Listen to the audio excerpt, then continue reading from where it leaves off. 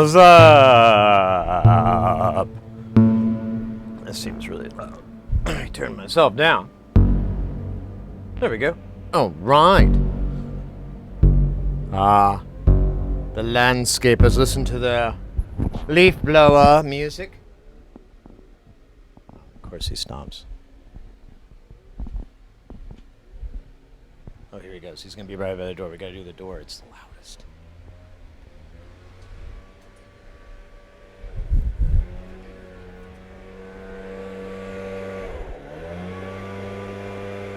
It's like a lawnmower and a motorcycle had a baby. Do you think the you think that cat like does the same thing with a motorcycle, like revs it up like that? Just spitballing ideas. Oh my god. Yes, the quality was very good. Yeah, I know. I trust Tascam Model 24. So that optical, of course, I think Dante is better, and no need to use USB or Thunderbolt. Wait, what? Why did the music stop? It was playing. Oh, because it really slowed the hell down. Here, let's go to this one. This one was a little faster. Man, they're both going down.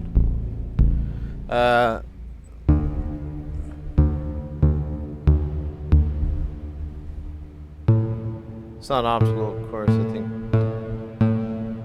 Yeah, I would love to have, yeah, if I could afford Dante all the way, I would absolutely, but I don't have that kind of budget. Because, yeah, I looked into doing Dante interfaces and just using virtual sound card or something like that to track in, but man, I couldn't find shit. I couldn't find like shit for under $1,000, and I'm looking to get something that's optimally. I'd love to have 16 inputs. I'm looking at the Expert Sleepers ES9, which if I'm getting the model number right, because their model numbers are a little terrible. It's a 14-in, 8-out audio interface with a couple of light pipes, and it's expandable. And so I was thinking, and it's like $600, $700, which is expensive, but it's like the cheapest audio interface I've found that has that many. All the inputs are AC and DC coupled, so you can use them as audio or you can use them as CV to interface them in something like VCV Rack or was it Bitwig? Yeah, Bitwig. Things like that you're able to do, so it's pretty cool. It looks like a good investment. Hey, Biznot, welcome in.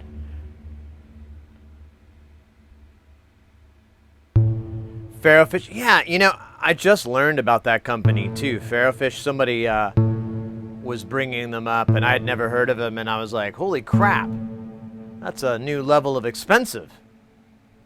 Hats off to you, expensive.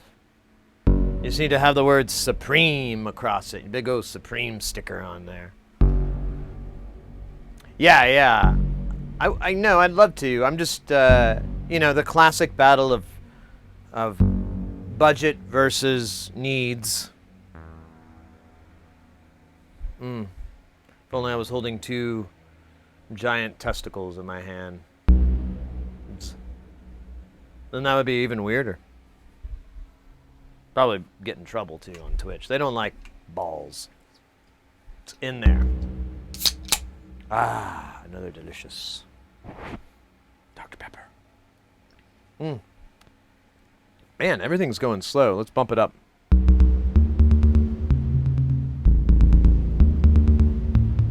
Ha ha ha! Eat that.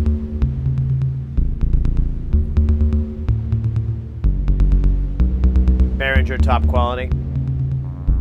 It's not bad.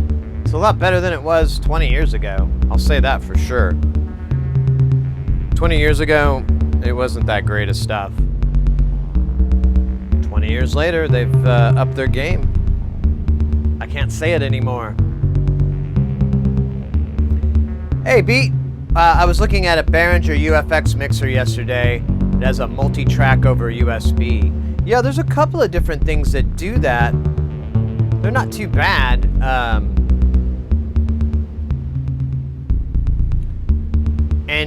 You know, who is it? Zoom also makes some really interesting multi-track recording mixers that are...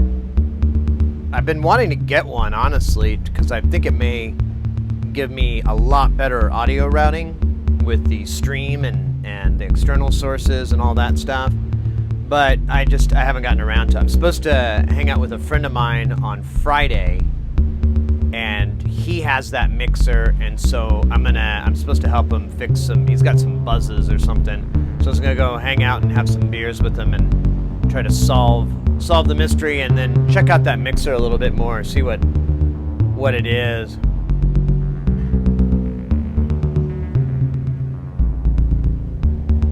Kind of combine a mixer and audio. Yeah, they're pretty cool. I can't argue.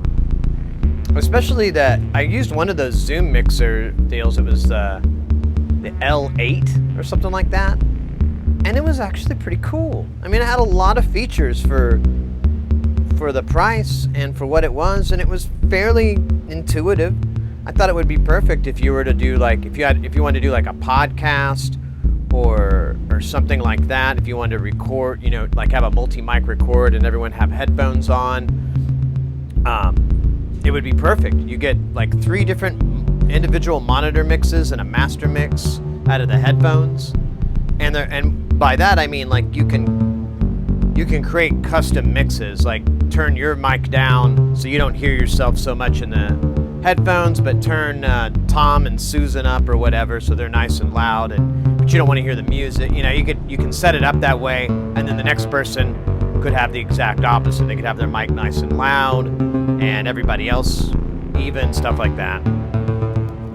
And it'll save all those, and you'll have an individual knob, and it's like $400-500. I bought the medium-sized Zoom recorder for my mobile setup, but I haven't tested it yet. Now, Zoom is famous for making the little handheld recorders that, you know, are about, gosh, I don't know what to compare them to. They're a little, and they were okay. I never was a big fan of them, and I used them a lot at work. But they, yeah, like the H4n, exactly. There's one that they make that's really nice, and it's the only one I liked out of those little mobile units, and that was this one. I can't remember the model, but it was the nicest one they had. And the thing that was cool is there was no menu diving whatever. There was a button to arm the channels. You didn't have to do anything special. You could arm it. There was a knob for the input gain, and the transport gave you all the info, all the data back, like the display and everything that you needed. I didn't have to go into a single menu, and I remember someone gave it to me, and they're like, "Can you record on this?" And I'm like, "Yeah, let me see." And I was like, "Check 1 2." Holy crap! Yeah, you're good. The battery inside of it too says it's got 72 hours, so I think we're all right. I was impressed with that one, but it was pretty expensive. I mean, oh, so you got an L12 as well. That's what I'm going to go work on later. I'm going to check that thing out this weekend. The H5 can be useful, but the preamps are noisy. Yeah, I can't even remember which model it was, and to be fair, I didn't listen to the quality of the recording or anything like that. I was just speaking to the interface and how easy it was for me to use versus their previous stuff, where I've always you have to set the input gain, and it has like all this dumb shit like auto gain and manual and a built-in, God, that lawnmower is loud. built-in limiter and all this kind of crap, and you had to go in and turn all these things on and off, and maybe that thing has it and I just didn't see it, but it didn't look like it. When I was talking into it, it didn't look like there was a compressor. It didn't look like anything like that.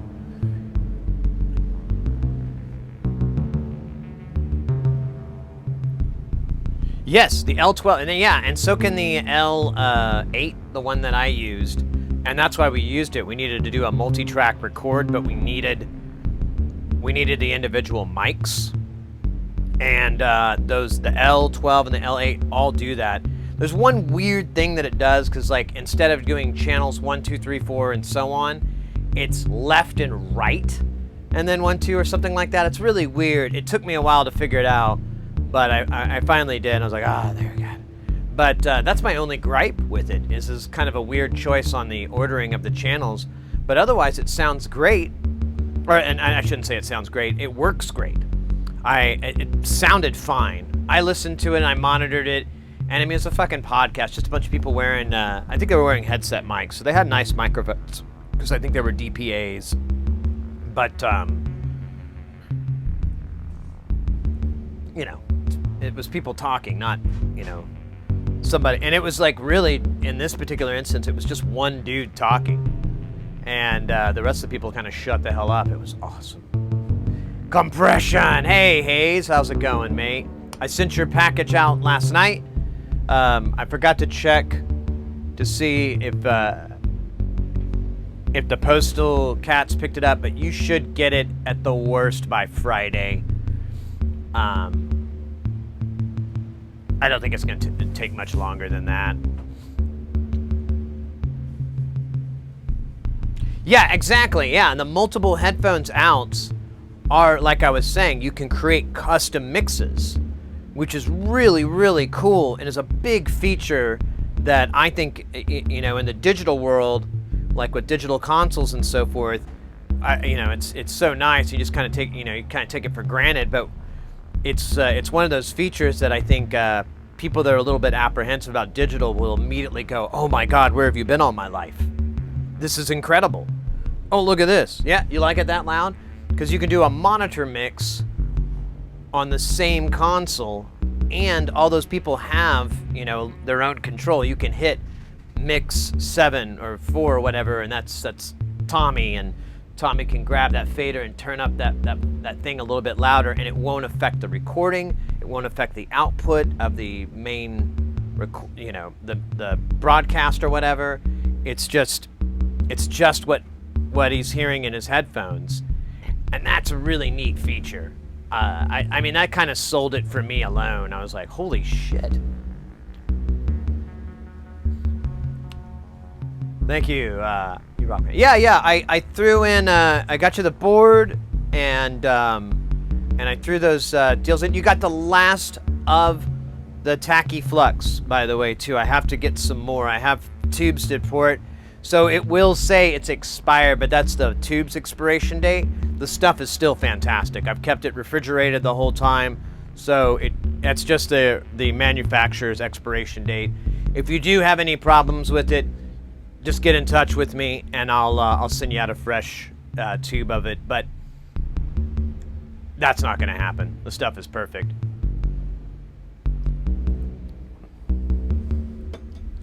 Because yeah, I store it in the refrigerator, and if you store flux at like below, what is it, like,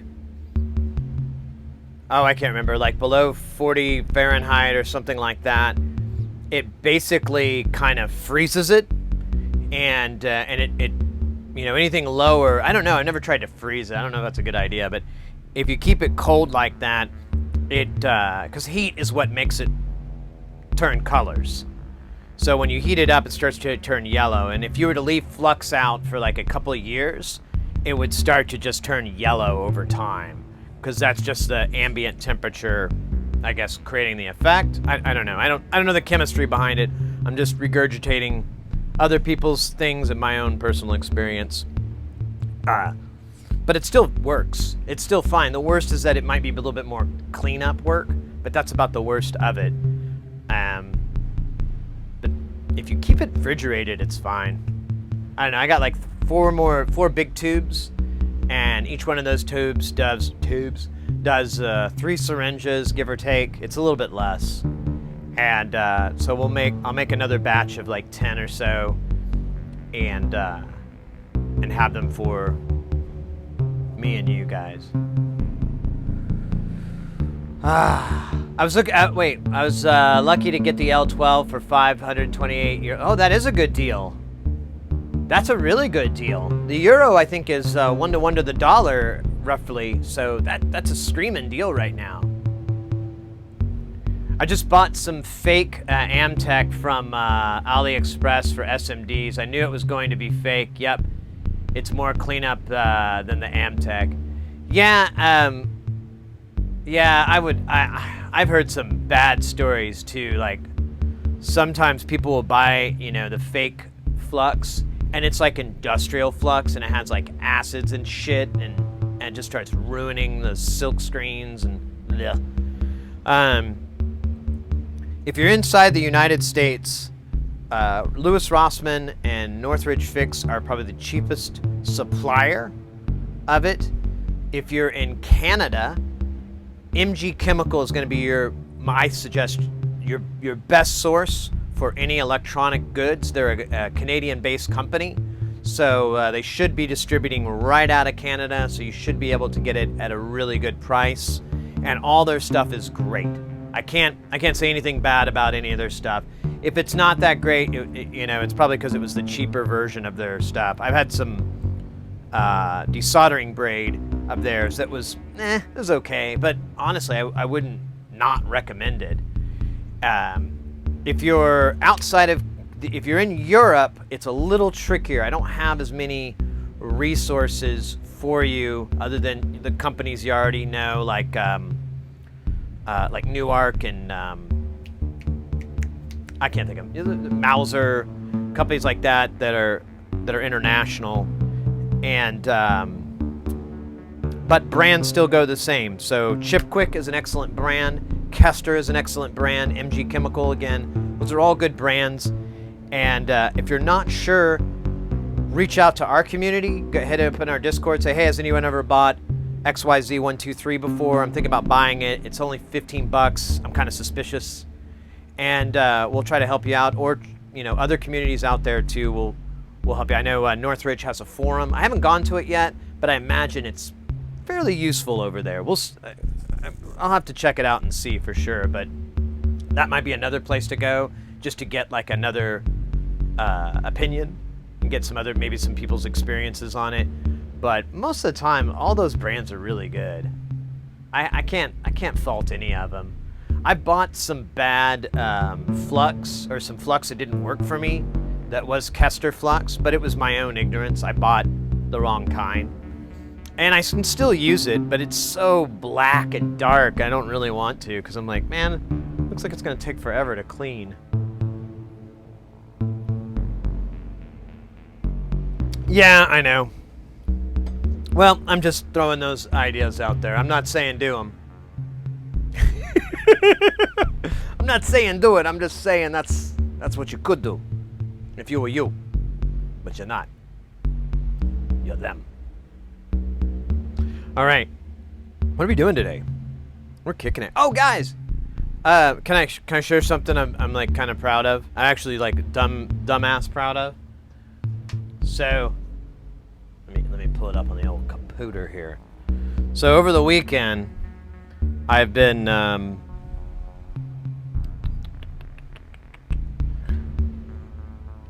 on a bunch of projects, but one I really hit hard, and I finished it, or I got to a finishing spot, and so this of course is the best way to show this in the means I'm going to do it here. So I developed this. Oh yeah, this was a bad idea. Never mind.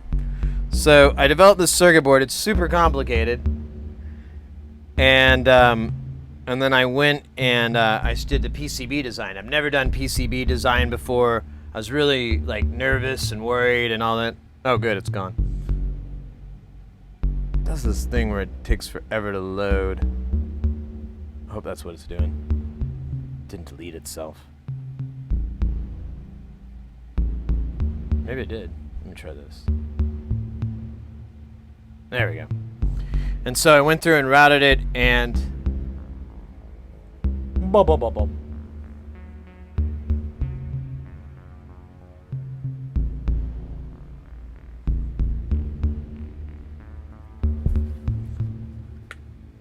it's 2 layers and a front and a back, and it's for the Daisy project.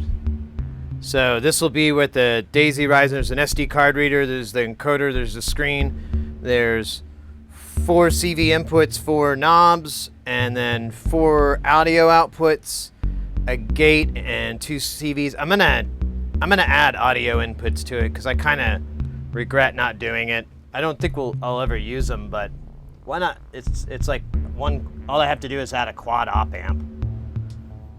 That's all that it's gonna take to add it on. So I'm like, eh.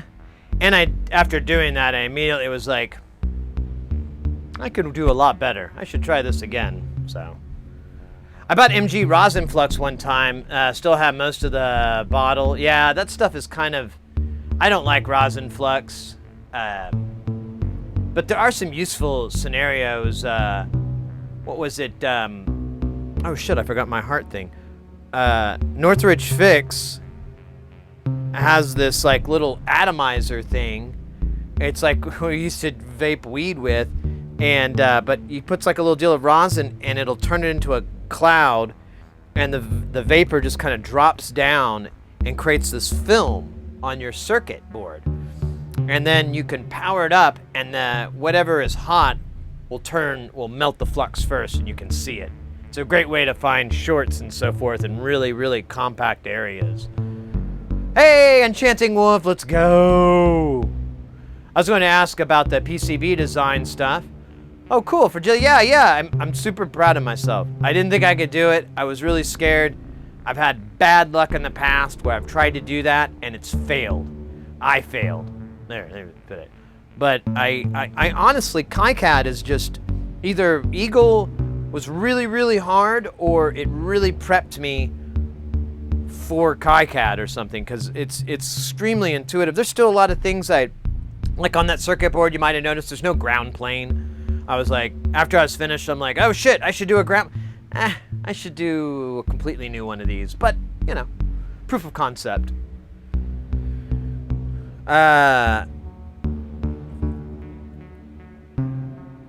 Would be cool to make a PCB into a logo and make them into luggage tags or keychains. So Biznut, that's actually one of the things I wanted to work on too, look into is I need to make front panels, and you can make front panels out of circuit boards. This is made out of one. All the make noise stuff is circuit boards. I just need to figure out all the little tricks to make it happen, but I'm thinking about making the front panels that way for this and some future projects, because I just don't want to, like, fabricating them at a CNC place is just expensive and time consuming.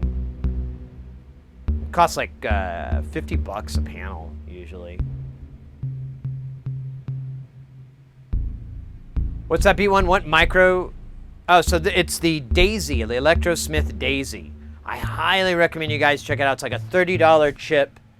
And the environment, everything is designed from the ground up for audio. The chip itself has like 64 megs of RAM for just sample audio, for just like reverb and shit like that. It has 2 audio ends, like ADCs for audio, and then 2 DACs as well. You just have to put an op amp on the end because the voltage swing is like 3 volts. So you just need to put something on there to bump it up a little bit, but that's it. There's fucking DACs built into it. There's a bunch of GPIOs. There's enough stuff for digital audio as well. You can actually pipe quite a bit of audio through it, I've noticed. But you have to, your trade-off, of course, is your sample rate and bit depth. But if you do 2496, which is what we're operating on, I was like, that's good. Some guitar pedal builders have business cards that are PCB. Yeah. I have somewhere around here, I have some some business cards that are actual workable circuit boards. They're made out of like a flex cable material, and there's traces. And if I were to go to the trouble, it would produce a little LFO. I think it's an LFO, and a friend of mine went to like KnobCon or something like that and got them because they're for a synth company. I can't remember what it is. I'll have to find them. I can't remember where I put them. Oh, I think I see it. Yes. In the box it says, "You down with PCB?" Yeah, you know me. But I don't want to get it right now. We could get it later in another day. Mr. Poopy Butthole, Jamtown, let's go. You know it, baby. I just wanted to make a design, but KiCad has a learning curve. It does. But honestly, in my experience, it's the most gradual curve out there. It's just like any other CAD software, you know. You just kind of figure out its nomenclature for certain things because it's a little different. Everybody's a little got their own fucking garbagey thing. Oh my God, guys! Jamtown. More like Jamtown. Jamtown, son. RJ, good Lord, dude, mate. My God, 21 months. Let's go, Jamtown, indeed. Whoa. That's killer, mate. Thank you so very much. I appreciate that. Yeah, we should probably get some jamming going. We're just listening to The Ornament and Crimes, Squares and Circles. And we're just listening to 3 of the voices. There's 4, but I ran out of mixing channels. Gotta fix that.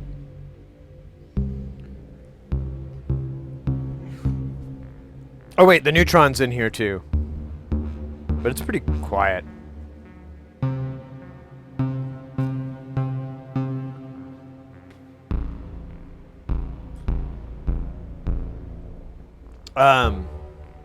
Oh, I had something else. Oh yeah, I forgot to turn this on. There's something I was gonna bring up, and then I forgetted. Oh yeah. I gotta switch this over. That's why that's not happening.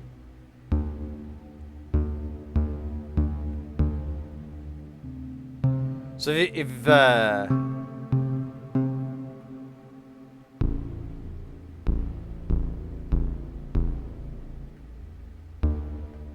you guys are not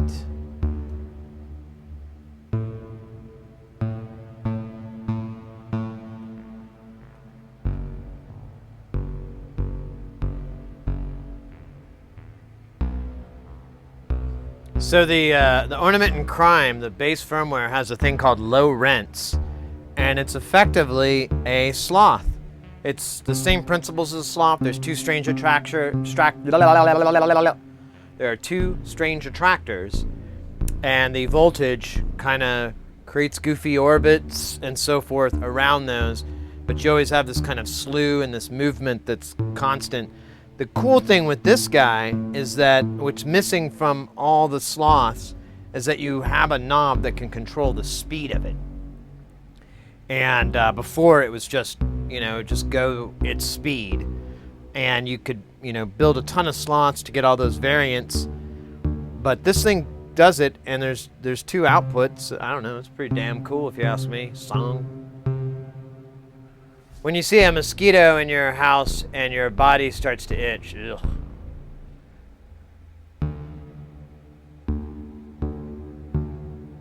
I get some mileage out of my janky-ass DIY sloth. I love the sloths. They're the best.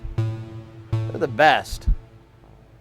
I really wish people would realize what I realize, which is that they are invaluable. They're like the perfect thing for... normally you always use an LFO, and I love LFOs, but the rhythmicness gets old, it starts to get the repetition of whoosh, whoosh. Ugh.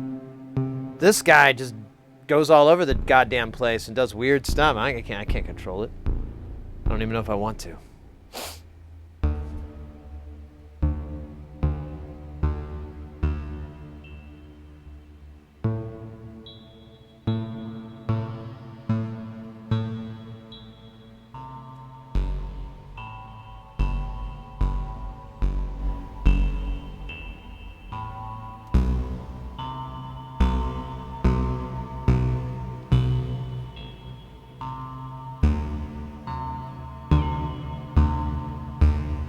just changing values at random.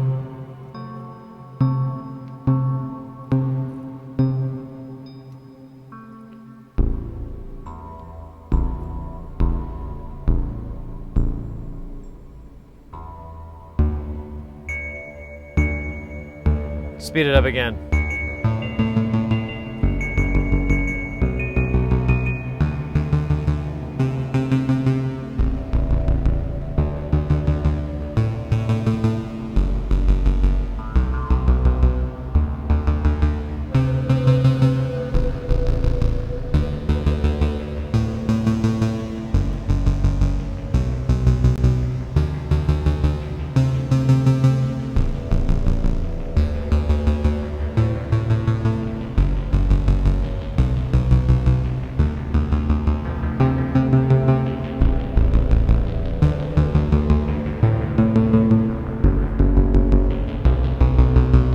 The cloud in Jamtown. It's like an LFO, but better. Yeah, exactly. It's just, it does the LFO feel, but it's not rhythmic. It's not, it'll change. It'll do, I don't know, it has its own kind of natural feel to it, which is really nice. That's why you need to overlay with an LFO rate mod with another LFO. So we kind of can do that. I have a, the Cucamonga has a CVN, 1 volt per octave CVN for the speed, and then the Wave Runners can sync via clock pulse, so we could lock that in. I think I've done it. It's not that interesting, if I remember right. Just read you.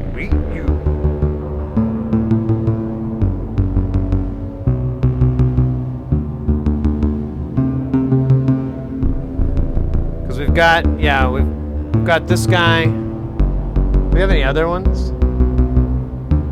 How many LFOs do we have? Oh yeah, and then we've got the dual. We've got a couple of LFOs down here that are CV controllable.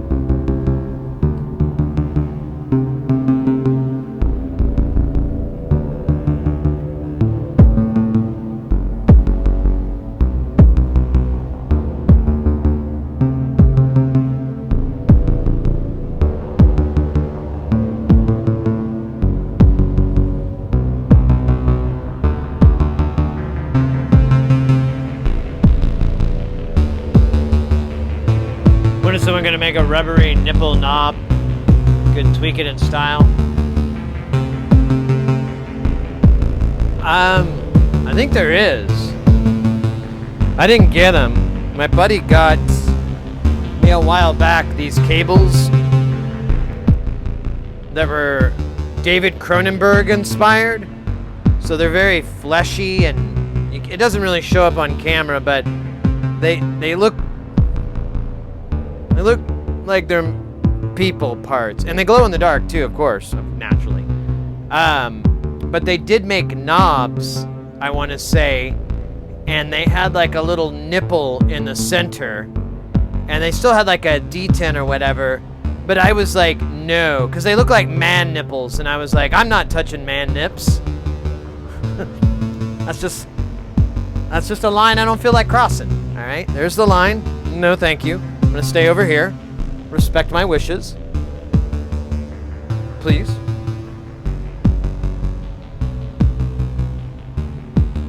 Yeah. It looked disgusting. But my buddy was, I was like, I'll take the cables, dude, but I don't know about the knobs, and they were really expensive too.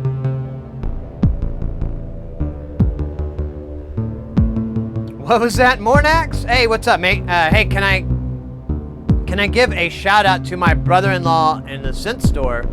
Yeah. What does that entail? Like put up their link? Or, oh yeah, of course. Cicada Sound, I know that is site. Wait a minute. Yeah! Yeah, this is, I recommend this all the time to Canadian synth lovers when they're trying to find stuff. I remember that company coming up before, and cool. Yeah, absolutely. Where are they, Harry? Hey, Open Set, good to see you, mate. So the late is something like Cronenberg movies aren't sci-fi. Toronto is just like that. It's not science fiction. It's a accurate depiction of life in Toronto. It's autobiographical. If you live in Ottawa, don't hesitate to stop in Cicada Sound on Bank Street. They've got 30 plus synths set up. Oh, cool. Mini vintage. Oh, nice. That sounds like fun. Cicada, yeah, right? Oh, that's why I remember it too. Open Set. I was like, I remember that name because that's a cool store name.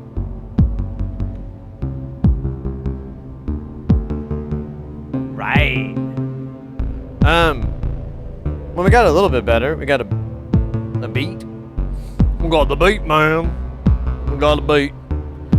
Here, let's, can I speed up this beat? Yeah. Speed it up.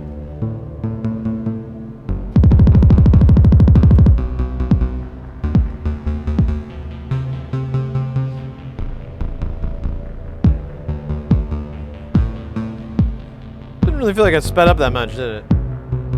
I think it did. I don't know anymore. What is love? Baby, don't hurt me. Don't hurt me. No more. Bum, bum, bum, bum, bum, bum, bum. Ooh, the bot. Double botted itself. A lobotomy. Alright. Let's get some jamming going. Let's get some jamming, moving.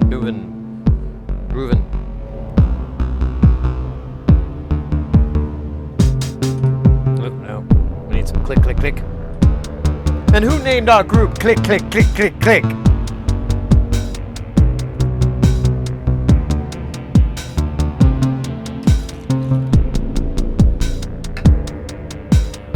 When do we execute the part of the plan when we remove all hair from the earth?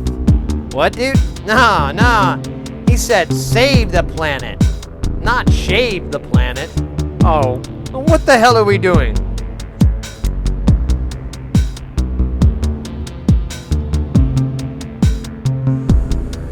And who named our group Click, Click, Click, Click, Click?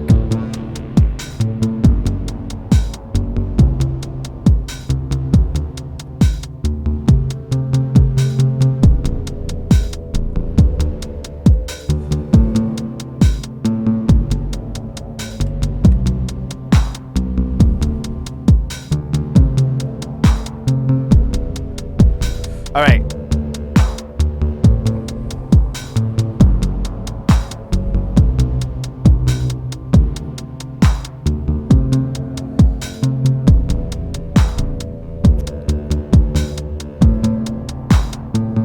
I gotta figure out something here. I kind of just realized I patched this console.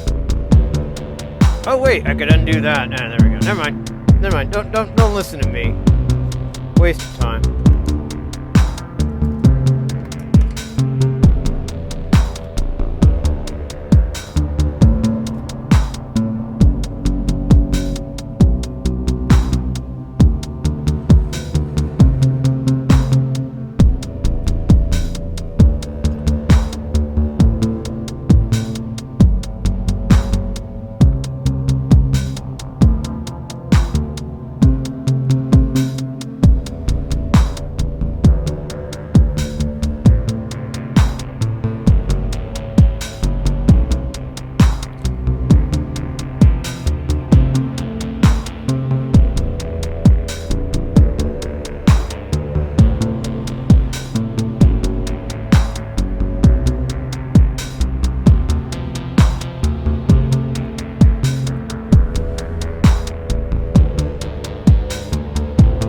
All right. What was it? Oh yeah. I was gonna patch some stuff into some other things because we need more channels.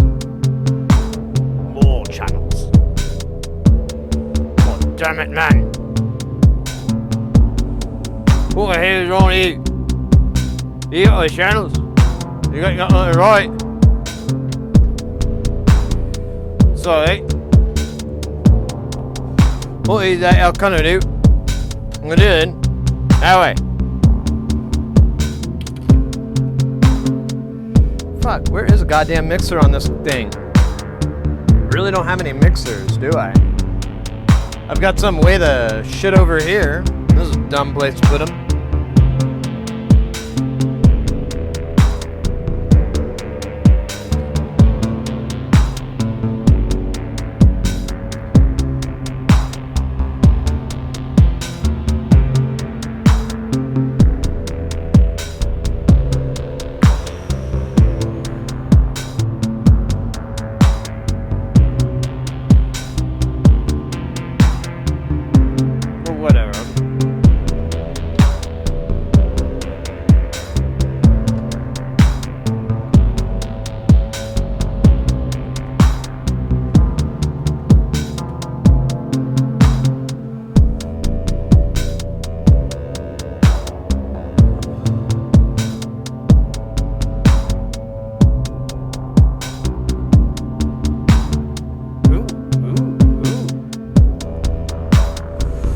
I got an idea. All right.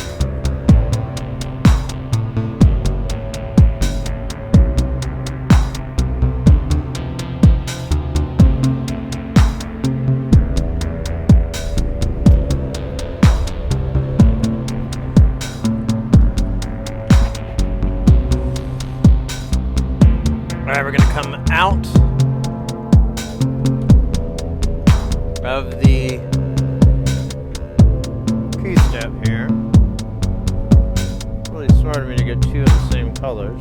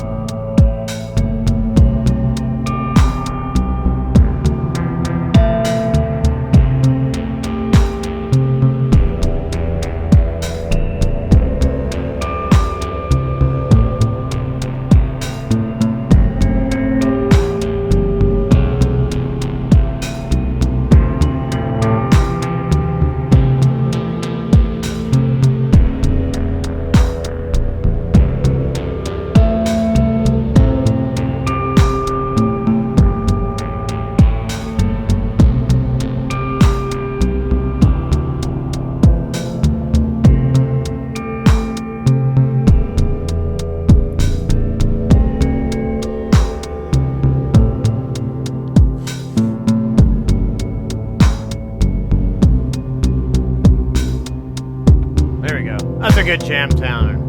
Jam it there. I like this one.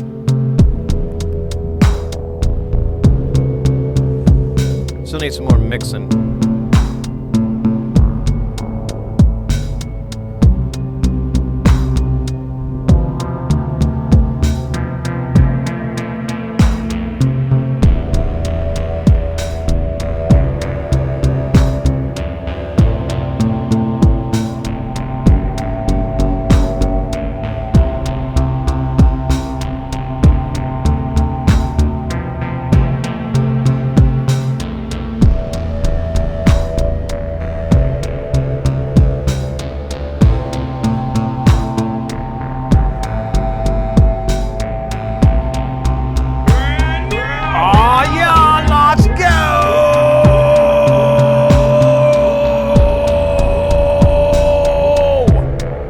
What do we got coming on here? What do we got? What do we got? We got Getty underscore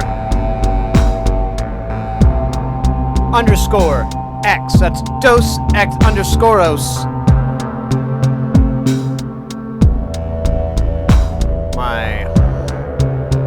Never mind. I know where that was gonna go and I stopped myself.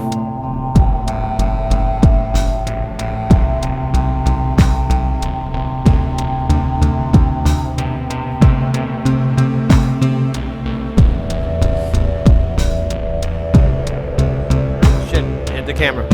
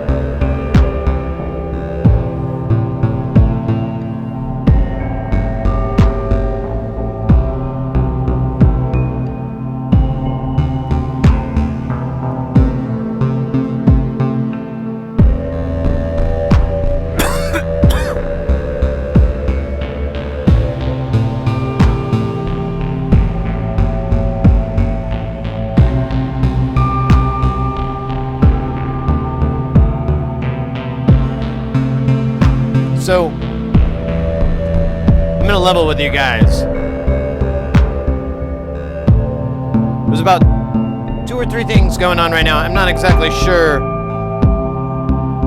why or how it's doing it. Don't know. Tried to figure it out earlier. Gave up. To quote 9 Inch Nails.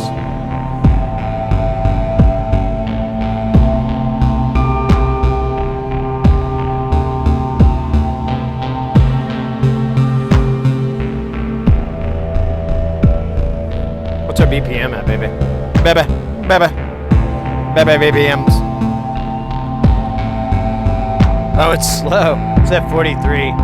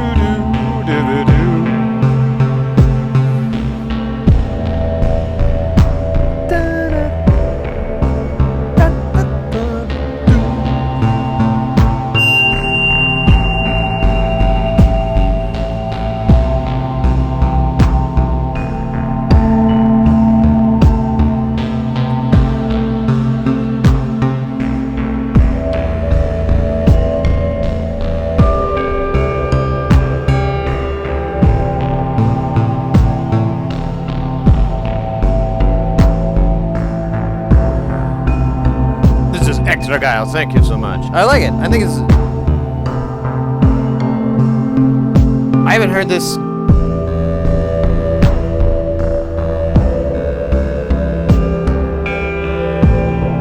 This is new. These are new sounds for me, so I'm kind of like, awesome, new sounds. I love new sounds. I name my kids new sounds. Till the city took them away. Then the state. Then the state city.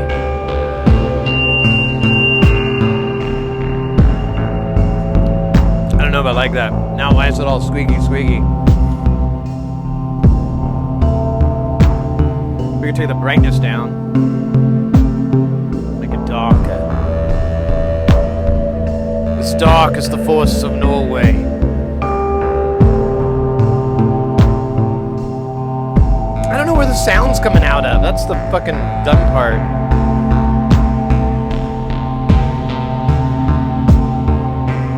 I think it's routing out the other channel. Oh, because the resonator...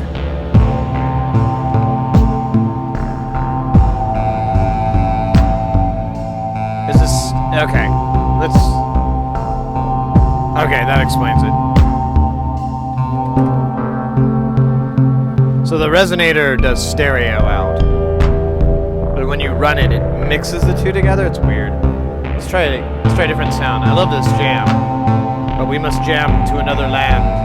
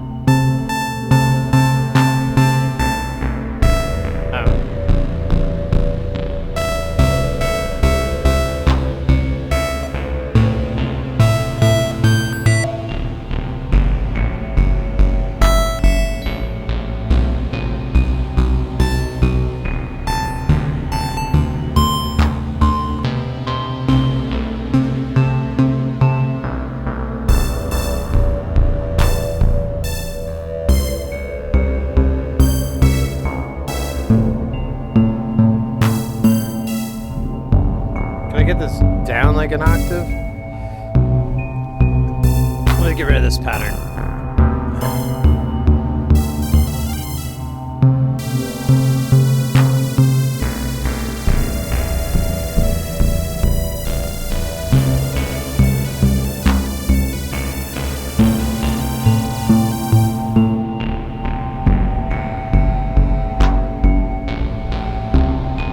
Always seems like it's high. Let's keep going.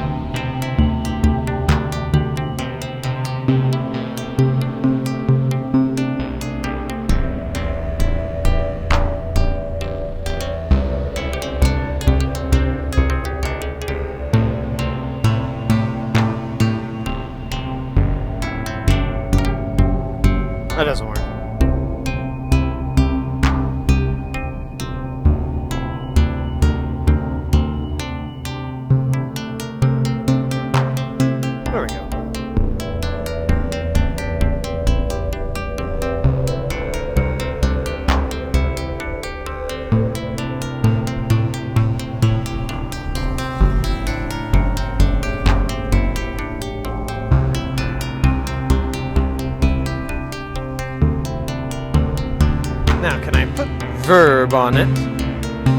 From the quadriverb.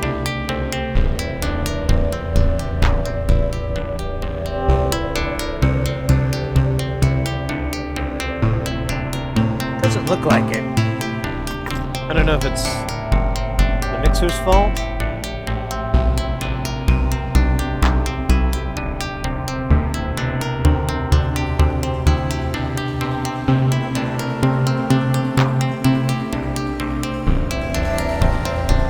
No, it's just operator error.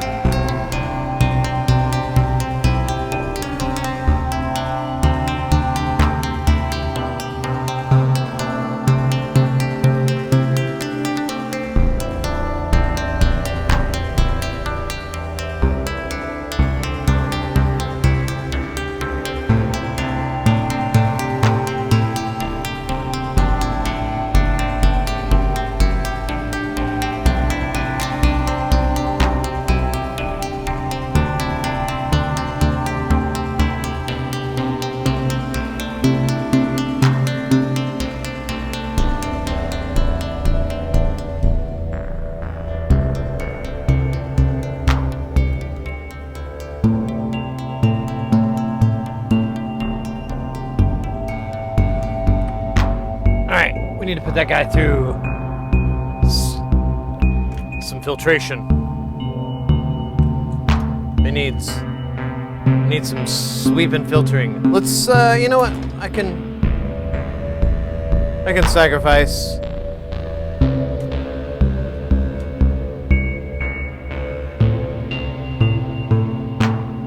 All right.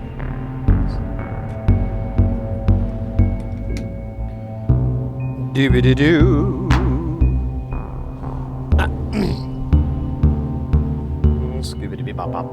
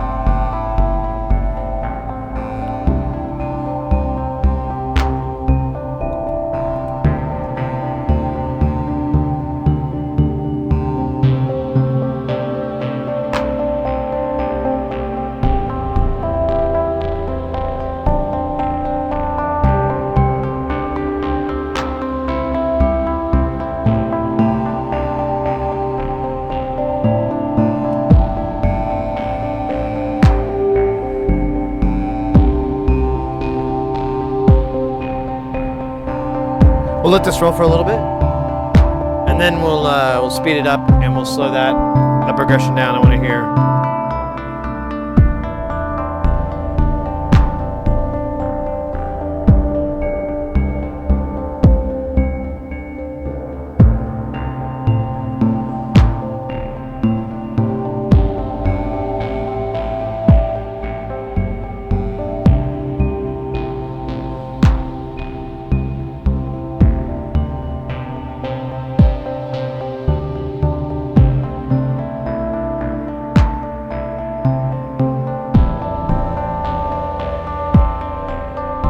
I love the swelling, where it swells in and out. That's from the sloths. Right now we have Ornament and Crime Sloth moving the filters up and down and doing a little bit of the mixing. We have Sloth DK controlling the tempo, and then we have a triple sloth here being fed into the splosh. I forget, there's something in here too that's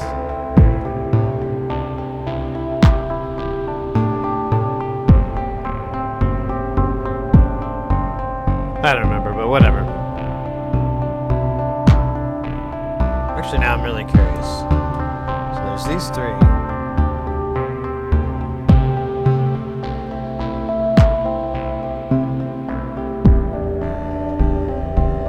Ah, that's right. It gets a clock. So the Splosh has the three sloth inputs, but then there's a synced LFO in there just to add a little bit, and it's not a very slow one, so it kind of adds a little bit of continuity in there. A little bit. Hey! Oh! Thunder Kitten 666. Let's go. How you doing? We're in Jamtown. We just kind of came up with something right now. I'm into. I'm liking it. It's a little slow, but we're gonna speed it up here in a bit, and then we've got like a little progression that's playing that's kind of fast. We're gonna half time that and speed up the rest. See what it sounds like. Ooh, I think we went out of sync. We did. It's too slow, isn't it? Oh yeah, it's gotten so this thing stops at 25, and now we're below that.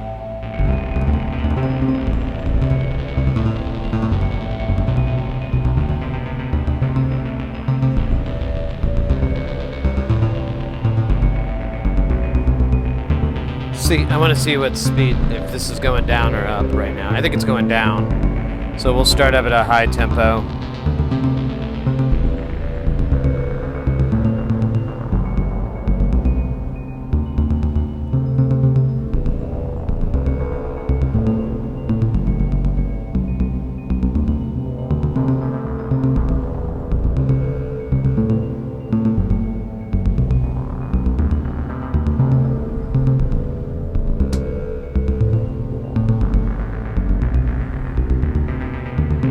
Stand by here. I'm gonna modify a little bit about this.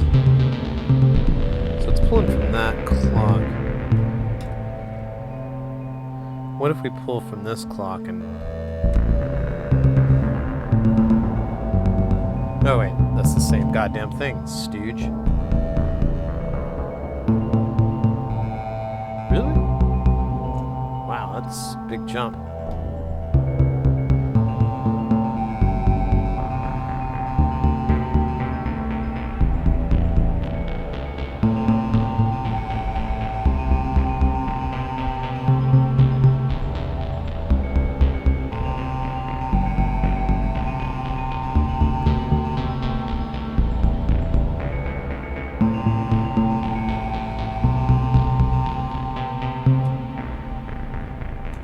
I'm gonna rearrange the gates too, just to...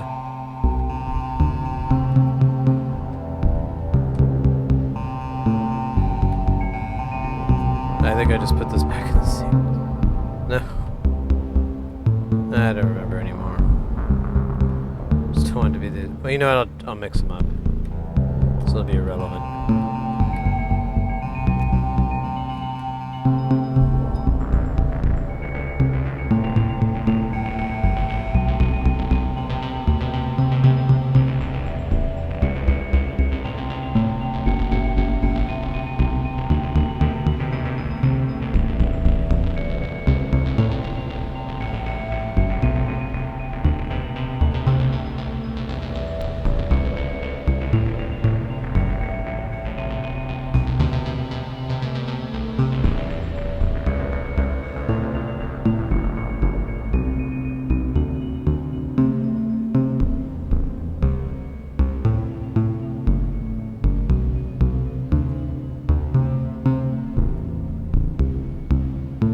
Oh, duh.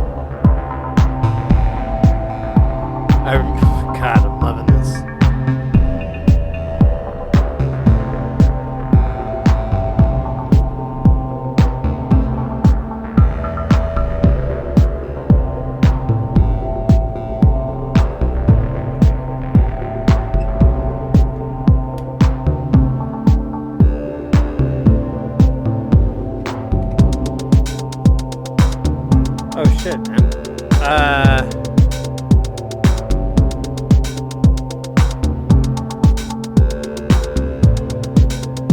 of zoned out there for a second.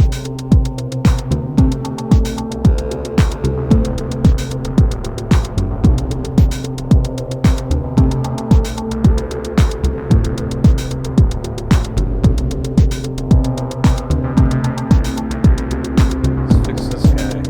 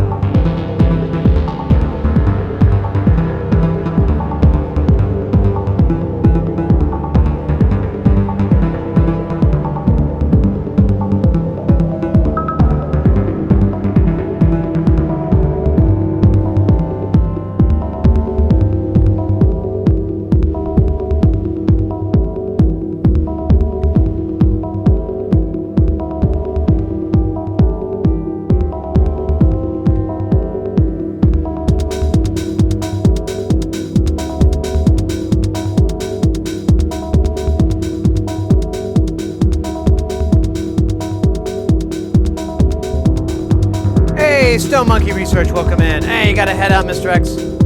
Right when I was channeling my inner bleep temple. No worries, mate. Take care. Have a good rest of the night. Hope to see you soon.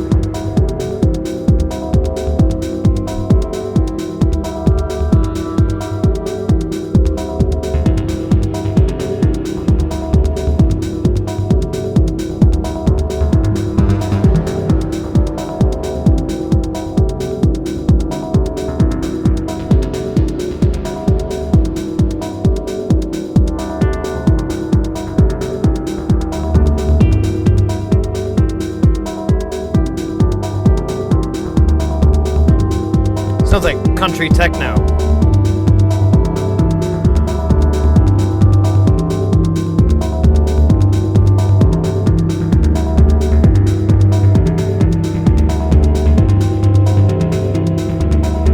Now take your partner over the boat and push him down and tip your choking don't rat and take the word and make sure that you have been heard. That didn't work out very well, but the theme was there.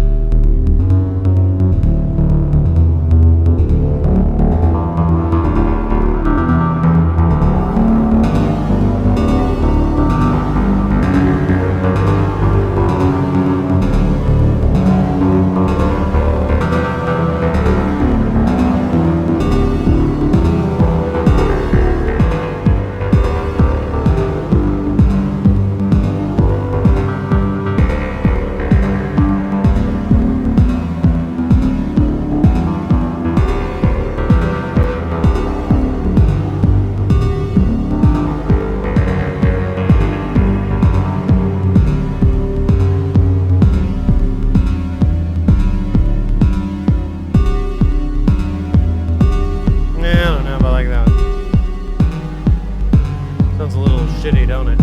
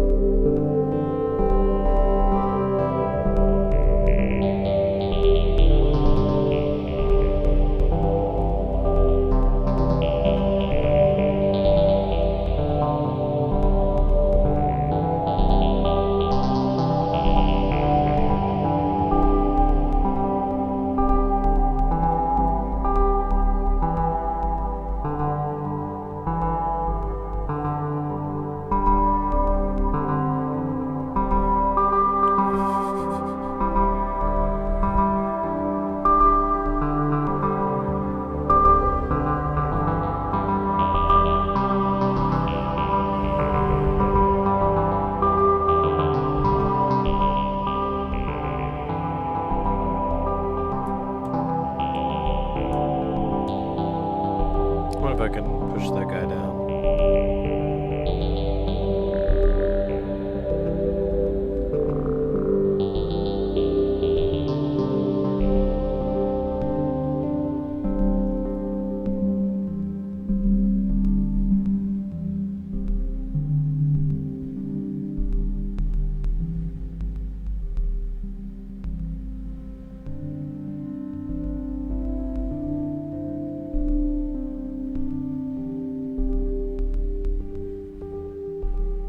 Should get rid of some of the popping, but the popping is inherent.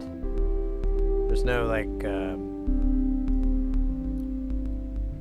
well, one thing has an attack, but that's the one thing it's not popping. We could close the decay times. Oh wow, I didn't realize this is...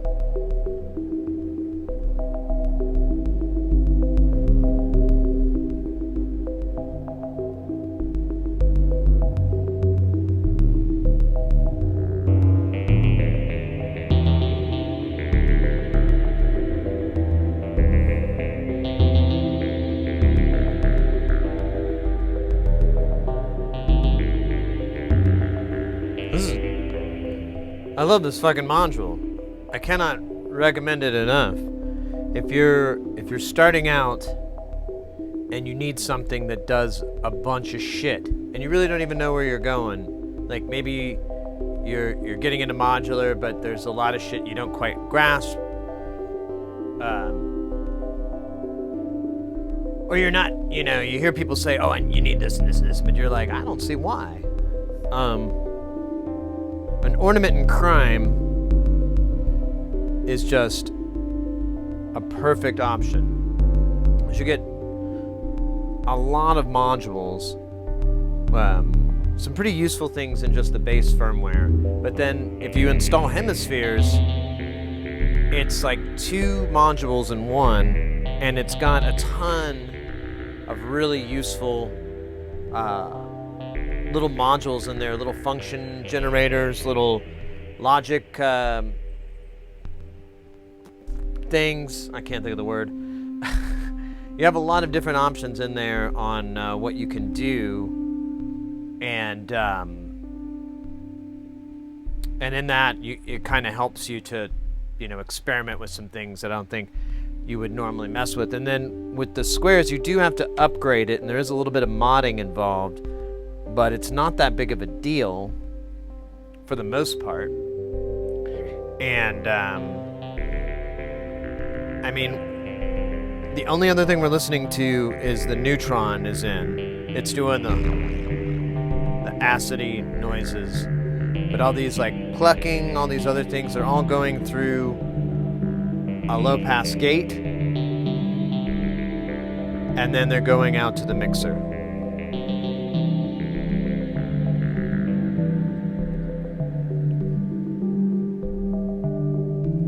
And they sound great. I'm really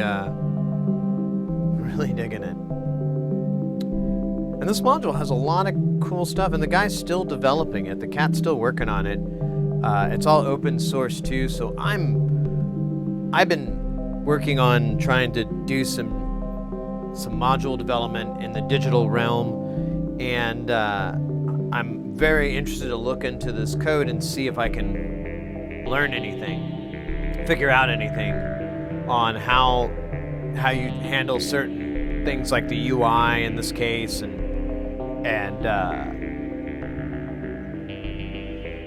how everything's routed. I don't know. There's a lot I have no idea, I haven't looked at yet, but I'm very excited to mess around with that. And I did get, so one other inspiration that came up, I mentioned earlier that over the weekend, I was able to do a full schematic to PCB in KiCad, which is a first for me. A lot of you guys, you do it every day, I get it. But for me, it was a big milestone.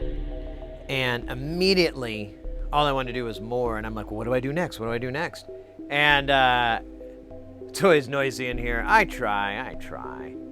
And then I started thinking about, like, you know, there's some really cool modules out there that I could try to do a shrink down version of. You know, all the information's out there. I could either, you know, import the schematics or redo them by hand and then pop them in. And because one of the companies, Plum Audio, makes some really cool versions of the Ornament in Crime. So if you don't want to make one, you can easily pick one up from Plum Audio. They're a little expensive, but they're very cool. One of the things they do is they do make a 1U version. And that's what kind of started getting me thinking, like, well, shit.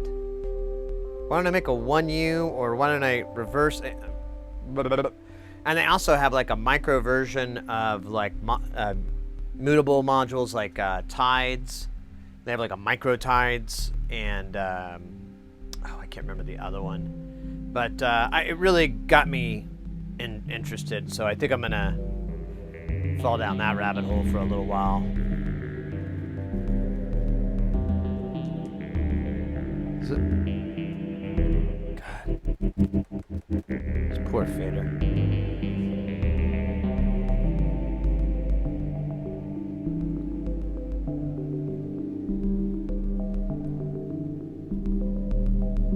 Because I had a lot of fun doing it. PCB design just was really enjoyable for me. It wasn't, it's very difficult, I won't lie, but it's not insurmountable. It's just one of those things that's like, I don't know, it just felt like a jigsaw puzzle. So much of this shit reminds me of a jigsaw puzzle. You just have like a ton of... Sorry. This mixer's driving me nuts. You have like a ton of parts, and when you dump them out, it just looks like a nightmare.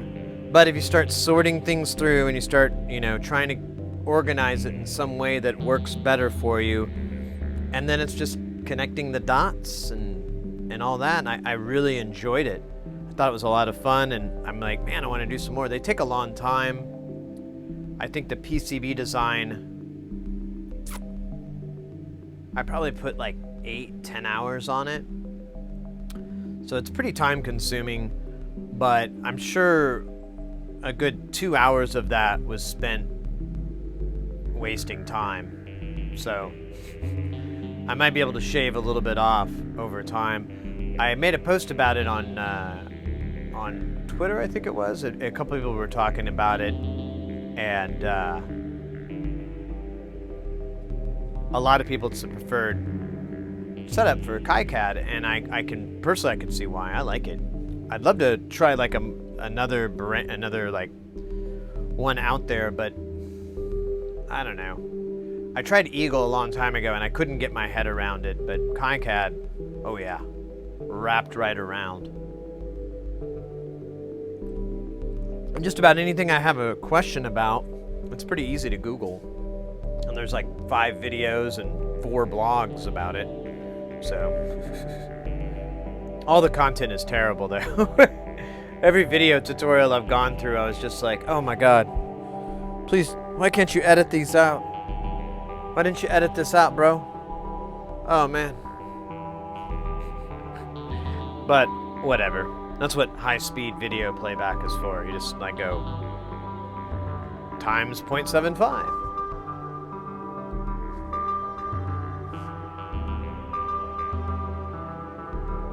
Yeah, that too. Stay within the... Well, you see that with a lot of software. I've noticed over the past, I don't know, decades or so, the way that software developers are handling things is very different than they were, 20 years ago or so. So KiCad, I mean, that's to my knowledge, it's a open source free program it's developed by people in their spare time. I don't think there's any money or corporation or anything like that goes in. It's just community developed. I could be wrong on that detail, but I that's my general understanding of it. And there's other programs that have similar setups, like Blender is another good one. Or GIMP, for example. There's several different, or Inkscape, there's another one. So there's all these softwares that compete with commercial, paid for software. And personally, when I started streaming, I was like, oh crap, well, man, do I really want to pay Adobe? I was like, I've gotten so long for so many years, but I was doing my thing is like, if you're going to do anything that's commercial, you probably should pay for the software, and I didn't want to do that. So I looked into free alternatives, and so far every one of them has worked. I haven't had a single problem with dealing with graphic designers or anything when they send me AI files and stuff like that. I find things to import it in. It always works, and to point it into Inkscape or whatever. I haven't had any issues with it, and I found this very interesting, and a good example of the company that's commercial that's doing it is a situation like Unreal Engine, where you can download that thing for free. It's the full bloody thing. They've got some microtransactions for the little development packets, but their plan is to make their software ubiquitous with game development. That's their plan, and the way they're doing it is pretty clever by just making it something that everybody learns on.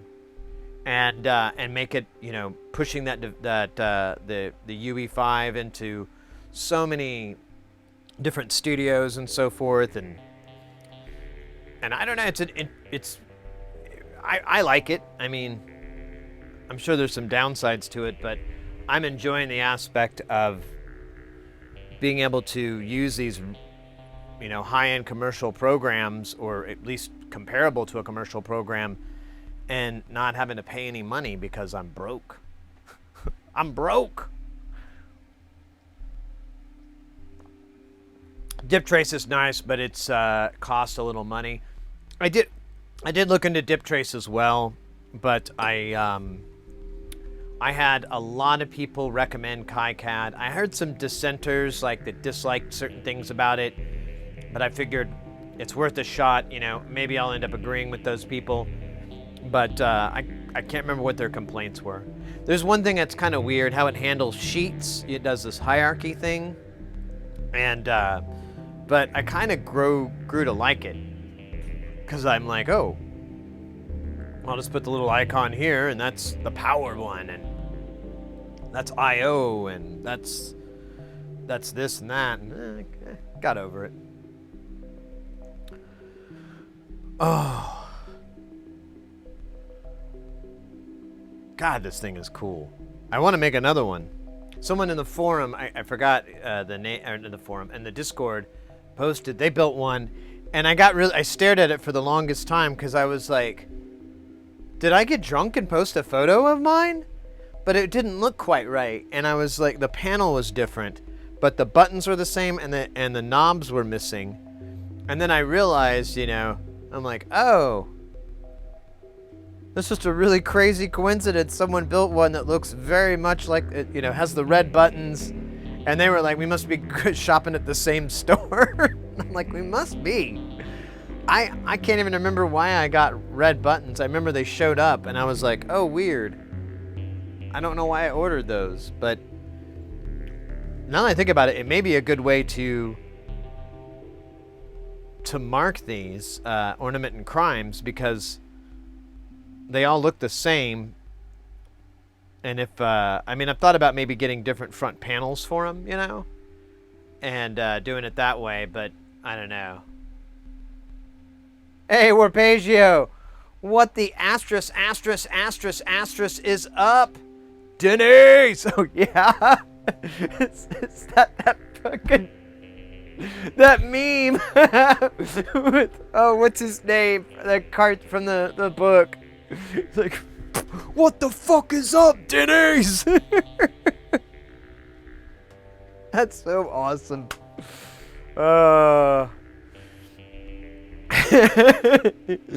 It's like, oh man, it's like imagination and art and reality and fantasy all intermingled as one to create that great meme. We should be honored to be in the presence of great memeness, if you know what I mean. I gotta check on these fishes here. I got some fish related stuff to do. Let's see, how are we on fish food? You know what? We do a little more. What the fuck is up, Denise? I can't hear you.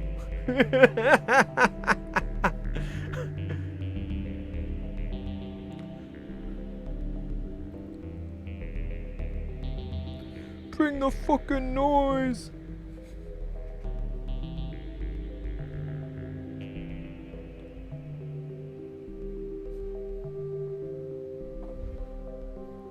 Yeah, I keep posting those on the Instagram because I keep waiting to run out. There's like the folder I have, I've been collecting them for a while now, since I started streaming, and I'm at like over 500.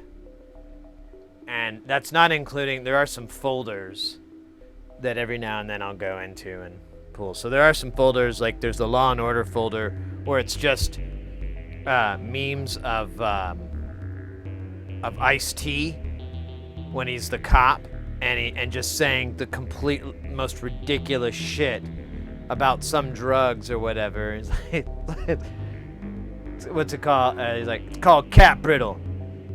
Kids take cat litter, nuke it in the microwave to get high, or something like that. They knock a guy out. He wakes up in a sauna. They say he's on the sun.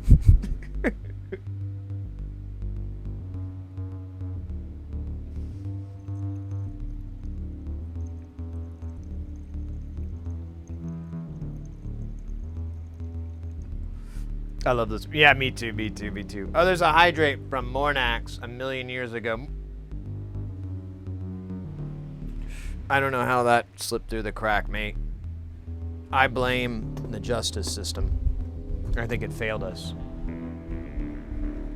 Do you feel justified? I said, do you feel justified? No, sorry. That was too easy.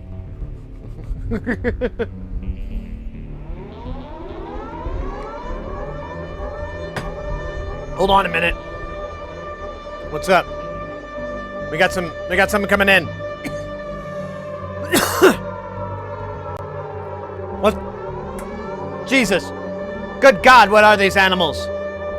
The chat.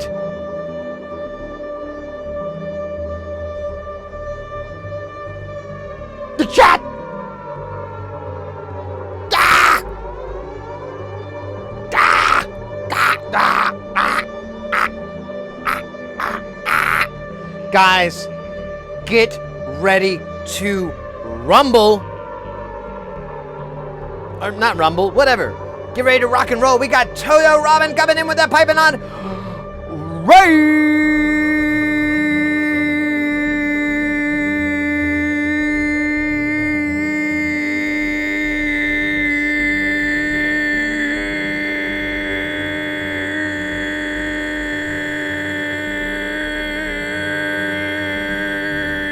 Yeah. Awesome. I'm hyped. Just a little bit. Just a little bit hyped. Guys, if you have not familiarized yourself with the awesomeness that is Toto Robin's wonderful channel, I suggest you remedy that now. I'll be right back. You lose me, come back. No, it's no big deal. Don't worry. Nothing crazy. Go over, give her a follow. She's a fantastic streamer, makes wonderful music on her stream. Lots of really cool content, really interesting cat as well. So, you know, what else do you want? Really fun, really nice vibe. I was listening to them, what the heck was that? I think it was for an event. Maybe it was just a free jam. I can't remember, but it was very, very ambient. And I was working on some stuff here, and it was like the perfect soundtrack. I said hi a couple times, but I was just like, I don't want to interfere. This is some great music, some great jams. Well, welcome in, Raiders. How was the stream? What did you guys do? Anything special or just? Ooh,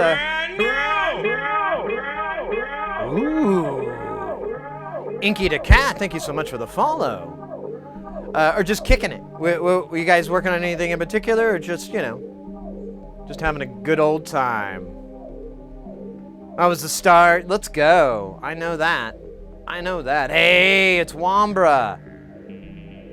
Let's go. Classic films as well. Hey, there's a lot of you cats in there. I probably missed some of you. It's because I secretly despise you. It's not a thing big. No, it's totally not serious. I hit 1,000 followers, so I just did a chill stream today. Oh, that's congratulations. Let's go. That's fantastic. I'm so happy for you. Wow, let's go. Quietly celebrating 1,000 followers for Touch. You bet. That's fantastic. That's a nice little milestone, too. Well, yeah, guys, if anyone is not familiar, definitely go give her a follow. It's really great music. I honestly, she does a lot of different genres. It's electronic music, we'll put it that way. Not a lot of classical riffs that I can recall, but not to say those aren't out of the question.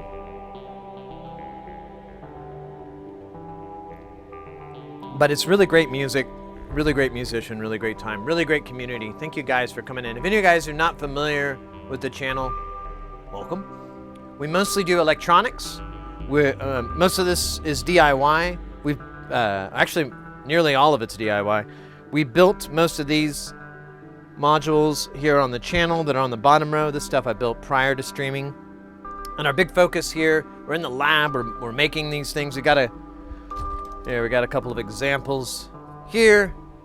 Doesn't help that they're both black. Let me try to get some color variation here. There we go. We got this lemon that doesn't work. But you can see they fit together like this. This is a Eurorack. It's very popular. All the plumbing is done up front with little 1/8" jacks. And we work on building and repairing these things, trying them out. And but the last week of the month, we come here to Jamtown and party till we die. So far, it hasn't happened yet, so we keep just doing it month after month after month. It's infinite.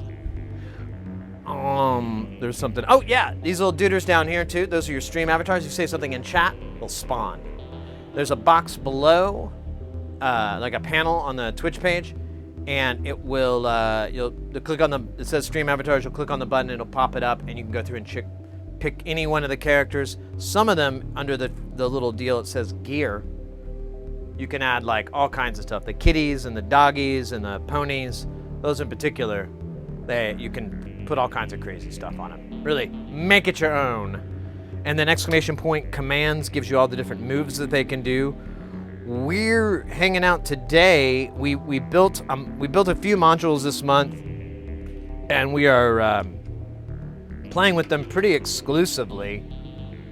I might just pull this guy out because he's more in the way than not. We've got 3 of these dual low-pass gates, so we've basically got 6 filters. They can be filters or they can be VCAs. And then we've got this ornament and crime here, which I've built a lot of these. I really love them.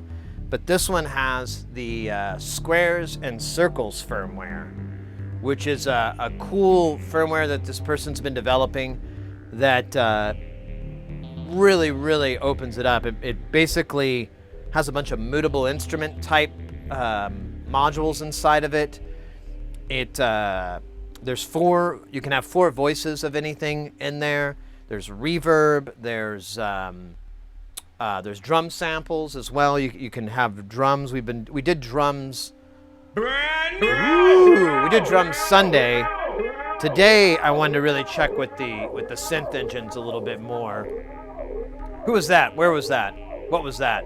That was Casually Abandoned coming in with Apollo. Welcome in.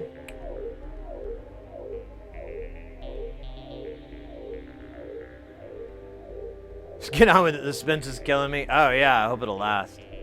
But yeah, and so that's what we're working on today. Right now, we've got just the neutron, but everything else is just coming out of this.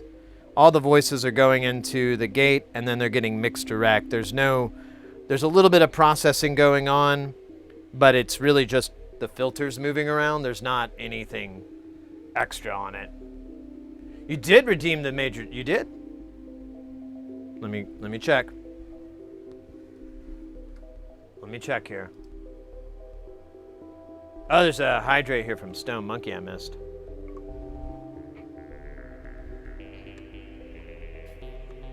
I double hydrated on that one. All right. Oh, and there's a Make Me Dab from Similanote. I'm apparently way behind. Let me do this. Let me take care of this dab real fast. We'll get that dab out of that day. Classic afterwards jams.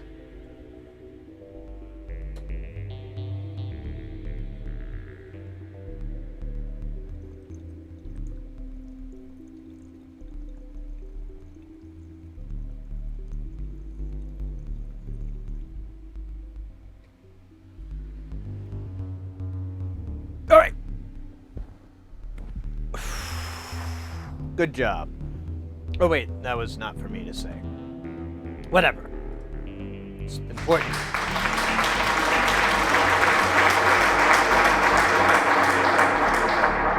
Isn't that the Joker? I think that's old Joker. Childhood Joker. All right. We gotta do a Major General song real quick. Then we'll turn up the volumes on these things, and they'll do their stuff. Now, the other day I tried to do the Major General without, or with the beat. That was a terrible idea. Oh, it was bad. It was rough. So, we'll do it with the internal metronome inside here, which allows me to slow down and speed up. It's called laziness. Look it up. All right. Let's go. Let me turn these little guys down real quick. I am the very model of a modern major general. I have information, vegetable, animal, and mineral. I know the kings of England, and I quote the French historical from Marathon to Waterloo in order categorical. I am very well acquainted too with mathematical. I understand the questions both the simple and quadratical. About binomial theorem, I am teeming with a lot of news. With many triple facts about the square of a hypotenuse. I'm also good at integral and differential calculus. I know the scientific names of beings and immaculate, which are with matters vegetable, animal, or mineral. I am the very model of a modern major general. I know our mythic history and King Arthur does a paradox. I answer hard acrostics, have a petty taste for paradox. Accordingly, jostics all the crimes of Heliogabalus, and conic I can perform Mercurialities, Parabalibus. I can tell and doubt a Raphael from Gerald Dowson's Ophanes. I know the croaking chorus of the frogs of Aristophanes, and I can hum a fugue in which its music's den I've heard of for. And whistle all the airs of that infernal nonsense Penniforth. Then I can write and watch and script in Babyonics uniform, and tell you every detail of Cocatus' uniform, and sure with matters vegetable, animal, or mineral. I am the very model of a modern major general. And in fact, when I know what is meant by a mammal and a ravelin, I can tell the side of a mouse or rifle from a javelin. With such surprise and sorties and some worries I'm more weary at, when I know precisely what is meant by commissariat. When I have learned the progress that is made in gunnery, when I have more tactics than a novice in a nunnery, with a smattering of elemental strategy. You'll say in better major generals never said it, Guy. For military knowledge, though unplucky and adventure, has only been down by the beginning of the century, but still, in matters vegetable, animal, and mineral, I am the very model of a modern major general. There you go. That was like a really, I don't know, it was all right. I could do better, but we need lots and lots of cocaine.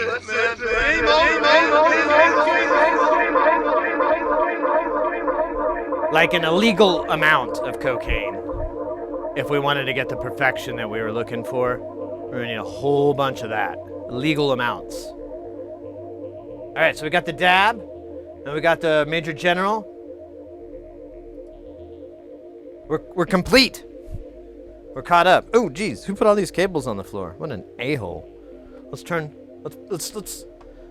was it? Was it Christian Slater that was pump up the volume? So we got a couple things going on here. We've got a bunch of sloths. If you're not familiar with the sloth is a really cool little module that produces, I don't know, like sluey, gooey waveform goodness. It's really good for filters. That's what's running and mixing our sound right now. We've got an electronic digital sloth. We have an analog old school slow man sloth that's doing the tempo. And then we have a bunch of sloths over here that get mixed into this sloth mixer, and then more slothing comes out in a sloth-like formation that we call slothing. It's a sloth, I'll tell you. One time I saw too many sloths and I slothed completely. It was premature, but you know, when it's been that long, sometimes you'll find your sloths will just sloth right out with no real direct interaction of your own. It's embarrassing, but it's part of growing up, you know, too.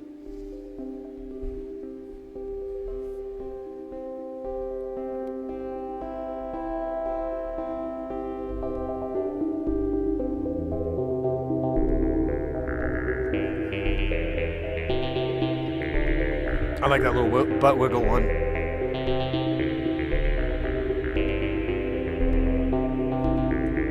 Inky, you're nuts. Can I be your friend? Absolutely. Absolutely. We're like the USA Network. Characters welcome. I'm like the USA Network, man. Characters welcome.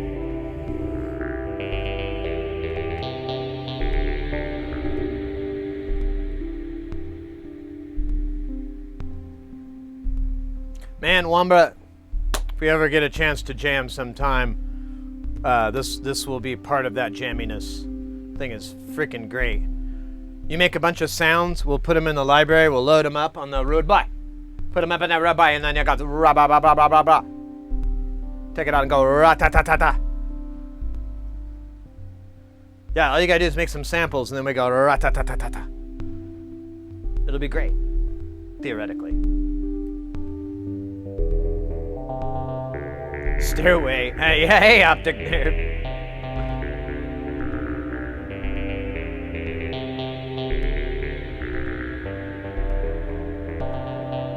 Yeah, the 5K is my favorite. I have a friend that has the 6, but there's a fan on it. Yeah.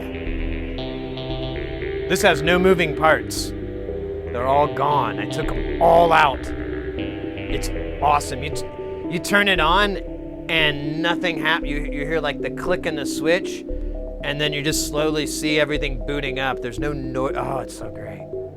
I wish I could do the same mod to these guys, and they're fucking loud as hell. I hated them back in the day. I used to wear headphones and like put a headband over it so I couldn't hear the studio gear.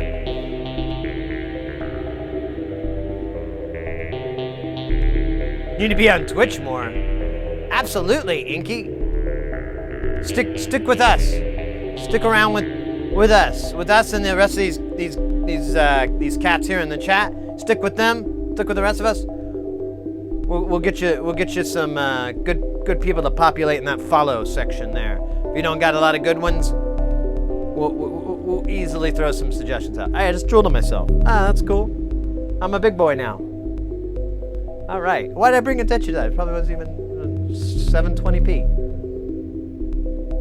Does a fan cause electric disturbance? No. Well, wait. Yes, but not for me.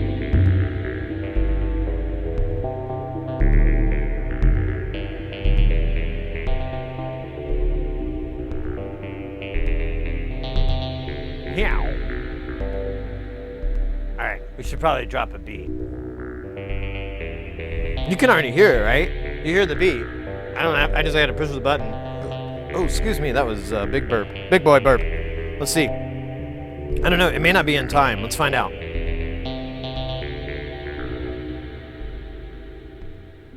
Oh, that was rude. It like cut right out. A good thing I didn't release the Kraken. That would have been awkward. Been like bloop. Okay, come on, come on, robot. Come back to me, robot. Give me back one of the base, robot. Come on. Come on. Come on, robot. Let's go. Let's drop it now.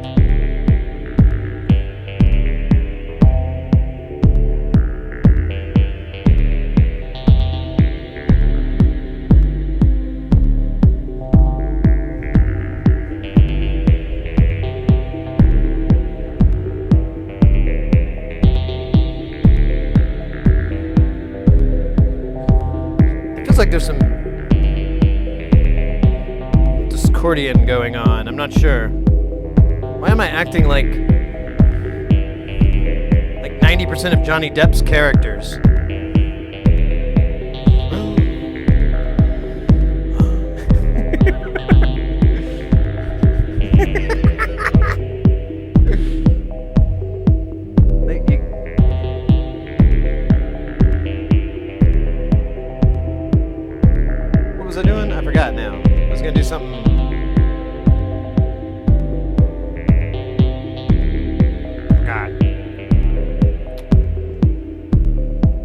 Oh well, if I ever remember, I'll do it.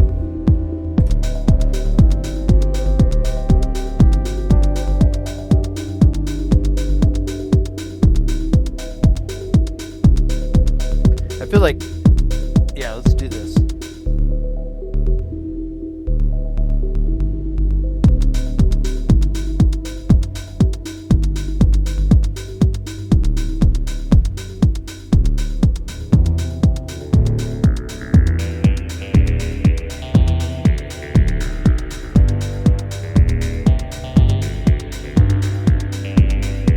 Take this out. This ain't doing no nothing. We can recycle this, turn it into valuable synth fuel to power our synthesizers in the future. They won't run on electricity. They'll run on memes. It's the future. If video cards can make money, then memes are only the next step. We'll power entire cities and lols. Why did they do an evil laugh? That's what actually sounds like a really good thing. Get rid of our dependency on oil and everyone just be laughing all the time. You go up to like a building and the guys like, the guys and gals are like loading in the memes into the big dumpster, and that's like powers it all. They laugh and they're like, oh, I don't know, just it's a little dream.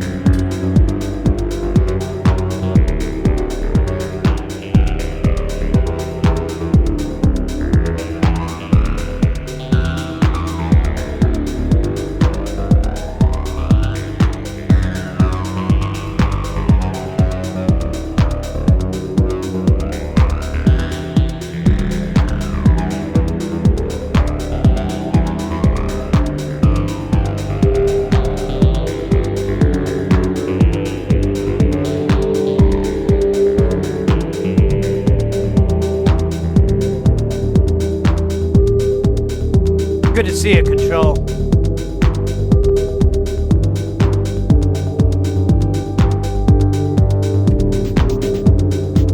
I don't like that snare.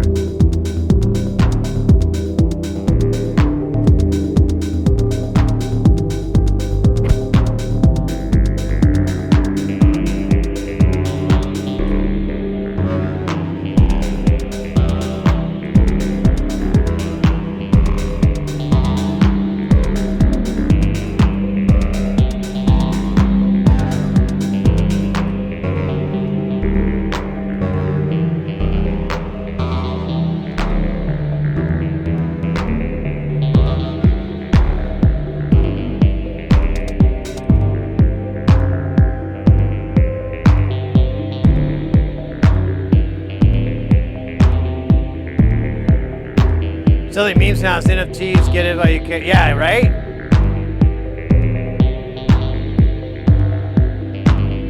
Grifting, fun for profit. I know. I gotta say, the old morality compass was pulled out more than once over the past couple of years.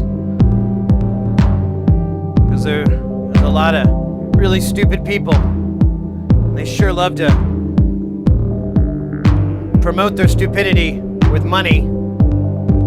And I'm like, oh, no. No, Sid. Yeah, you'll have all this money. But, yeah, it was a really tough one. I had to pull the compass out, look at it for a long time.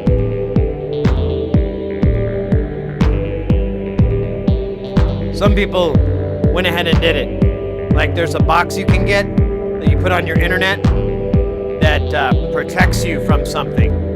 People have taken the box and it's a 1-to-1 switch. Cost $80 or $500, I can't remember. Either way, I was like, oh, I could do that. But I mean, why don't I make it the legit? Better not.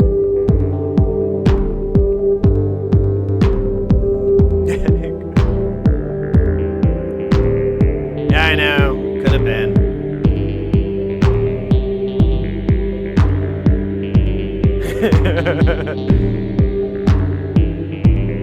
Werewolves. Yeah, exactly. I can't even remember.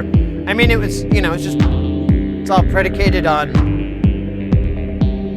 paranoia behavior control. All those fun words. But it was just so easy for me to go, oh man, I can make something like that and sell it. And even my buddy, who's an inventor, we even talked about that because he was like, yeah, I'd considered it a lot too. Because I saw people doing it and I was like, I wonder how much money they're making. Probably enough to break even. But then there's like, there's some downsides.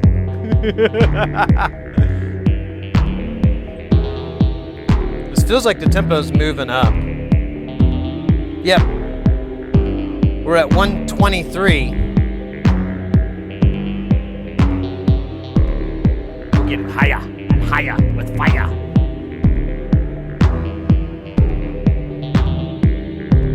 No, not that morality compass. That's a totally different compass. It's a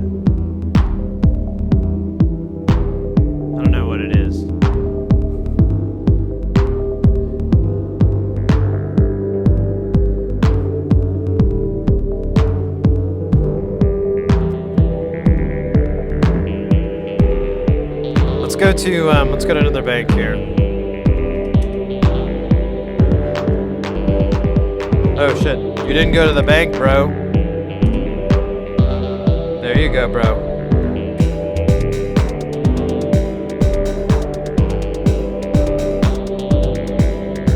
Did someone say get high? I don't know about you guys, but I'm gonna get high. Yeah, I can smoke another one. Already had one joint since the stream. What time are we in? I'm kidding. I don't give a shit. Time is irrelevant, especially when you're stoned. I mean, it's like a time machine. Don't forget to bring a towel. Where's the Air Force Base? Oh man, I'm so high, I don't even know. Oh.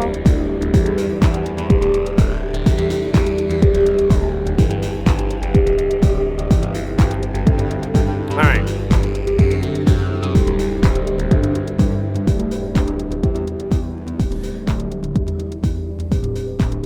So let me explain a little bit what's going on with our patch here. I've cleaned off a lot of stuff that's not, you know, like this ain't doing shit. Let's just take this the fuck out. So, yeah, actually, this is nice and stripped down. So really, we're just coming out of here. We are using the neutron down here, but it's just that acidy goodness. All the other stuff is the squares and circles.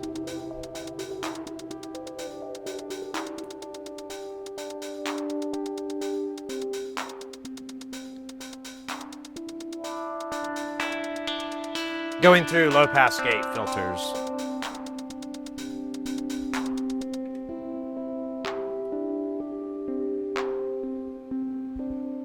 Hey, take it easy, Hayes. Have a good night. Wait. Are you going to Bam? Are you, what? I'm confused. But the sentiment's the same.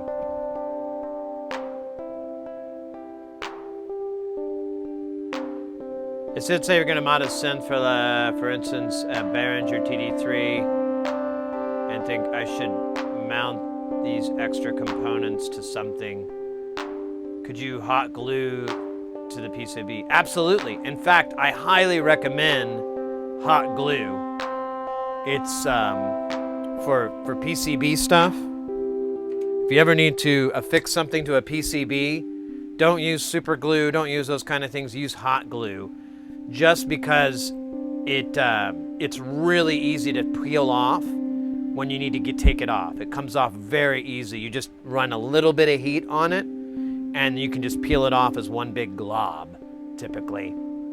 Other adhesives, if you they're weld to the board, usually you'll end up ripping some of the board up. So it's a really good way to do it, especially for components as well. And it's non-conductive, it's non-corrosive.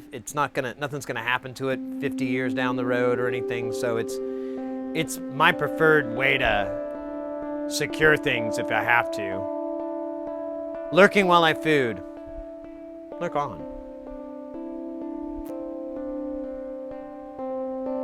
Anarchy.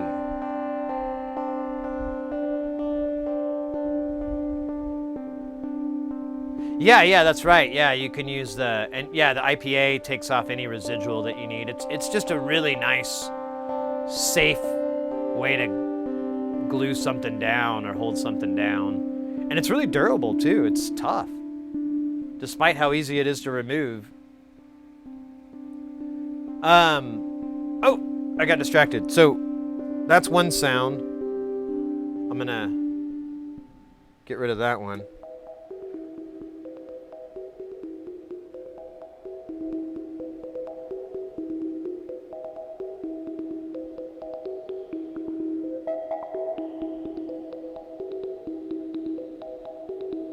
So that's the other one. Here's this guy. These are all coming from the same.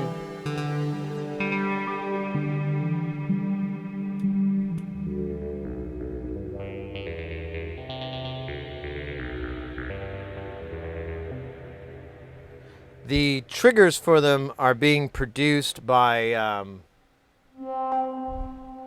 another Ornament and Crime running hemispheres, and there's a thing called trigger sequencer, and it just generates little pulses that this thing will accept.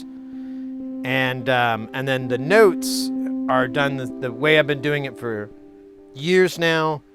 Everything goes into the Ornament and Crime that's running Quartermain, and it's a sample and hold module.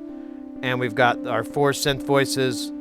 A is going to the neutron, and then B, C, and D are going to the 3 voices here. The last voice is coming from down here. I don't know if you can see it. Actually, you can't. Let me do this. The KeyStep Pro is running a little sequence that's honestly just a bunch of me banging on the keys. But it's in scale. It's in the right scale. And that's what's generating the notes. The notes that go into the Ornament and Crime here, the Quartermain, are produced from this guy, the TKB, which is a Surge TKB, but it's been modified to do 1/8 inch. And it has 4 banks of 16. And it does a lot of weird stuff that you can do to have the sequence jump around and get weird movements. The hallmark of this whole thing is that the sequencer is running at a different time than the sample and hold. So instead of it going 1, 2, 3, 4, 1, 2, 3, 4, you can switch it up to go 1, 3, 2, 4, 1, 3, 2, 4, or you can switch it to go 2, 3, 1, 4, 3, 4, 2, 4, 3, or whatever. You get the point. It'll create more complicated patterns, but it's still the same notes. So you can put in your notes that are in the key and the fields that you want, and then you can just fuck with the order that they're getting played in. On top of that, you can always change that further with having your gates be a different time from these as well. So you can get slided notes or full 16ths or whatever the fuck you're trying to do, but it'll pull from that. And as long as all the gates are odds and evens from each other, it works out. If you make them all the same, it'll work, but it kind of defeats the purpose. Like it'll end up just going, in my example, 1, 2, 3, 4, it'll end up just going 1, 2, 1, 2, 1, 2, 1, 2, because you've got the same ones. At best, you're going to get it to go 1, 2, 3, 4, 1, 2, 3, 4. So the hope is that, and of course, I'm just doing 4 notes. If you had 5, 7, 9, or 16, it gets a lot better. Gaff tape is the best tape. A couple of beers, that hot glue comes right off. And some whiskey. This is Comedy Musical Gold Dust. Yeah, we did do some Major General. So I did that dab, that's right, and then I think I did. It says I didn't. I don't think let me do this dab. I don't know if I did the dab. And you can't be too careful. Yeah, exactly. Exactly, Bestwit. Oh, it says hydrate here. I don't know what's going on anymore. Oh, wait, this window is all old.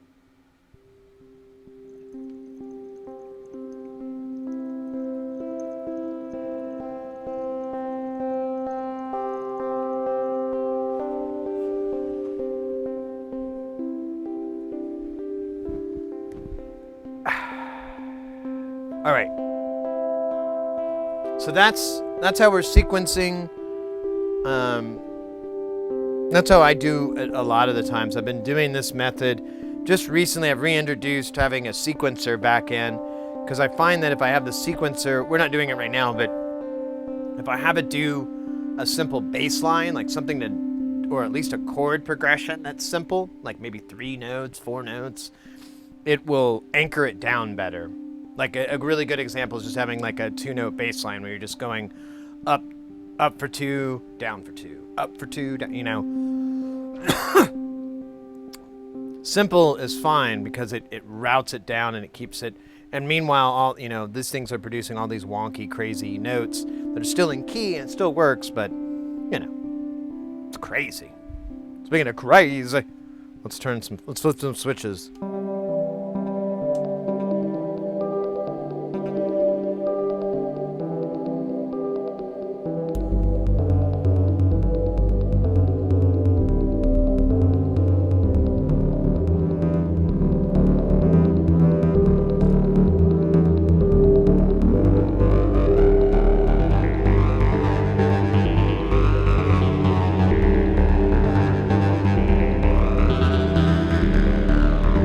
Oops, I hit the wrong button there. Well, let me do it. Hey, I got out. Oh yeah, I should mention too, I made videos about this. I did a Golden Shrimp Guild thing on this in VCV Rack, so you could experiment it with yourself. And it's also like other people have done it. Like Colin Bender's, I haven't looked at it myself, but someone told me he has almost an identical approach. And I've talked to other synth heads, and they're like, "Oh yeah, I love doing that." And I'm like, well, "That's my jam all the time. That's how I always roll. I haven't sequenced shit in ages, other than 2 notes." Been a day off. I'm gonna nap a bit. Still following and look. Oh yeah, you bet, mate. Take care. Have a good nap. Trying to resist having a beer. I have to go get some more cash, but I could go and get it tomorrow. I don't have to get it. So we're getting our house. I got to get a window repaired in my house. It started falling out, and this guy's coming tomorrow morning. And I like to pay in cash just to be a nice person. And but I wasn't able to get all the cash. I only have like $300 or something, and he needs like 4 or 5. So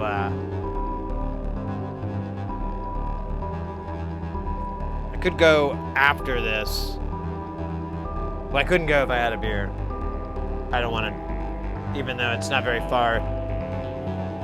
It's not worth it. We'll cross that bridge later.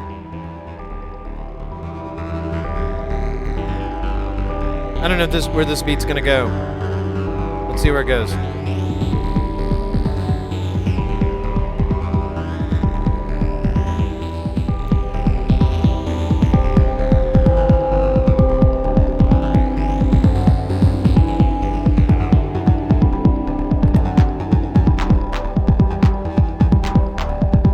I don't know if I like that.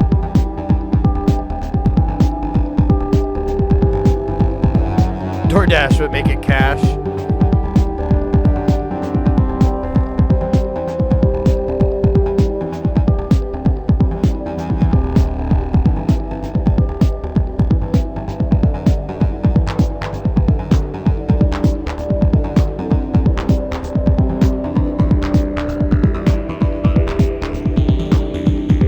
What could go wrong, right? You know, I quit using them just recently.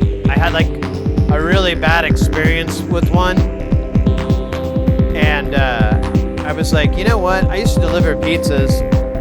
I should just order direct from people that have delivery drivers. They're getting the short end of the stick.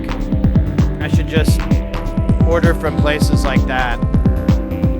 So, a lot of pizza now, but whatever.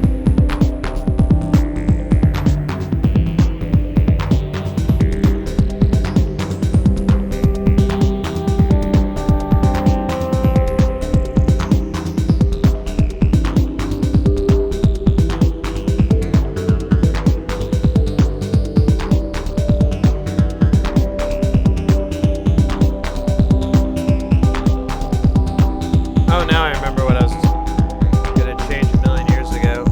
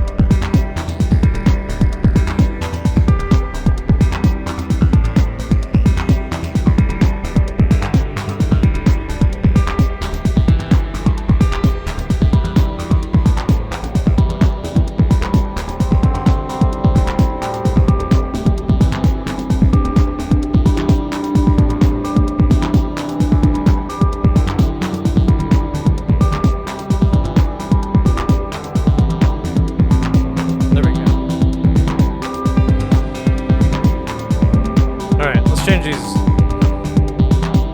We're gonna change these gate sequencers up.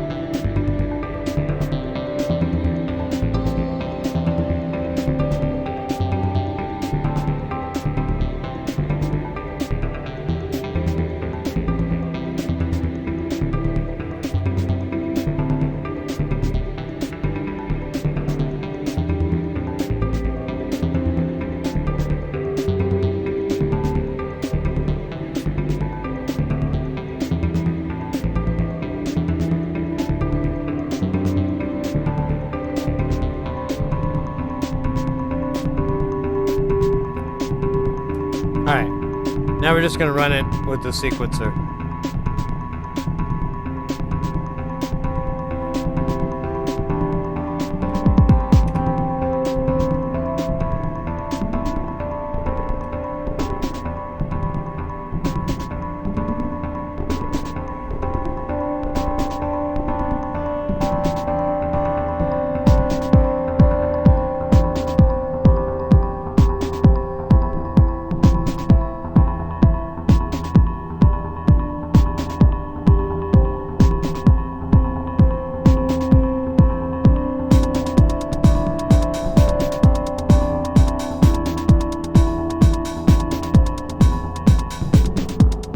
Ooh, that was bad.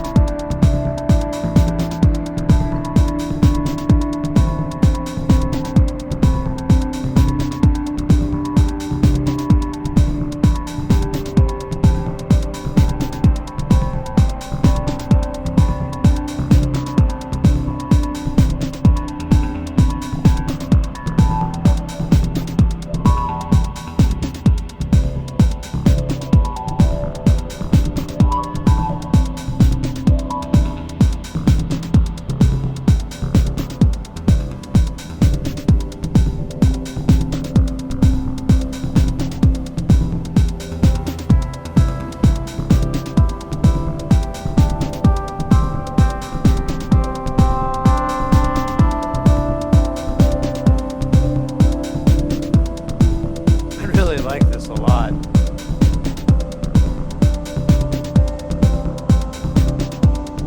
You know what's gonna happen.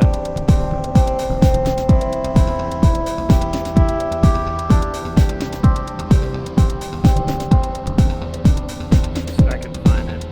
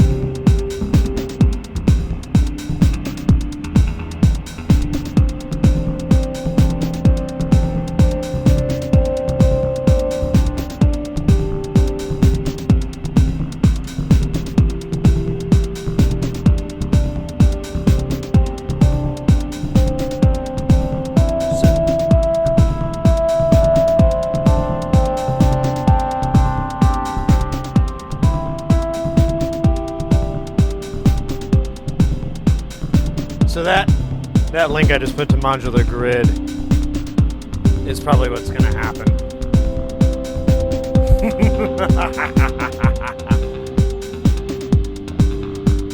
YouTube feels boring now. Love the wall synth. Me too. Thank you.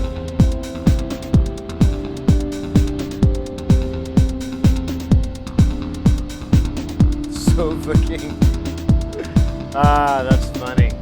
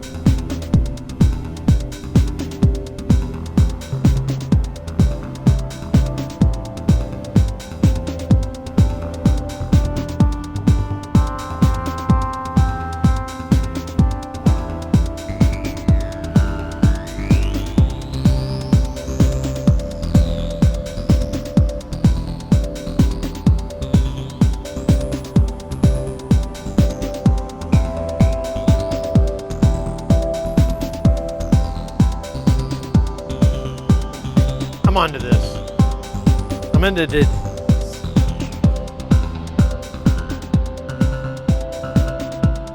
Oh, we just clicked up to 127 BPMs? Oh wait, no, it's tipping back and forth. I feel like it's speeding up, but I can't tell.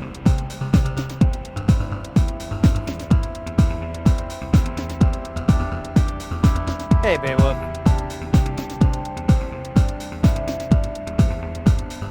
Oh, you like this? Oh, I'm so glad. I'm so glad to hear that. Let's go.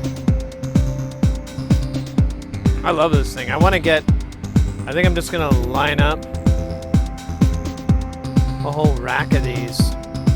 Just nothing but micro ornament and crimes. And just organize them in different... Like, some will run hemisphere, some will run the stock. And lots will run... squares. Because really, you just need to run it through some analog love. So I just have it going through these dual low pass gates, and that sweetens it. It sounds pretty much the same.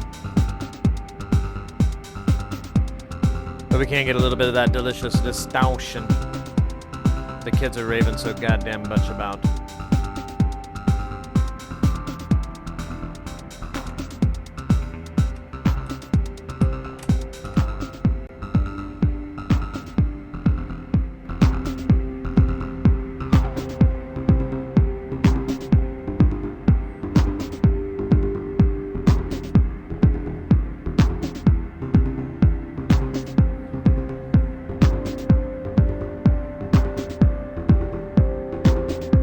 me too.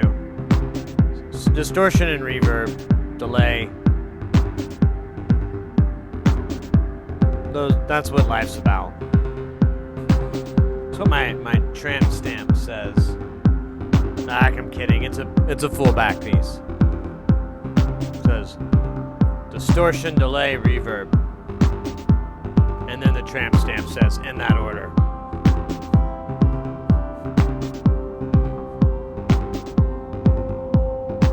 It's derogatory to call it a tramp stamp, isn't it? It's rude to people that rode the rails. I don't think they got stamps. I don't even know where that term. That doesn't even make any sense.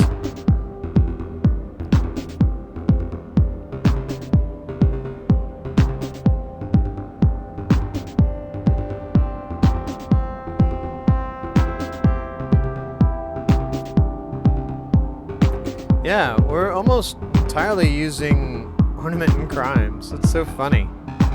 If we had temps and utiles, we could run the clocks from that. Although I think I'd still need like a divider multiplier. Man, this thing is going dumb fast. Let's drop this guy down. There we go.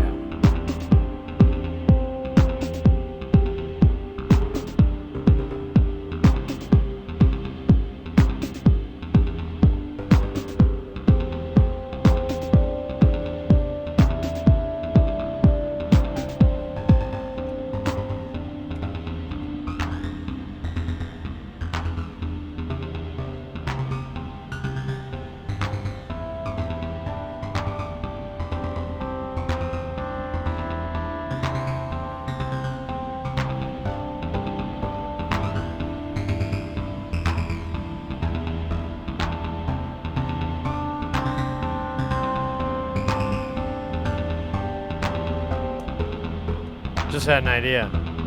I should have it come out of the delay. Put a little delay on there.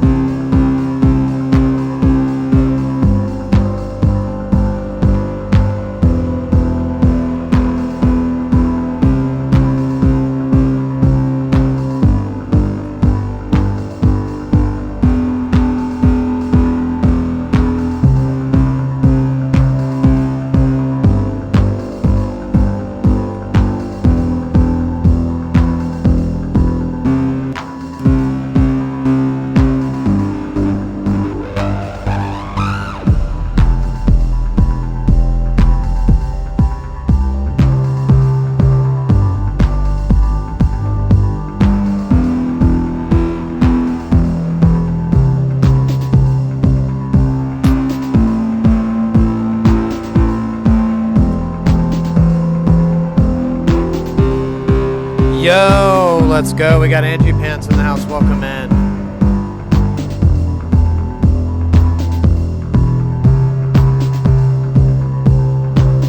I have circuits or few.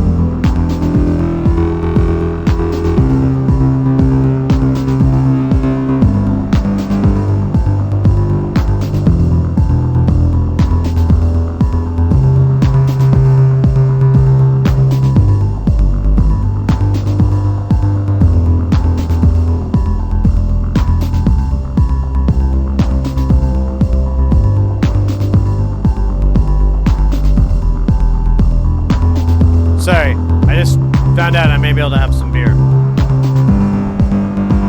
Although it's not the way I wanted to find out about it. The guy's postponing on me.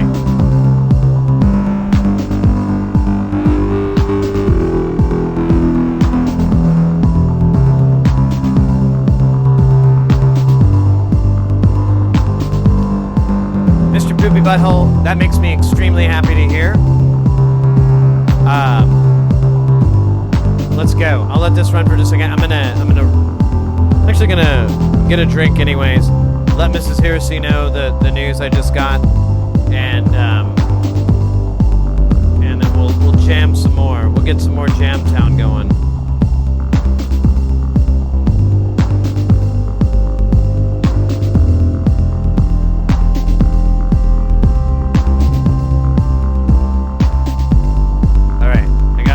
Doing the low stuff, so it should sneak in things here and there.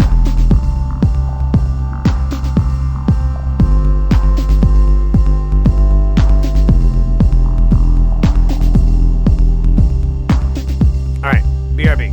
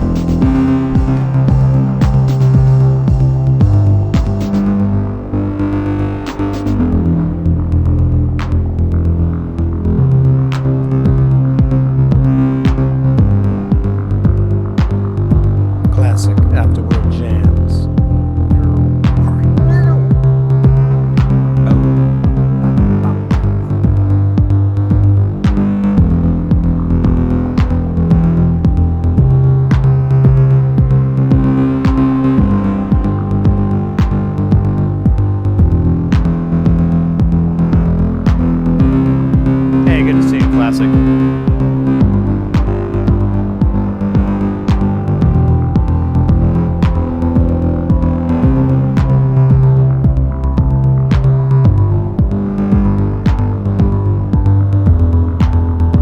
I'm gonna change up the patterns a little bit here.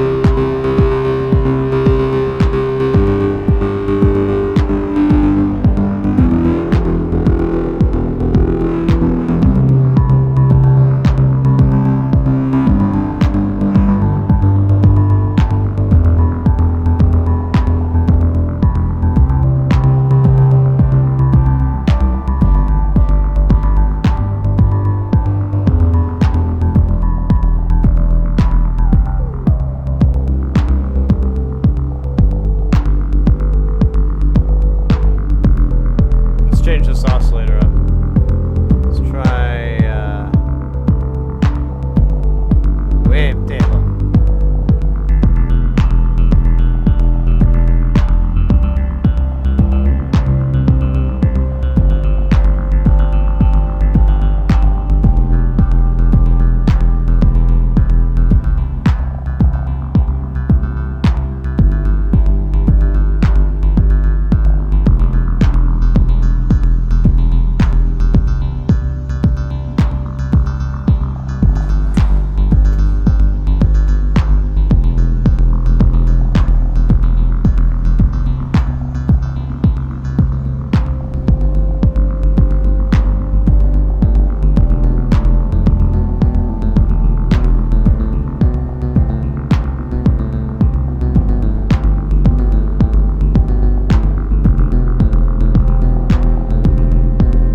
I fucking love this.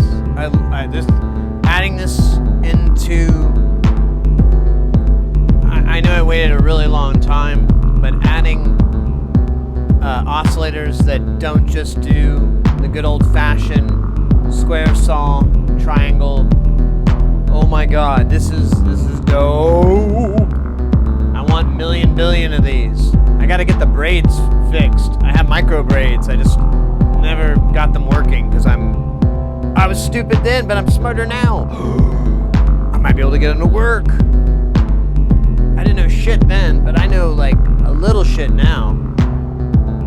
Either way, I don't even care. I could just make these forever. I love them.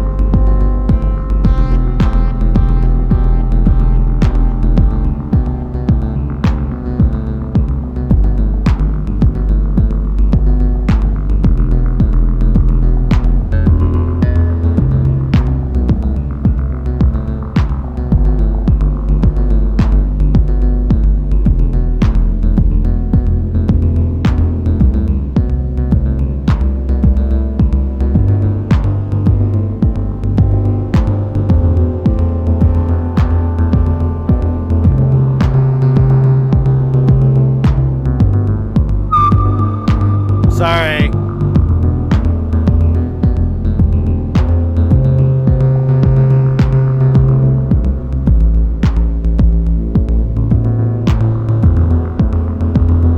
Alright, that one's cool.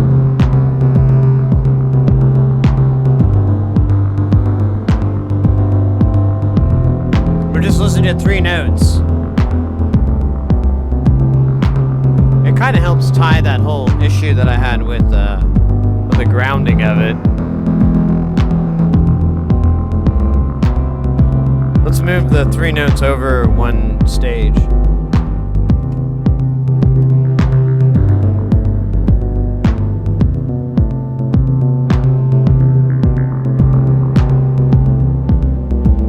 It does a lot of the same stuff. Oh, those are cool modes, yeah.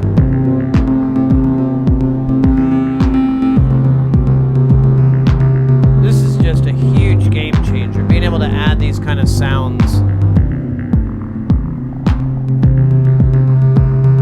I mean, tried to synthesize them, and they're really complicated. So, and I, you know, some instances I don't even have all the tools for it. But do now. Okay, so I went and grabbed a adult beverage here. I've never seen this brand before. It's Victory, which I've never bought. Who are these guys out of? Oh, they're Pennsylvania. Oh, cool.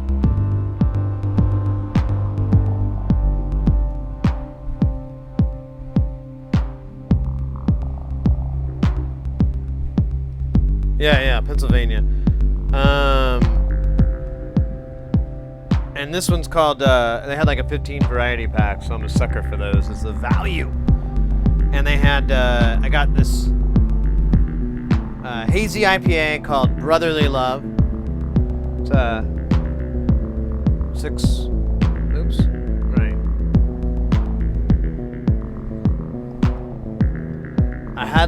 they had like 2 beers. I didn't even notice they were 9.6 beers. And I had one. And then me and Mrs. Irisy, she's like, "Oh, do you want to go on a walk?" And I'm like, "Yeah, sure. I'm gonna take my second beer with me." I had like in the cozy, and I was like, "I'll be all right." I started getting out there, and I'm like, "Whoa, what's wrong with my legs?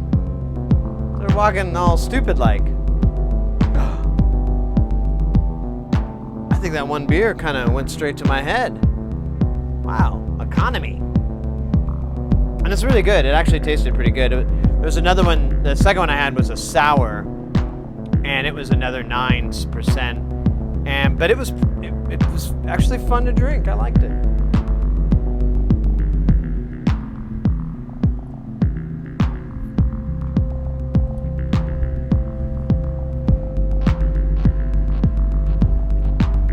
Yeah, it's good. I just had a sip of this, and let me do another one here. Let me do a taster's choice.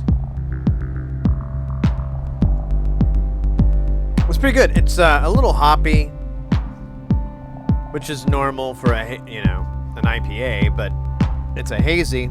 But it's not too bad. The hop flavor disappears pretty quick, and then you're left with a nice little nice flavor there. Yeah, that's all right. I don't know. Probably. God, I love these fucking noises. I need more of these, and I need a mixer. So I gotta buy a mixer. I gotta pull the trigger on getting a bunch of stuff from Tesseract.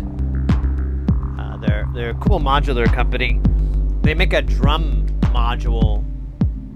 It's big. It looks like the circadian rhythm, but it's like 1,000 times more incredible than any module I've seen that's anything like that, because it has drum sounds in it. It has filters. It has effects. It has multi-channel routing inside. The interface is beautiful. Basically the pattern is like a big 64 button pattern, but it's all RGB, and it changes, and those all change color to create images, and there's like the images are drawn up in the little 64 grid. I watched a demo of it, and I was like, take my money. And it's not that expensive either. It's like $350 or something for it, which, a circadian rhythm is like $600 or $700. So it's a hell of a deal. It has USB as well. You can just plug USB and send MIDI to it. It also, I think that's how you get samples into it. There's some really great demos of it doing jungle and breakcore, and that's what kind of sold me on it, because I was like, oh cool, a module that does what I need.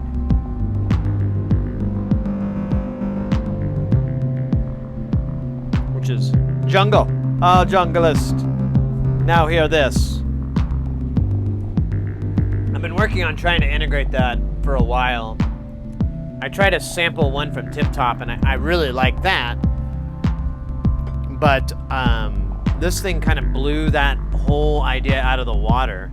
And it would be cool for like travel, but I think like in the main system, I need to get that. It's called Turka, I think. They all have weird names. But it's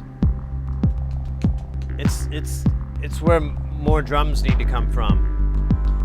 Except for these. We should, well, I don't know. We'll do it tomorrow. Because we'll obviously be streaming tomorrow because that guy said he's not going to be able to come and fix my window until Friday. So, we're going to do that. We can do drums tomorrow and we'll go back to that. But this thing has 808, 909, a bunch of FM, a bunch of analog drums, and sampled drums as well, just PCM style sounds, and they all sound big and loud. We calibrated it as well, the inputs. All the inputs are nice and tight. We recalibrated this one as well, our first Ornament and Crime on the last stream, and glad we did. It was a little wonky in the lower voltages, which is where we're always at.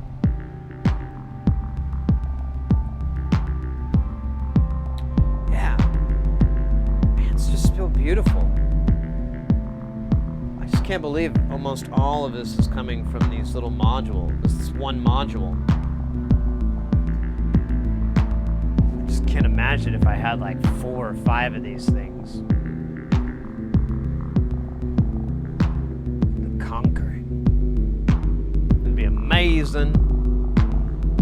Sweet. Oh yeah, I love jungle. Big jungle head.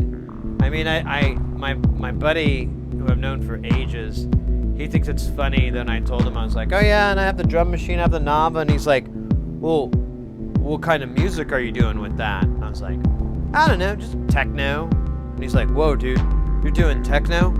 I thought you hated that. And I was like,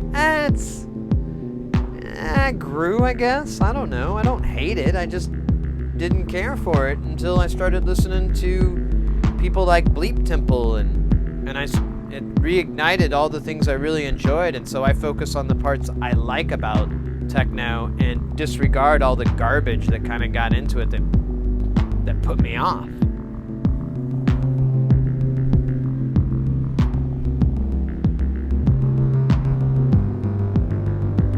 But if I can get some breakcore and some jungle going, oh my god. That's Nightwork's desire too. When we first met, we both have been like, yeah man, that's one of the things I wanted to do with Modular, was do jungle and breakcore and shit like that. But it's the most, it's it's like it's like taking a tuba and trying to do like a fucking guitar solo with it. I mean, yeah, you could do it. I don't know how that's gonna work. I don't know how good it's gonna be. It's gonna take a lot of ingenuity, a lot of thinking there. And that's kind of how I've ran into with jungle and modular. I have seen some people pull it off.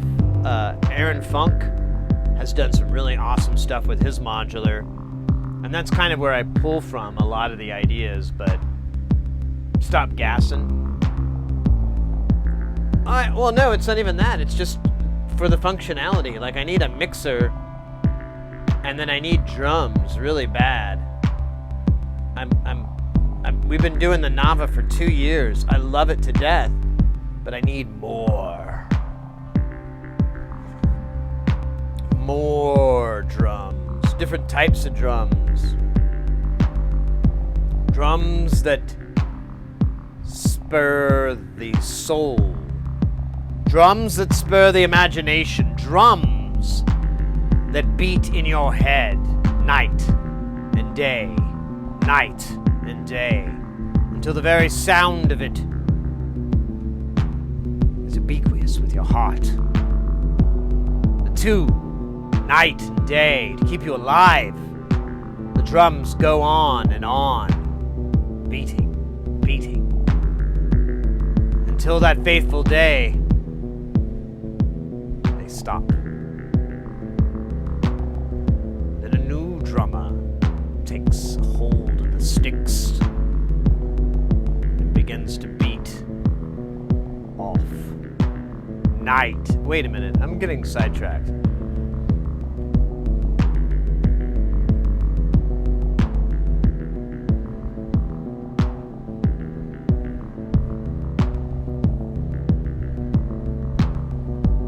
Yeah, I like to buy 2 of everything I like too. That's why there's 2 of those samplers.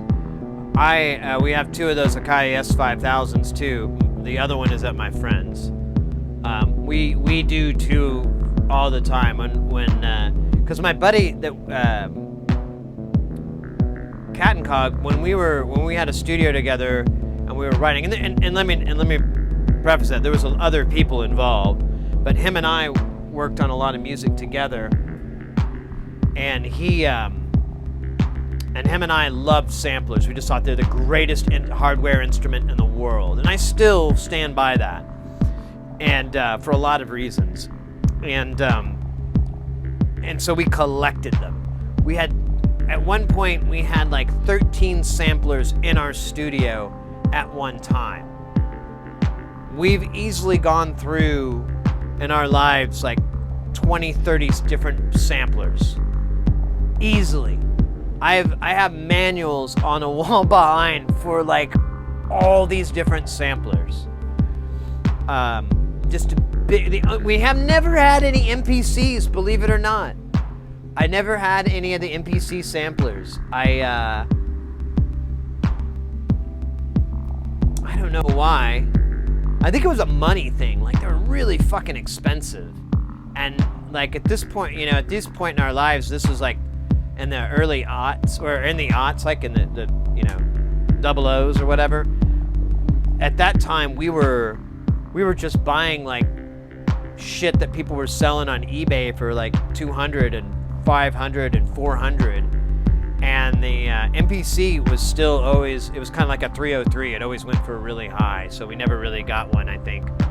But, there's the Yamaha samplers. We've had several Yamaha samplers. We've had, we never had a Roland sampler. I never got one of the Rolands, which is weird. Emu, we've had several Emus. In fact, my buddy's looking to get rid of his old emulator. Oh man, what else? Emu and Sonic. We had several in Sonics. Get the new MPC. I wouldn't be against it. I wouldn't be against it, but I don't know. I haven't. I don't get. I have to really pick and choose my hardware. I got this. The 2600, and it is really hosed me on real estate. I didn't realize it was so big, but I couldn't pass up the deal. It was just way too good. And it was helping my buddy out at the same time, so it was like everybody wins.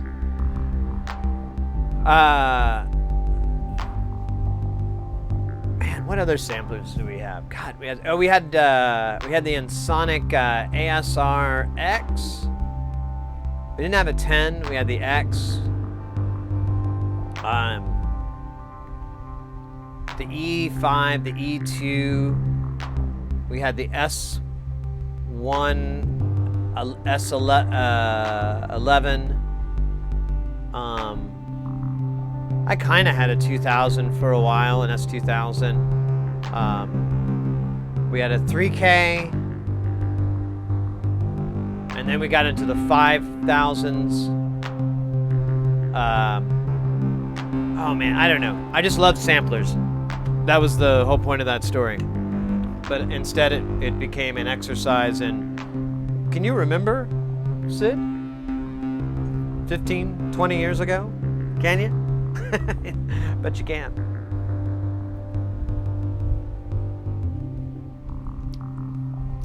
Yeah, I love samplers, but what was it? Like that was going on for a long time, and then I did like 3 albums or 2 albums. No. Yeah, I did 2 albums. One that was written with samplers, and then I did 2 where I wrote it all in Logic, or not in Logic, in Ableton, and the 2 in Ableton were jungle breakcore, and I really got into that, and eventually I started getting into renoise and other DAWs, and so I kind of used samplers in that format and got really heavily into that. And then, I don't know, I just got bored. And I had this job where I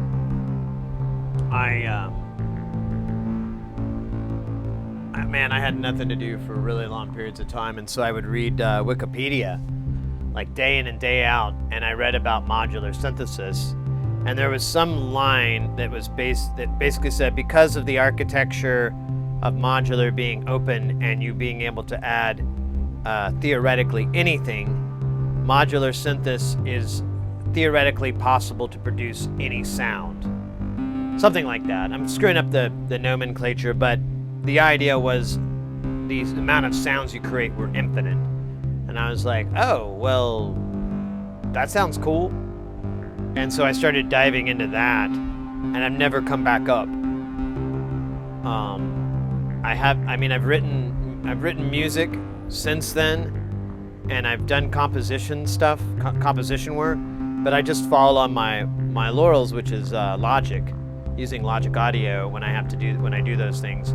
But if the adventure of being a musician is just been trying to figure this out for like the last 15 years or so. Letterbox.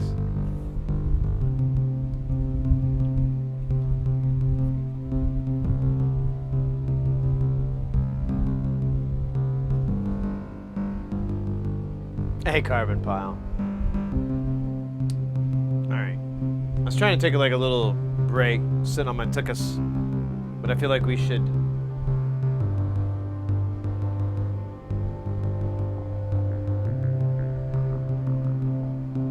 It's pretty though.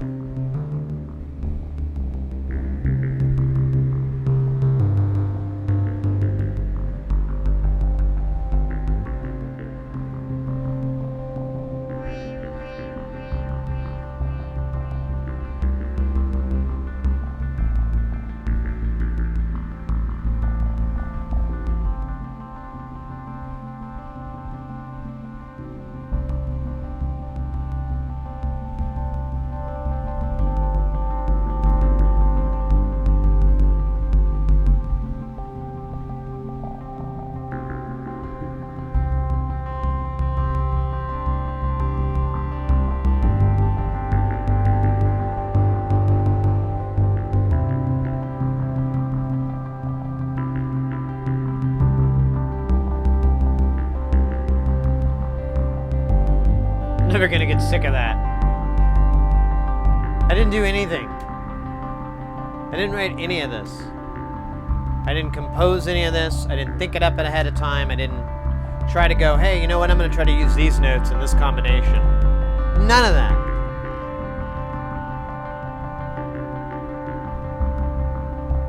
The only input that I really had was when I went, oh, those notes don't sound good together, let me tweak it. Okay, now those do. Move on. I'll never get sick of that. It's just so remarkable to me. You can write music that way.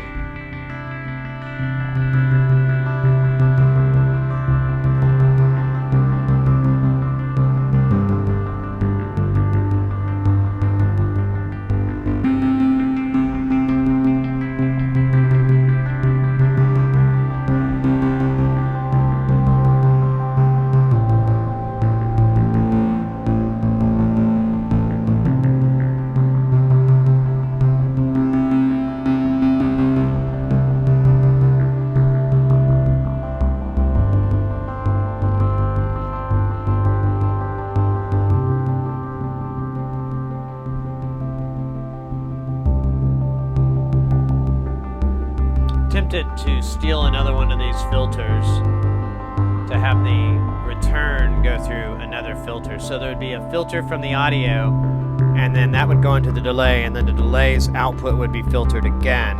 So you'd have these like fighting swishes. Which is also the name of my upcoming Kung Fu album, Fighting Swishes. Coming to a theater near you, rated R.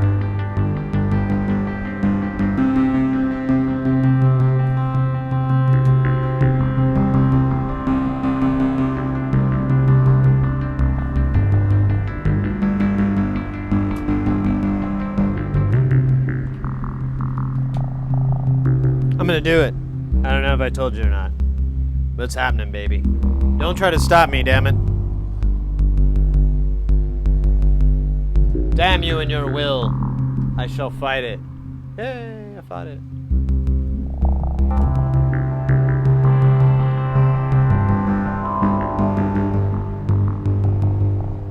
Oh yeah, I gotta send it. Fucking thing.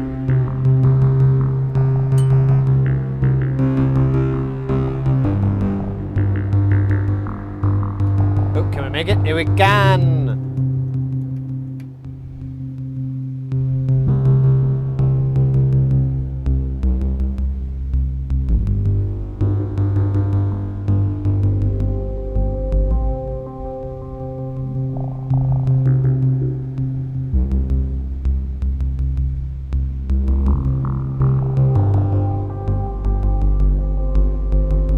Sounds like a YouTube song. YouTube song. In the name of drugs, can you help me in the name of drugs?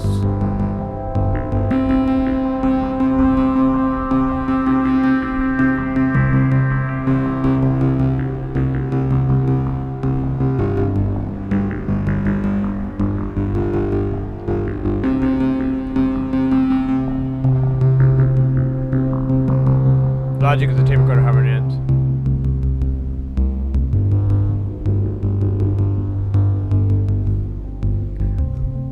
Sounds like that. Kind of every now and then. It was unintentional. Oh, what are you doing there, buddy? Oh, yeah, you ain't got no nothing. You ain't got no alibi.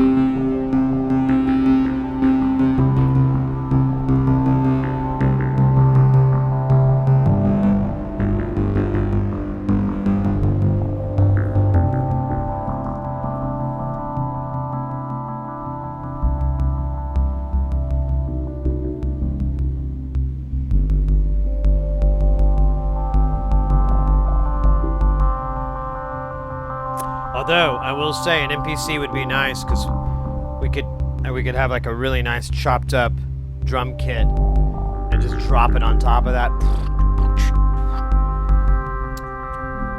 I hear you there.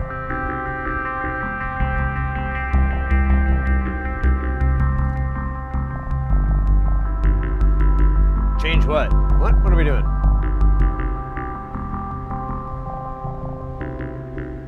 Is this getting old for you guys?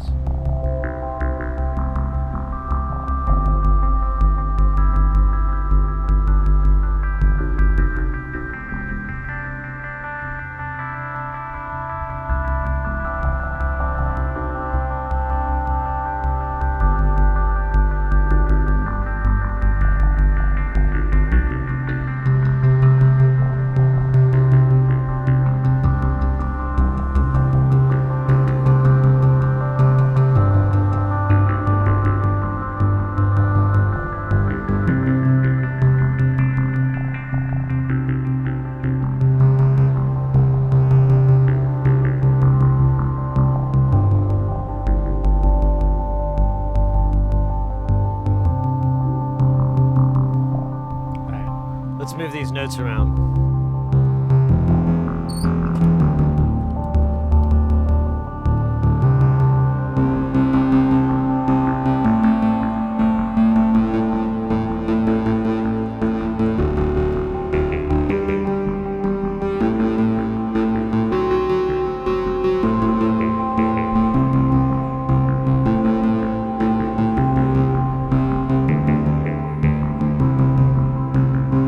Classic hardware jams.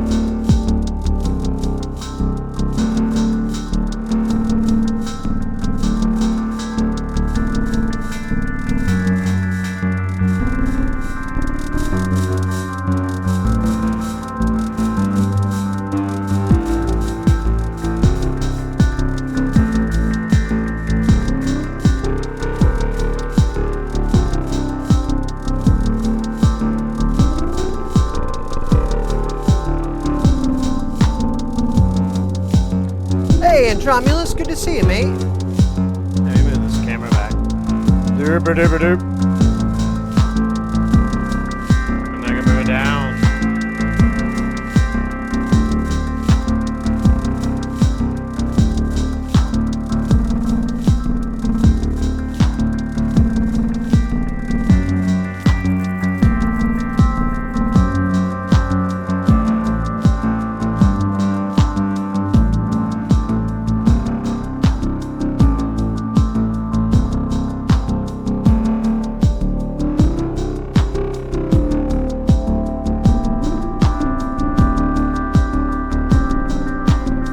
I just love these spacey tones.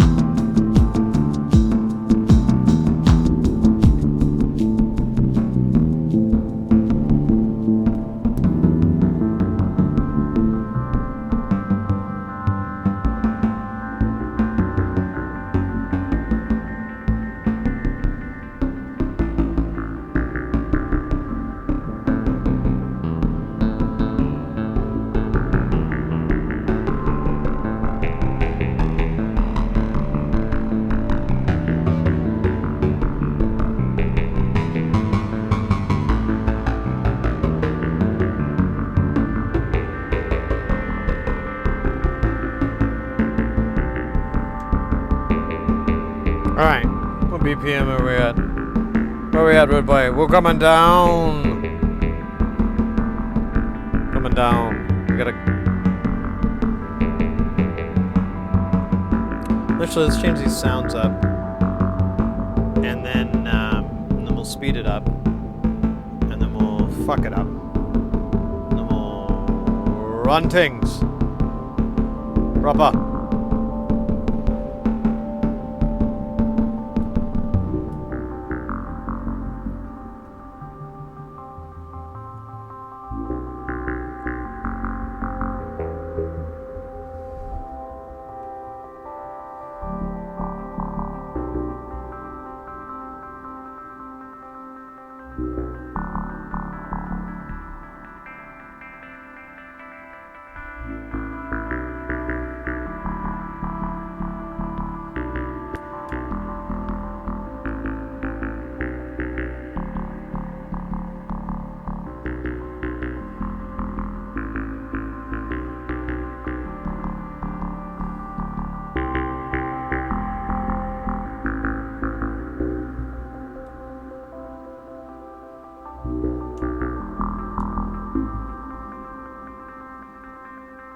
Okay.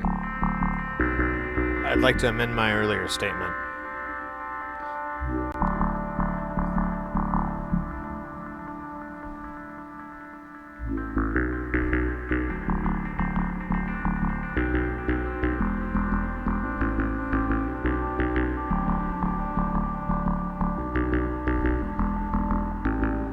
Let's take this guy. No. Where is he?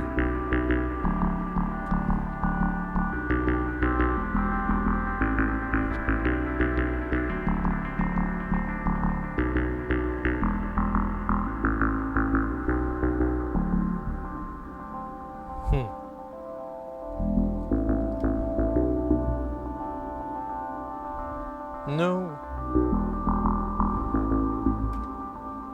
Oh, no way. I did not know that. Alright.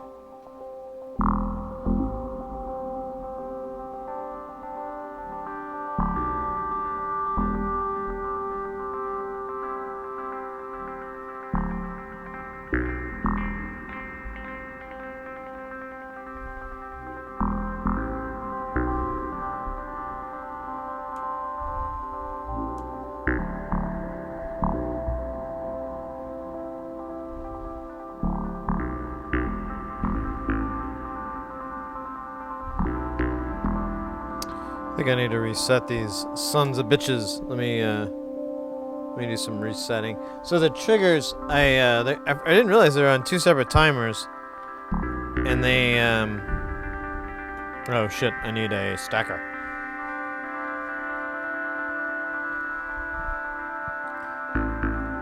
And they're out of sync, which is cool and all, but it's kind of not the cool I'm looking for.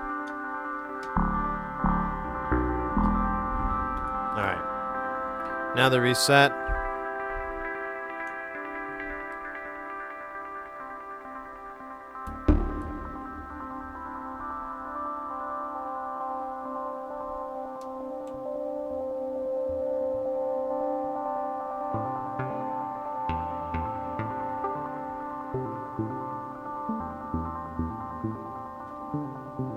All right. Huh?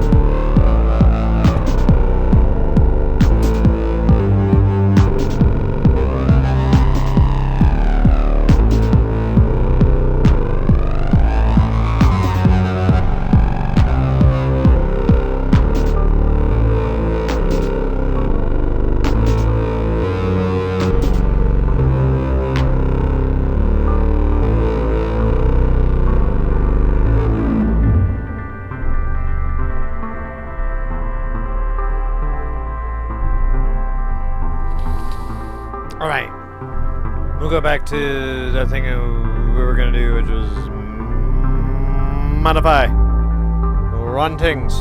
Modify. Integrate. You know, we haven't even listened to this guy. This motherfucker. Although I really don't care, because I love this module so goddamn much. I can't believe 90% of our sound is right here.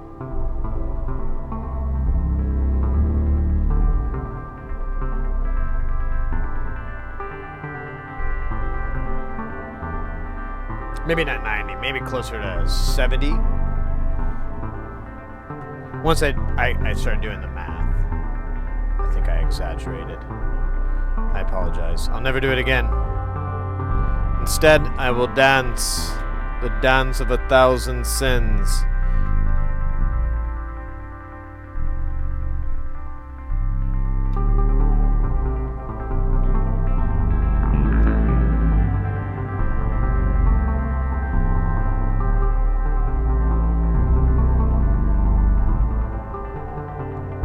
God damn it. That sounds cool, though.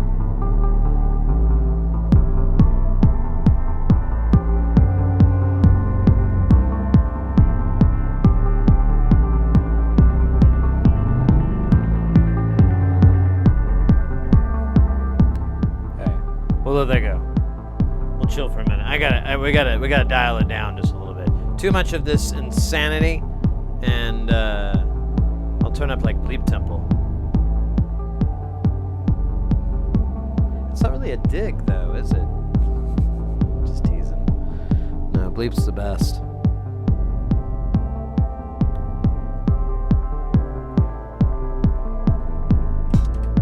It's true. Let's go to these patterns here.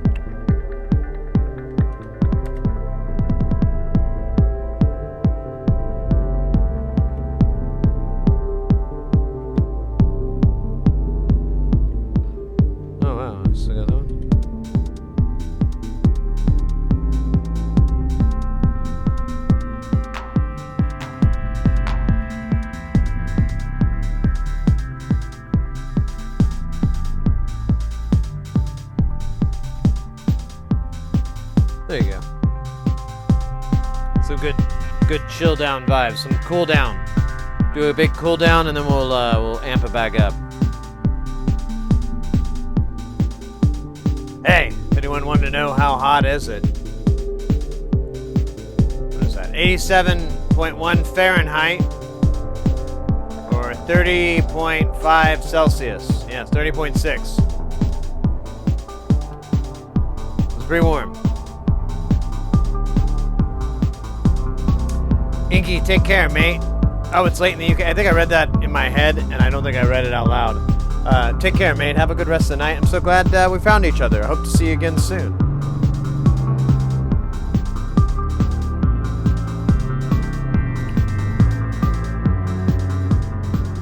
It's starting to do its thing where it starts. You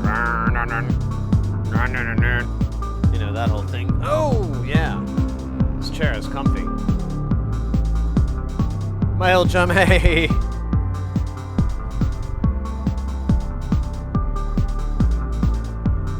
Take care, mate. I hope we rock again soon. Alright. I just gotta sit down and check on this fish tank thing.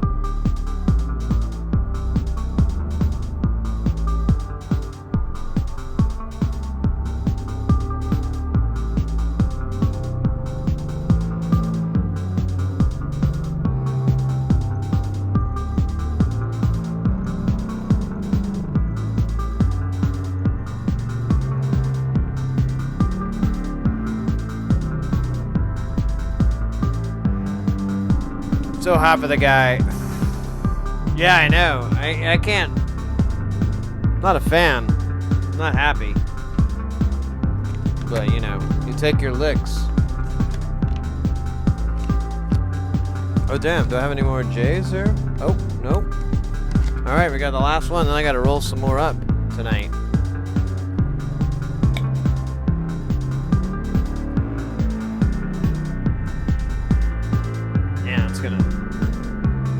Suck, this thing is huge.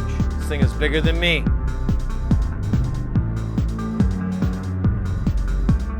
Alright, let me do one more dab here and then we'll saunter over and we'll get some jams going.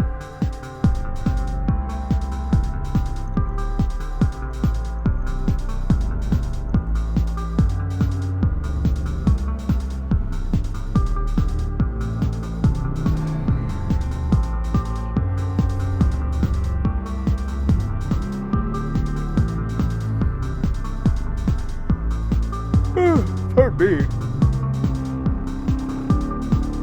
The dad took the energy out of me. I'm all sleepy now.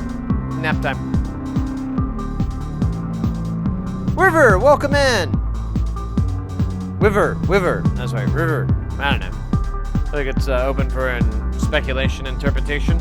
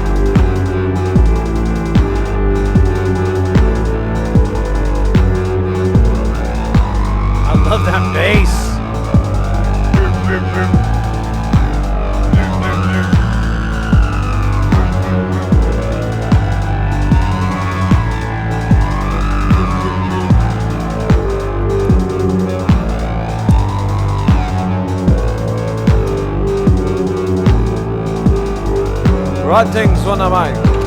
One time for your mind, one time for the past. Going and forward and making it fast. Original.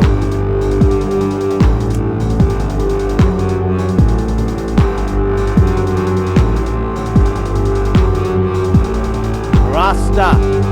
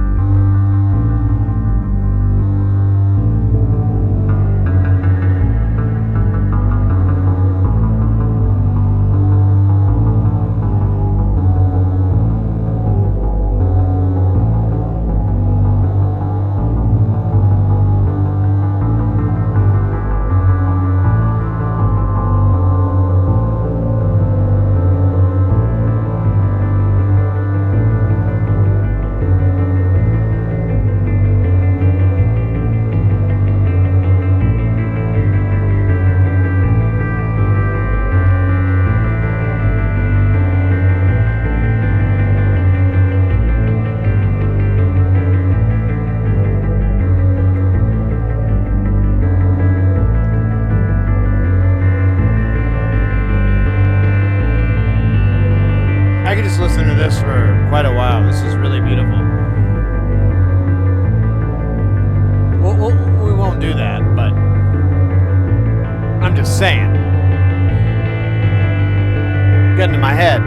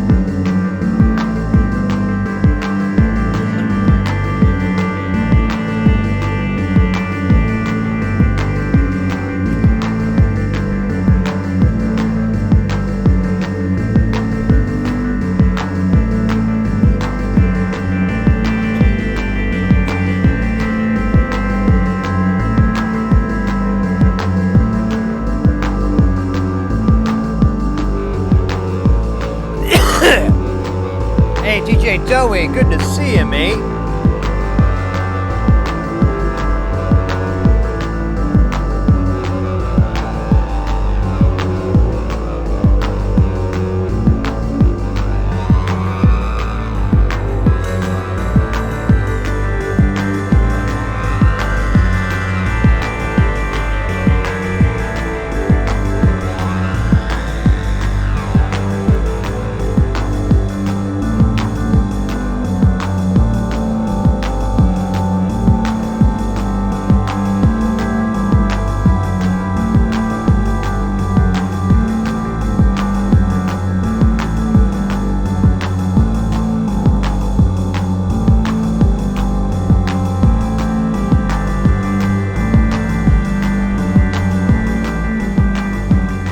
Welcome in, Dowie. We're on joint number 2. Second giant one too. I forgot to roll them though. I got to roll some smaller ones, but whatever. It is what it is. And we're listening to almost entirely Justice, Ornament, and Crime. That, wow. So that's the neutron. Here.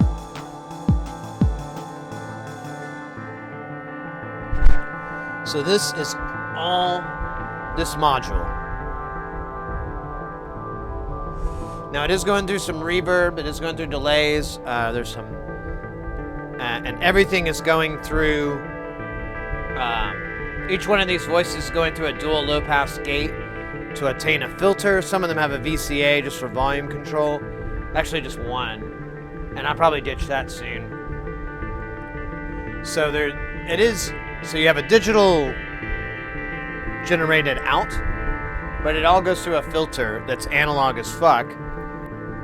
And that colors the sound up And I noticed a little bit of a difference. It's a little bit more manageable. Man, I feel like I'm... Oh, you know what? It's that damn fan. Let me turn this fan down. It's just so fucking loud. There we go. All right.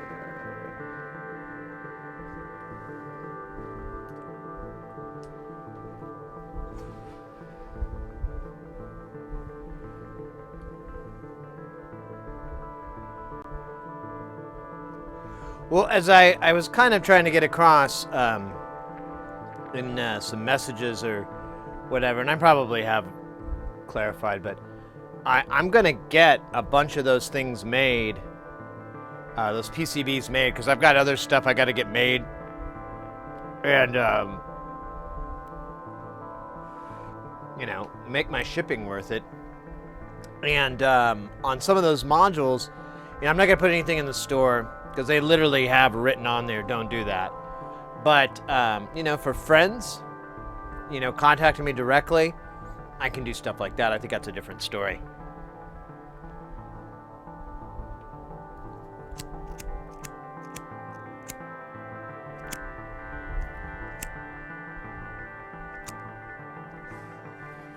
Oh, this lighter's almost dead. God Morgan.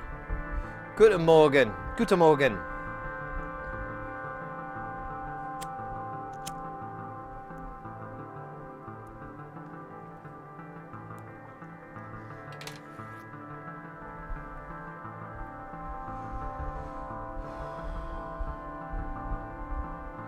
Yeah. I'm probably gonna get a lot of those. I at least put like 4 or 5 in my shopping cart. Try to get a pricing on it. They're so cheap. So there's nothing holding me back there. And then I'm planning on stocking up on a lot of the common components or trying to find an alternate. And but I posted on the Discord and on Twitter. I recently finished. I'll show you guys again. There's a whole new crowd, so it's all news to you.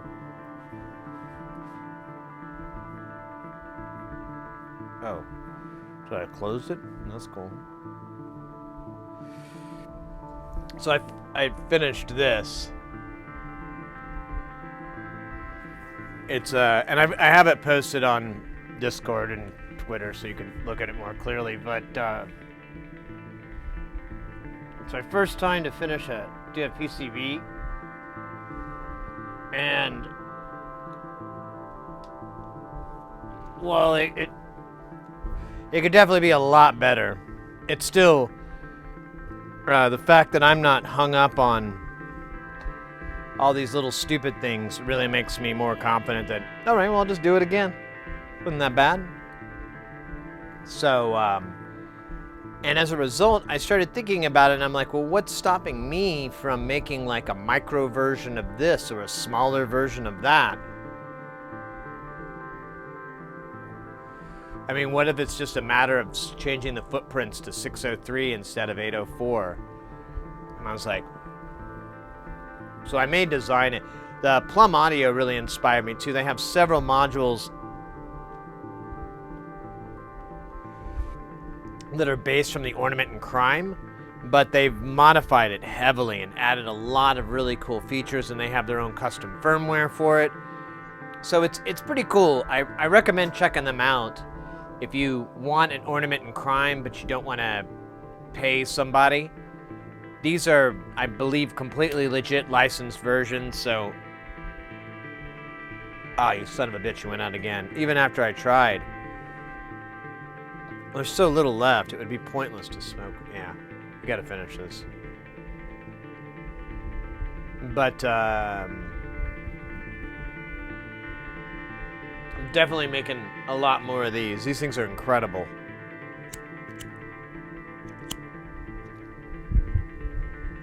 You know, I have another lighter somewhere.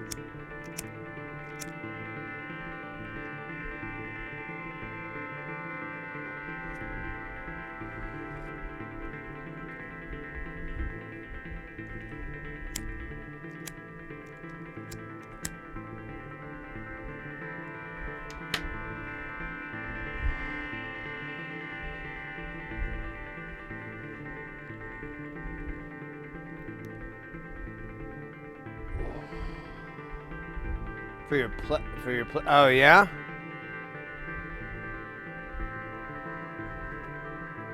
Just in about anything works. You just have to put like a resistor in line to dump it down, or lower the voltage with like a divider.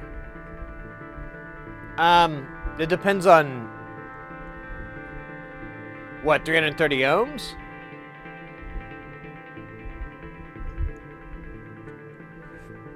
Maybe. It depends on the voltage. It's probably like 5 volts or 1 volt. If it's like 1.5 volts, you can get by with like a 1K or maybe less. I can't remember. I've blown a lot of LEDs trying to answer those questions without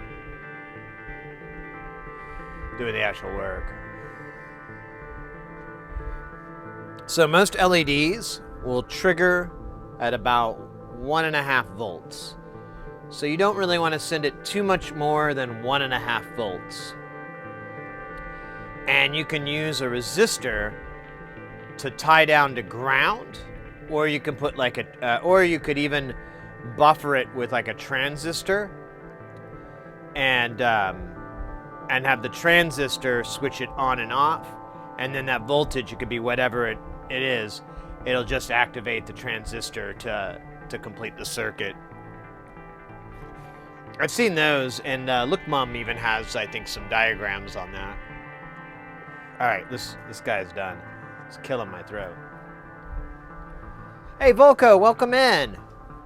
Take me, take me, take me to the church of the Jamtown. That doesn't work. I knew it was gonna happen too. I was like, man, there's not 3 syllables in that word. It's not gonna work with the KLF. You think it's 3.3? Yeah, then you'll need to divide it down, or if it's like an isolated pin, or oh yeah, you said it was a power on, right? Oh, if it's the power, then yeah, you can just take that, divide it down to ground, and well, wait a minute, because then it'll take the whole thing down. Maybe put a transistor in there, just to be easy. So when the base sees power, it doesn't even fucking matter. And then you can have the transistor open up a circuit, and then that can go to a 3-volt rail, and then it'd have like a resistor, and then ground, so it could pull it down to the 1.5, and then you may even be able to get away with 3 volts. I don't know, 3.3 I think is right on the edge of LEDs, but I could be wrong. I'm probably wrong. Don't trust me. I don't know what I'm talking about. I make up half the shit I say. Like right now. I don't know. Everything I'm saying right now has just been made up. Unscripted. Including these words. Pretty wild. Alright, that was dumb. It's tapping a TX line tutorial shows using a pin 6 and 8. Let me see. I can only look at it. I can't put it up on the big screen. Oh, the GPIO, pin 6? You said pin 6 and 8.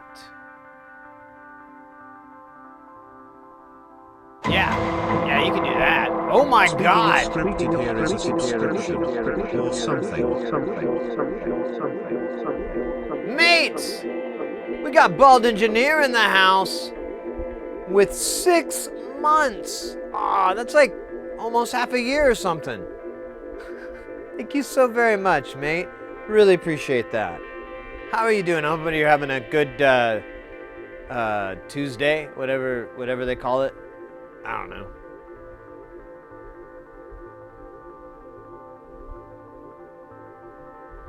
Subscription or something. That was good. That was a good utilization of that. It could have gone another way with the word sub, so I'm glad you went that way with the word script, because the other one could have gotten like a little awkward. I don't know. I mean, some people, no judgments, up to each his own. whatever weird, sick fucking thing that gets you off. That's fine. That's your own sick weirdo business. I don't judge. But, you know, leave it in your weirdo, creepy basement.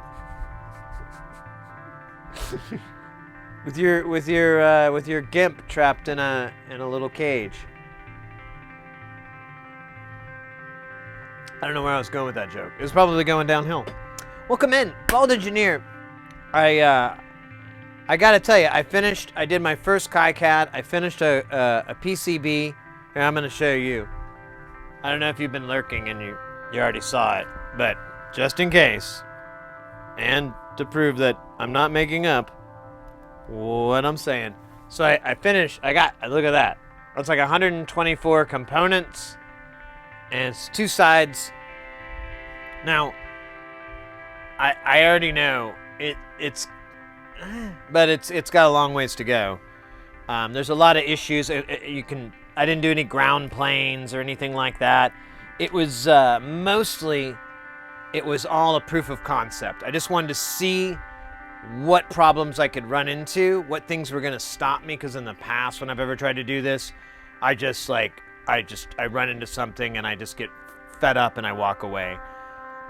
I've had really good luck with KiCad, and I've had so much fun doing PCB design that it's kind of my jam. I don't know. I'm really, really enjoying it. It's a really fun puzzle challenge, and there's no wrong way to do it, you know? So it's one of those things that I always enjoy, those things where there's no wrong way, there's just like 1,800 right ways. So I like that, and yeah, I'm gonna do it some more. I need to add some stuff onto that, so I'm gonna redo that whole thing. Plus, I wanted to scrunch it in a little bit more. I realized later, like, oh man, I could have really sucked some area in, but I didn't think about it. Yeah, you have to, exactly. Like I said, a proof of concept. You know, it worked out. I mean, I think if I got it printed, it would work, assuming I didn't make any errors, you know, obviously. But I mean, you know, just on its face, I think it would work. So I don't know. I'm very hyped. To build this circuit, we are going to use a 3300 ohm resistor connected to a small LED, about 2 volts, but one of a slightly higher voltage will work well. Just keep it below 5 volts. Oh, okay. Well, then LEDs are 5 when they pop. I'm sorry. Well, there you go. You could probably just put a little light resistor on there. You know, like a 3.3K or 1K or something like that, just to control its brightness a little bit, and you're G to G, baby.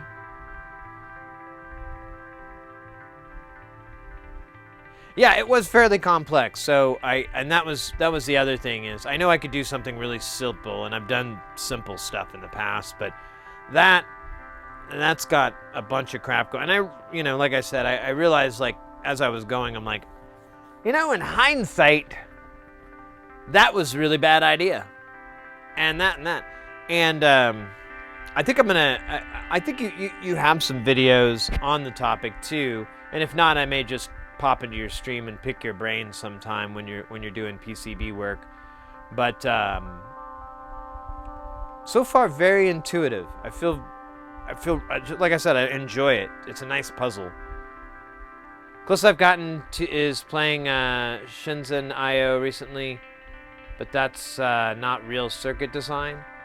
Oh, I know of that. What is it? Can you explain that a little bit more?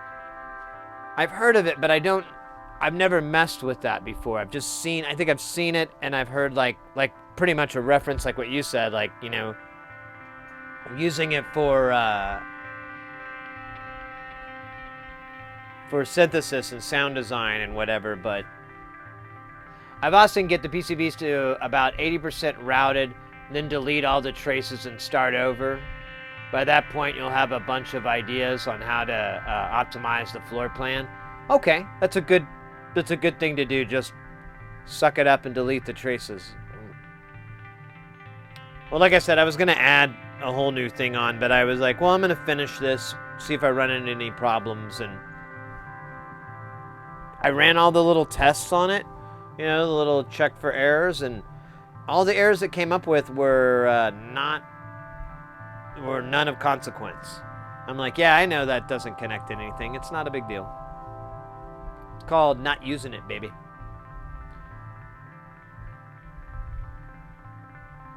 Yeah, the higher, if you get like a 1K or something like that, it's just going to control the brightness. If you go 1-to-1 with it, I don't think it'll destroy the LED. It may be really bright.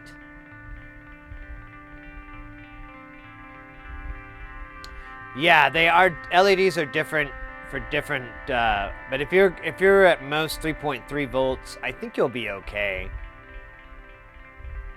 I like 1Ks or 10Ks for LEDs personally, but that's me. And that's Eurorack module. Synthesizers IOs, where you have a basic grid with input outputs, and you gotta drop components onto it, connect them onto the grid, and program the micro. Oh, cool! It's like a little emulator for circuit design. Oh, it's a puzzle game. Oh, that's where I've heard it. Someone was asking me about that, if I'd ever used one of those, and I never knew about it until, actually, this was like a few weeks ago. I think, okay. But yeah, but you learn about logic circuits and so forth. So it's kind of like in a fun way to learn about, you know,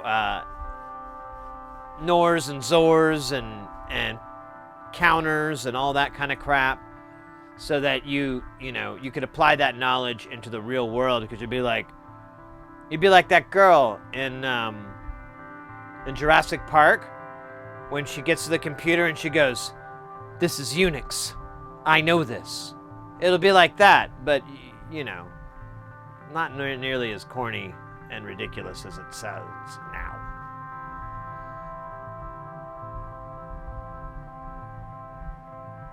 You do some assembly type program. Oh, interesting. I'm using a LED from a sandwich. I could do some sandwich boards. They're not very expensive. It's the parts, which they're not very expensive either, but that's the real barrier. I have 30 plus hours in Shenzhen IO, but only because I play its solitaire game. Oh my god. I gotta stay away from solitaire. I got stuck on the toilet too many times. One more game of solitaire. Just one more game. I literally tried to figure out a way to beat it. I was like, and eventually I realized it's stupid. And then that created my idea of great fake books. Sid Heresie's 5001 Strategies for Solitaire. To win solitaire, that's right. 5001 Strategies to win solitaire. I want to put out that book someday, and people will be like, well, I gotta get that. It's quite the hook. I love the game Solitaire. I didn't know there was a strategy guide. There might be. Instead of Solitaire with boards during the... Oh, gosh. Yeah, I can absolutely not get that game. I had to take Solitaire off of my phone. I cannot install it. Right now, I have Tetris, and that's almost like Solitaire, but it's more finite, so it's not that bad. You know, it's not Solitaire. It's not solid. You guys know where to get some Solitaire? I mean, just like a little bit. Just like a couple of games, you know? Like I could just you know, just like a regular old game, you know, where you could do that for me, you know? Like we could do that. I mean, I've been clean for like 10 years, but you know, fucking party till you die, right? All right, enough of that. It half probably doesn't make sense because nobody does that to Solitaire.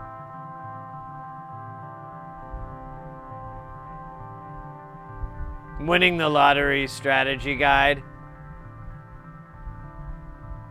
Yeah, I know. I could come up with a whole bunch of gambling books, like how to win at throwing dice. Strategies for dominoes or bones. That's what my friends always called it. Strategy for dominoes.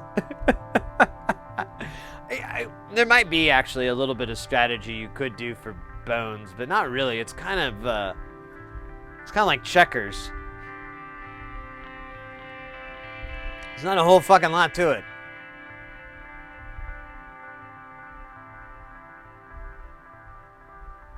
Buy solitaire games? Ugh. Gross. No, the first taste is always free. That's the rules. Yeah, win roulette with this simple trick. Casinos hate this guy. Casinos hate him. I developed a trick to win at roulette.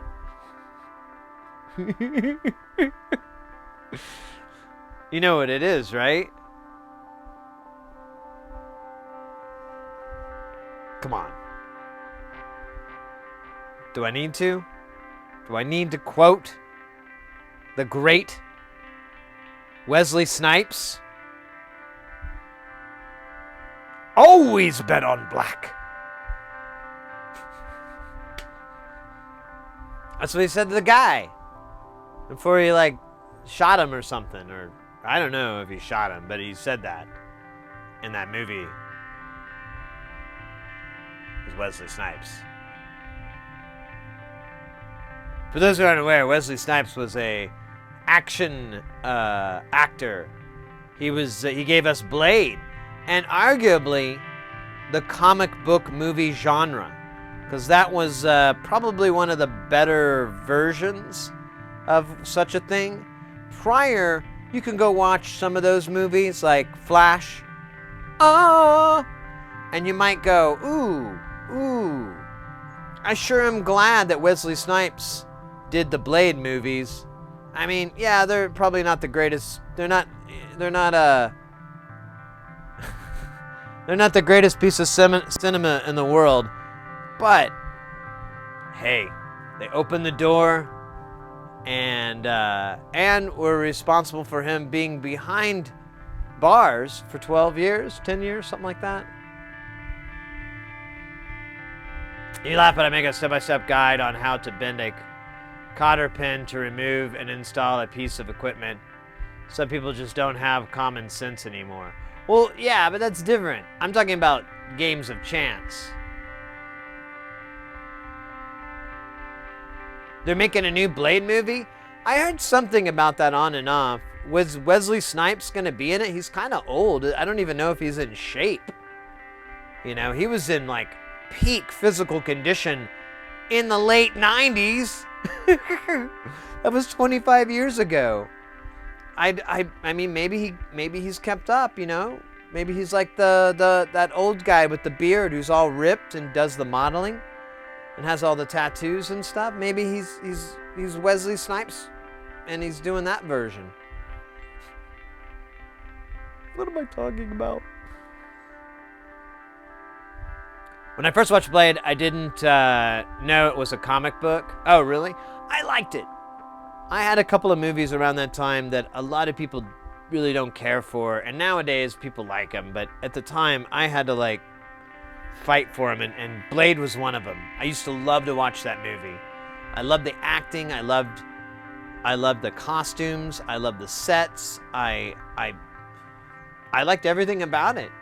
And I thought it was a really good representation of a comic book. And I didn't even like comics. I still don't. I really have like 3 comics that I've read from cover to cover under my belt. But yeah, and the story was really cool. Yeah, the Daywalker was about it. Yeah, the storyline was very cool. It was very original. You know, at that time, you got to remember too, the whole vampire thing was kind of at its peak.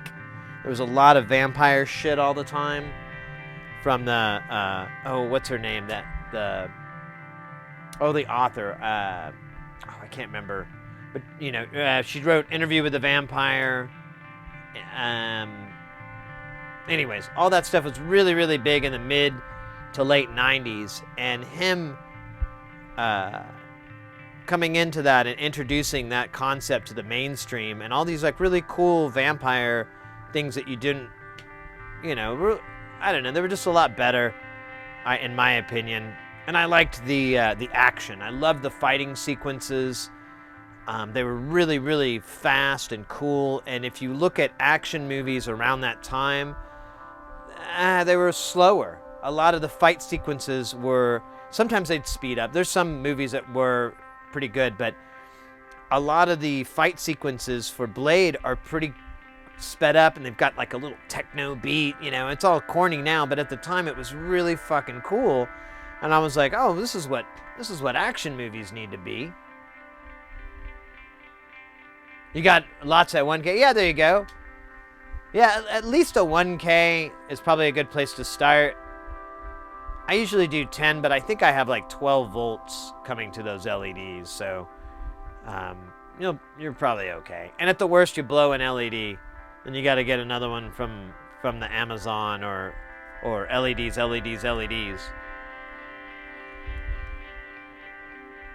Yeah, you know what? That's true. The scenes, there's so John Wick, the John Wick movies take from a lot of, I think, from the similar influences of I'm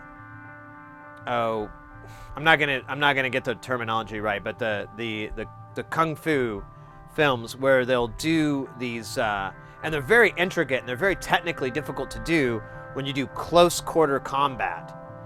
And when you're trying to film scenes like that, if you watch a lot of movies, usually they're in some big fucking warehouse and they'll fight, and that's still a common trope.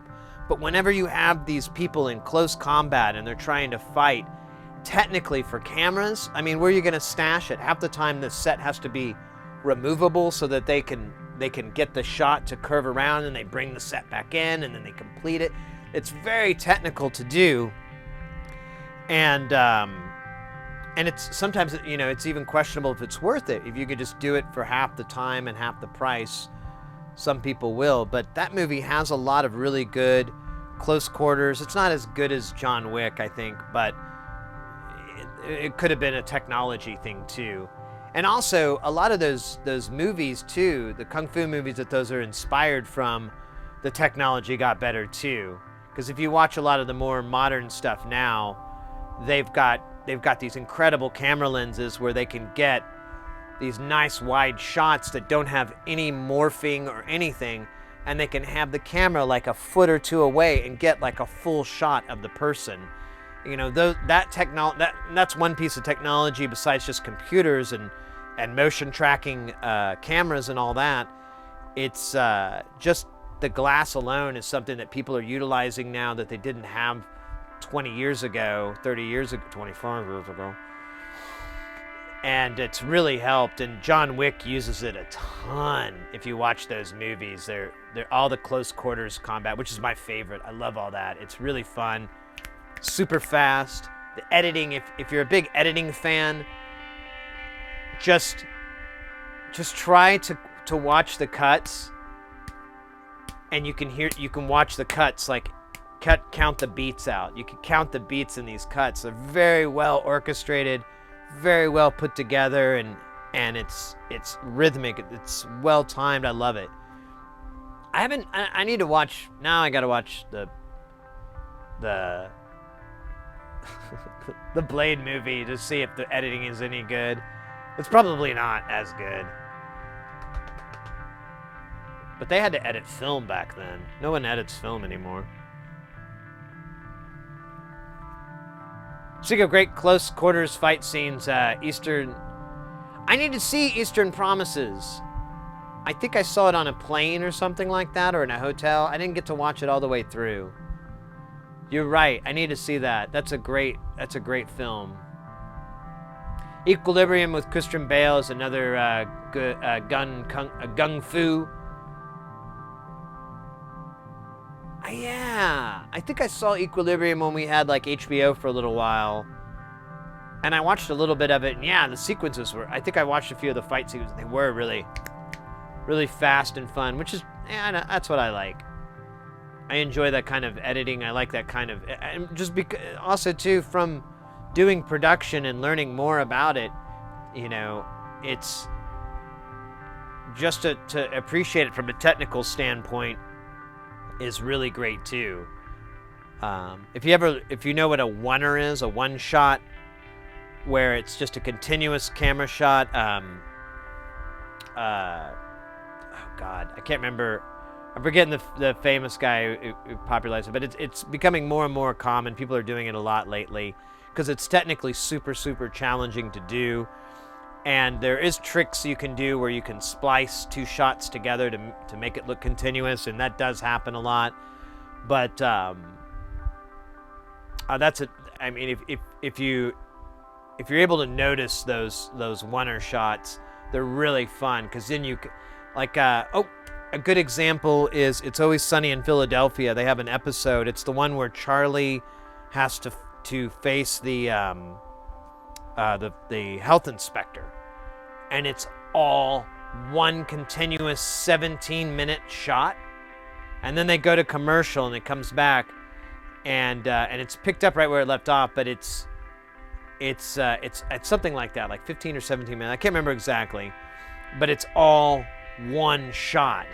And you can almost see the people running around in the background for all the shots, because you can kind of sense there's a lot of activity, and they kind of try to hide it in the movement, but you just kind of like, you know, you kind of see their eyes dart or something like that. And when they're saying a line or something, like there's a little bit of clue that there's people just running the fuck around to do all this behind the camera to set up the next take or the next shot that they were going to run into. So it's pretty cool. Baby Driver. Yeah, that's right. That movie has a ton of really cool cinematography tricks, really cool oneer shots. Yeah. I've watched a couple of YouTube videos where I've fallen down that hole where they'll show the special effects, and there's a couple of films that are, I can't name them off the top of my head, but they do some really cool where they pass the camera through the window of the car, or there's one where there's a cameraman who looks like the seat of a car, and so when they shoot it, it just looks like a chair, and then the arms come out of the chair and grab the camera to shoot the next shot. Stuff like that. I love those. It's really cool. I love those conventional shots. Is tracking shot the term you were looking for? Yeah, I think so. Oh, a tracking shot? Well, maybe that might be the term. It's I know it as a one shot or a oneer. That may be the right term. I'm not certain at all. It doesn't sound right, but that could be totally based off of my ignorance.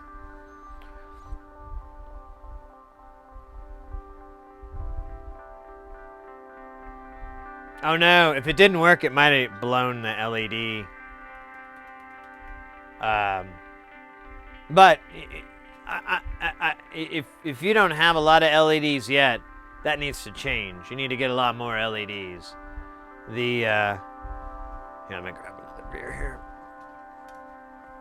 I have a wide collection, and I just kind of buy them sometimes for no good reason.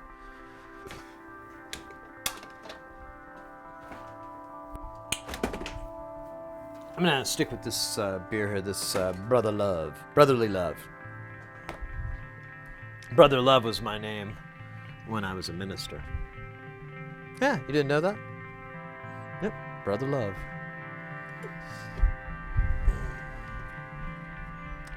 The one take is a form of a tracking shot. Ah, I see.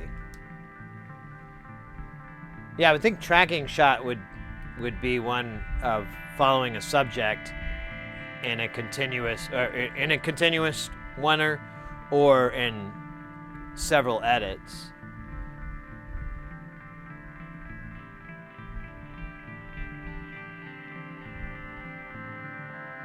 Oh, you're not. Oh, no voltage coming out of the pin. Yeah, on rails or automated or a jib or something like that. Yeah. See, this is on like a quasi jib here, but it's not good enough for like a good shot. Like I can kind of balance it to do. Let me take the weight off. No, other way.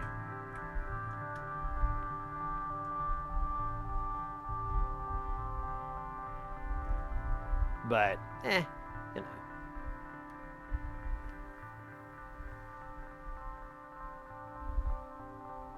OS booting. If it's on rails, it's a dolly or a rail shot or a track shot where there's literally rails. Man, there was some movie I was watching and I saw the fucking rails. They were like pulling out on this shot and I was like, rail in the shot. How did this get past editing? How did no one cut before you can see the rails? It looked weird too. It didn't look like part of the set. It was like a sci-fi movie if I remember right. I'm like, oh, hey guys, you might want to fix that. I can't remember what movie it was.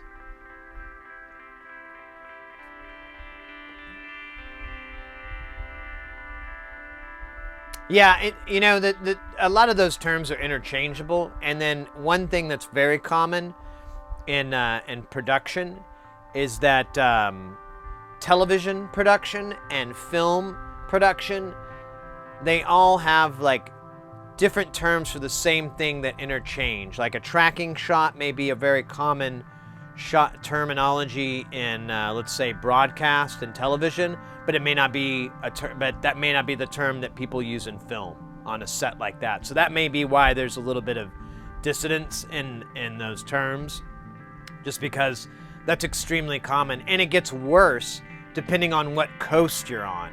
In the U.S., if you're on the East Coast, they have a bunch of terms that people on the West Coast are like, "What the hell is a stumple? What the hell is a stimpy?" There's like all these terms that they use that are not, what crews on the other side will use, and it's just a terminology thing a lot of the time. I've worked with people in sound where they, someone came up for a piece of gear and they gave it the fucking craziest name, and I'm like, I have no idea what you're talking about. And they're like, you don't know what this is? And then they'd show it and I go, oh, a matrix.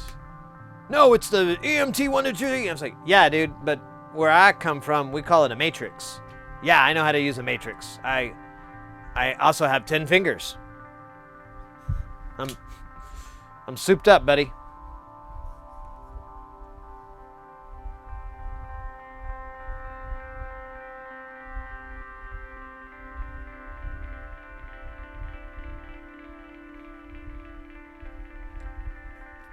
If it's dim and it went off, you may try adjusting the resistance. If you have a pot, if you have like a little potentiometer, you can use one of those too. Those will work. You can just tie 2 pins to itself. Or wait. Yeah. Tie 2 pins to itself and have that be ground. And then the center pin will go to your signal, and then the other one will go to your hot. And you can just see what works. I think that'll work. Or is that, yeah, it's like a voltage divider. Yeah, it'll work. You could probably do it a better way. I'm thinking hard that I think I did it the wrong way. Yeah, you could do it a better way. Not do it that way, not tie the 2 together. Well, whatever. It's not rocket surgery. There are 2 ways to skin this cat. Choose wisely.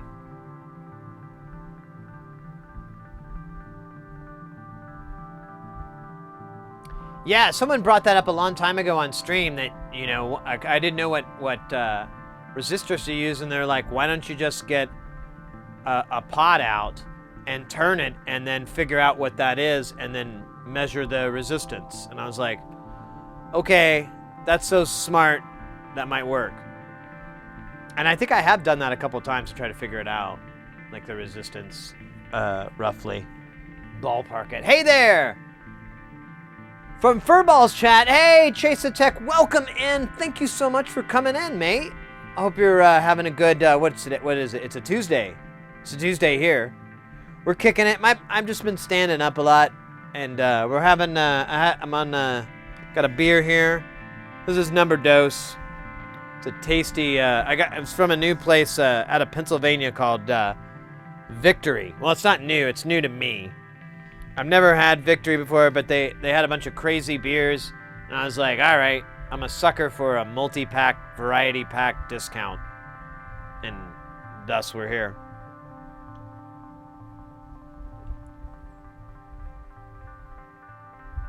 Oh, yeah, that's a good point. Whiffer, yeah, that's a good point.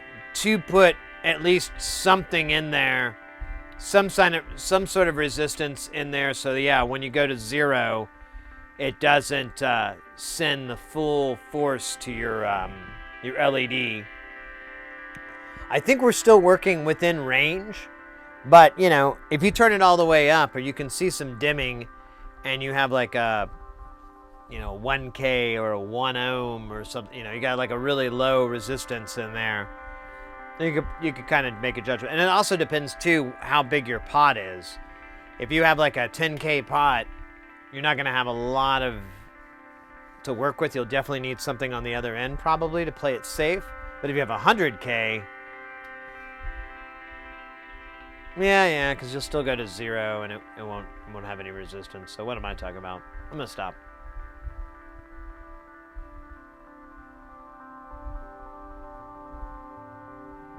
The burnt. All right.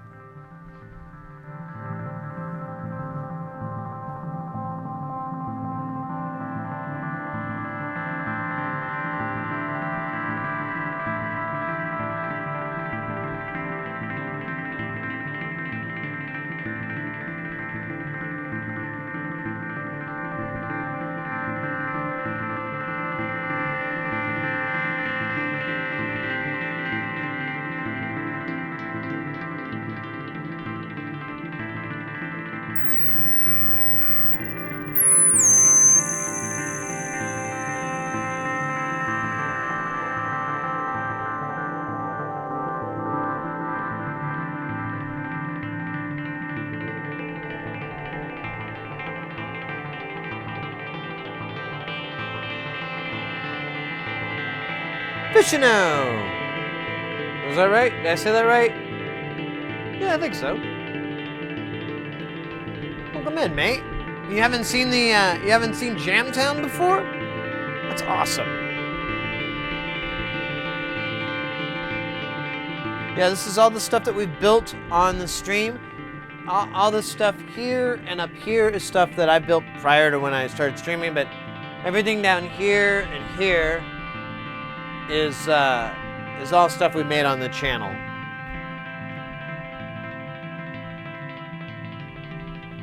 We're testing out. Right now we're not even using hardly any of it. We're checking out this this module that we built this month. This guy here.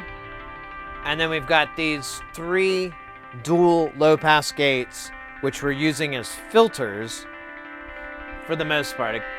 5 filters, and one of them is a VCA.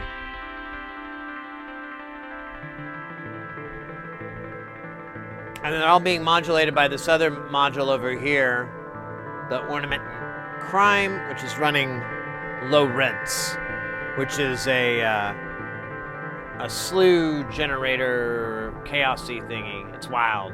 It's good times. I just thought of something. Oh, I thought it does, it doesn't. That's too bad.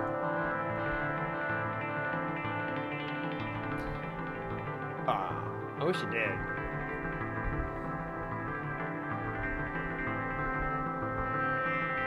I enjoyed some recordings last week, and then this will be the first time seeing it. Oh! So yeah, if you've listened to some of the old Jamtowns from like the videos or the Bandcamp or whatever, awesome. Yeah. This is, so here's your opportunity to really interact. So if you've seen that stuff, feel free. This isn't a performance stream or anything like that. I mean, we jam, we get some tunes going, and I may inadvertently go blind to chat because I'm just like, you know. But if you have suggestions, you're curious about something, you want to try something, you want to know why something is some way, whatever, please ask. I'm more than happy to do my best to try to explain it. It doesn't always work, but, you know, I try.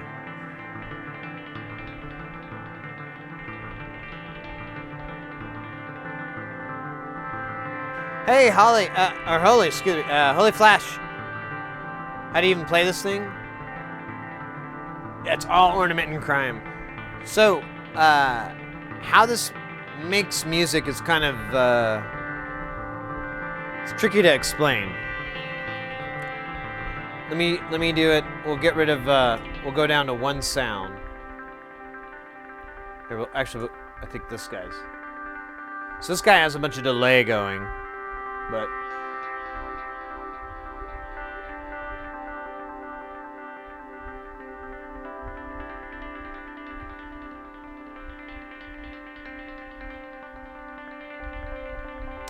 So that's one voice that we're hearing right now. And it's kind of like this guitar thing. I keep thinking I hear U2's In the Name of Love every now and then. I'm like, oh man, we're gonna get sued. Those guys are litigious as fuck. But, so there's that. And then, and I'll go through all the other voices. The way that it's, the heart of it, of how it's being generated, is there's two parts. One is the note press. That's being generated by this module. You can't see it all because it's covered in wires. I think I need to move it out so I can get to it better. But it's an ornament and crime, which is one of these guys over here, or this module here. But it's running the Hemispheres firmware, which is another firmware you can run on this. And it has what's known as a trigger sequencer. So the 4 outputs on there are just shooting out trigger pulses. And that's how we're getting all the notes to get played. So that's one part. And we can modify and change that at any time. There's a bunch of stuff that we can do to muck with it. It is going through a delay, and then that delay is going through another filter, and then it goes into the mixer. Let's get rid of it. Let's bring another voice in. Yeah, let's do this one. So that is this guy here. And that's coming from this module again. This is the ornament. This is another ornament and crime. I know I'm just going to sound like I'm saying the same thing over, but it's running a third firmware I discovered known as squares and circles, which I think someone mentioned they saw that getting built earlier. And that's what we're listening to. That's all these sounds that we've heard so far. There's one sound in here that's actually been muted, but there's one synth that's being used that's not this. Everything else is coming from this. Everything we've been listening to so far is just this module for sound generation, anyways. The notes are being generated by this guy over here. So we have a sequencer here that has 4 rows of 16 steps. So you see the 4 lines running out. These are all running into this module here, which, you can guess it, is an ornament and crime. Right? Weird.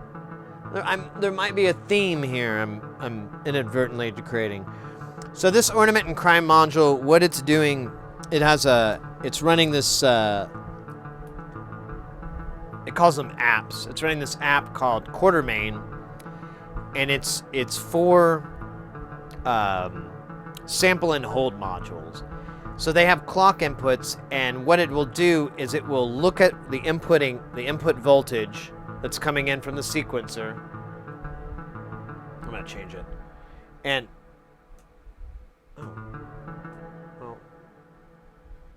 oh. I don't know why those went away. That's weird. Huh. Oh well.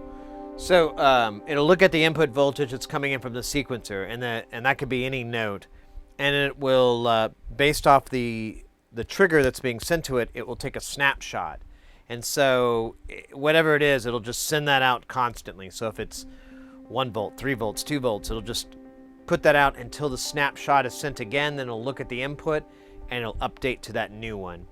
That's a sample and hold module. Now this one has a bunch of features that are really nice. It has a voltage quantizer, which is going to key everything into a scale. Right now we're in a Lydian scale, but you could there's like 52 scales you can use on this thing, and that's it.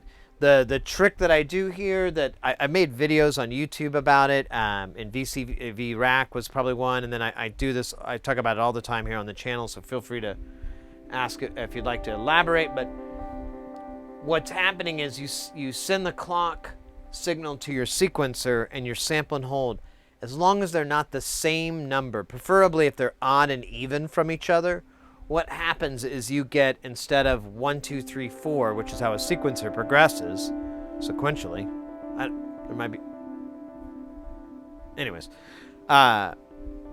instead, the sample and hold module will take it at different times. So instead of 1, 2, 3, 4, it'll do 1, 3, 2, 4, or 2, 3, 3, 4, 1, 4, 1, 1, 2.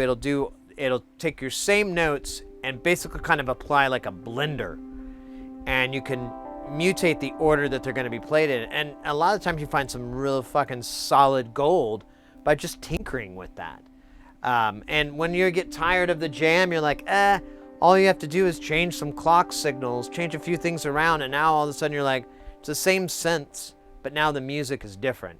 So it's a really fun way to compose music and write music without writing a single note down, not trying to put a single amount of like, well, I think this should be in a D with a you know, now you can't control the minor, you can't control the scaling if you want to. You don't have to. You can, there's lots of tricks that I do to make it easier so it's not like chaotic. Because I mean, if you just like throw random at everything, it will sound like shit. So there is a little bit of massaging that you do, but it's remarkable how little you have to do, and that's probably the funner part about it. What do you do if you want to sound angry instead of making whale sounds? Oh. Say no more.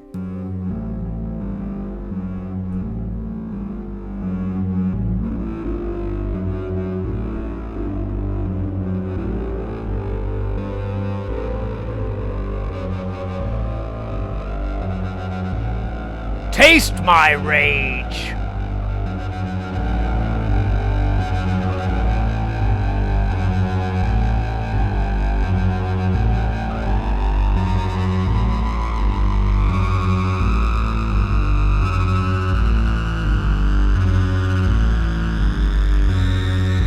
Do you not hear that?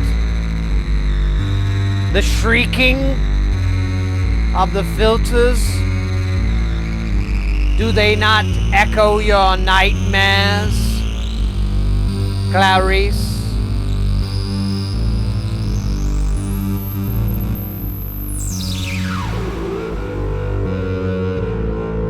I didn't think so. That's good, because that would be weird.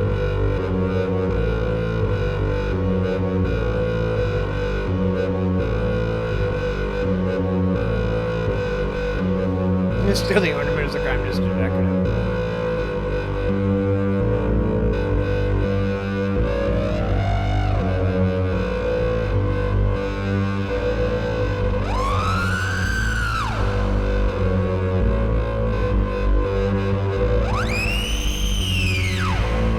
Oh, I forgot to mention. So you feel that, you hear that this filter sweeping around? So that is a sloth.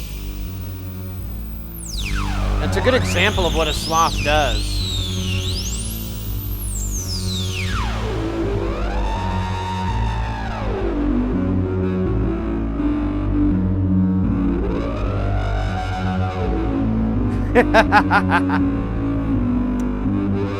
I need to find the video. There's a great video that shows, it gives a graphic of what's happening. There's two stranger tractors, and it's orbiting that, but it gets stuck in these weird loops, or it'll go in these odd spots, but that's how we get our positive and our negative out of this. It is being modulated by the sloth. Everything's being modulated by the sloths. I don't touch knobs except to change notes.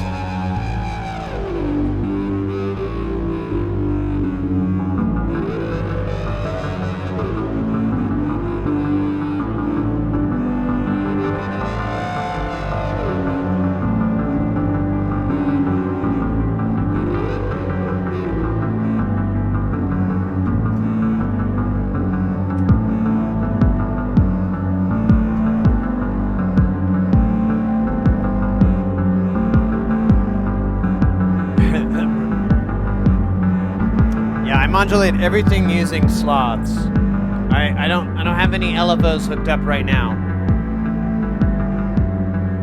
All the filters, all those are being moved by sloths. I like them over LFOs for filter stuff, or for VCA mixing. You know, if you want to bring something, have a dynamics. I like to use the sloths because it's random, but it's still very natural. It has like a really, there's plenty of patches I've made that I feel like they kind of simulate camping. And you hear the wind through the trees, and sometimes it's strong, sometimes it's weak, but there's always that kind of rhythm of the wind, the pushing through.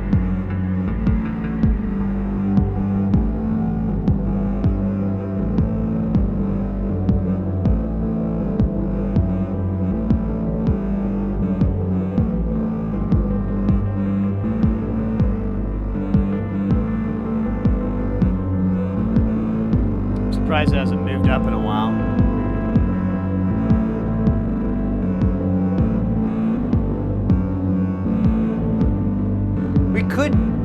We could change this patch up. I don't know. I really like it. It's kind of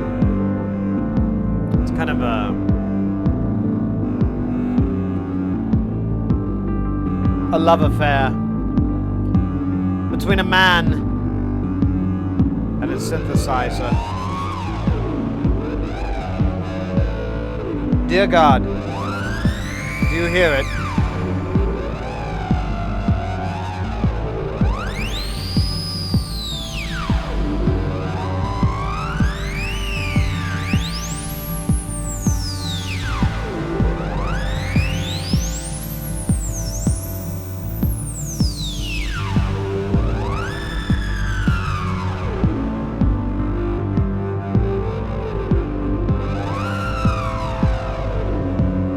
Hey, Andromulus. Axe Deathra. Ooh, I thought I saw a dab. Did I say it? Did I make that up?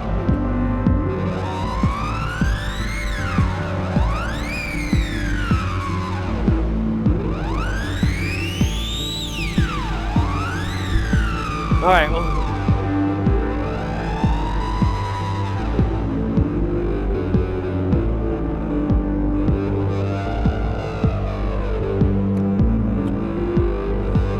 Yes, a dab, fantastical. Let's do it. Here, I'm sorry. Let's get this beat going.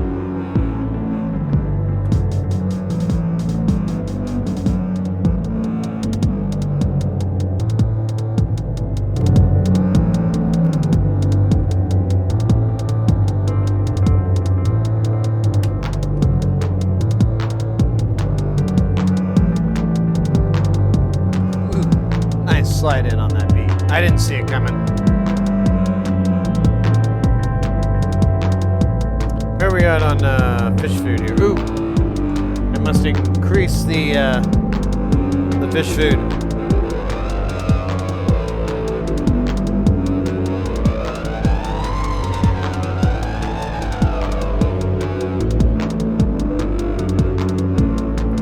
bugger me.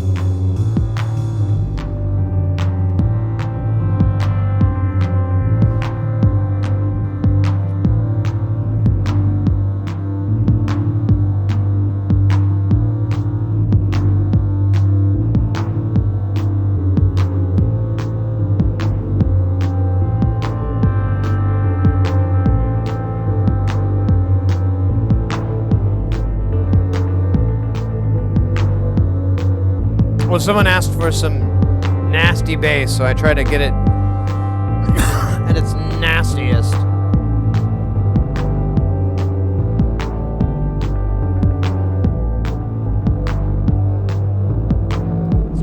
It's doing its chill thing, but we'll wake the beast. We'll wake the beast.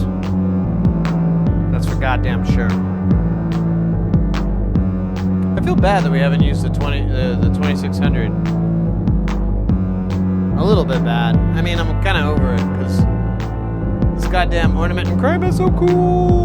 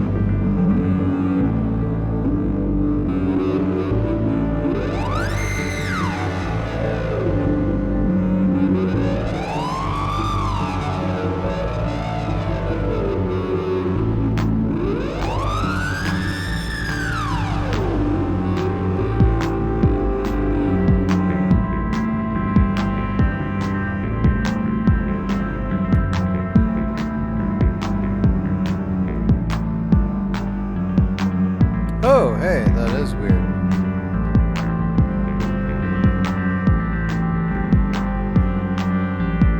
Well, let's fucking get rid of that nonsense. So, like, half the gates weren't rolling. I thought so, too. I just couldn't figure out what was up. Then, I got What's Up Magazine. With my 2-year subscription of What's Up Magazine, I always know what's up. And with that easy subscription policy and that 20-year commitment, I'll always know what's up with What's Up Magazine. Get What's Up Magazine today, so you'll know what's up. Don't buy What's Up. I don't even know what that is.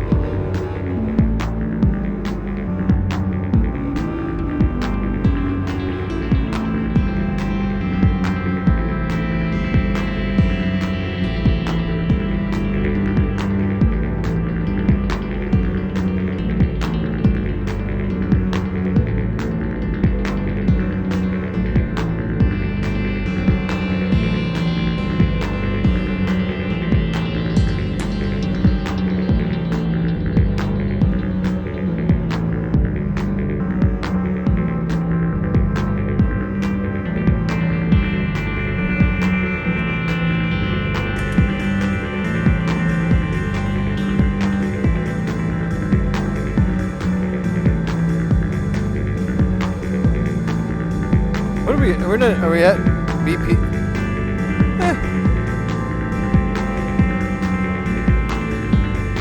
bump it up a little bit.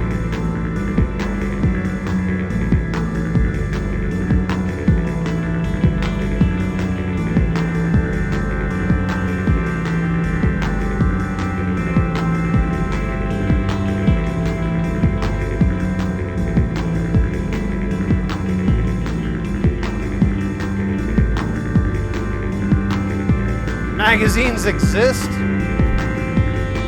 only in your mind. I was at a hospital waiting room. They didn't have any magazines in there. I was like, oh, hey, so they finally found out we all have fucking phones. Awesome.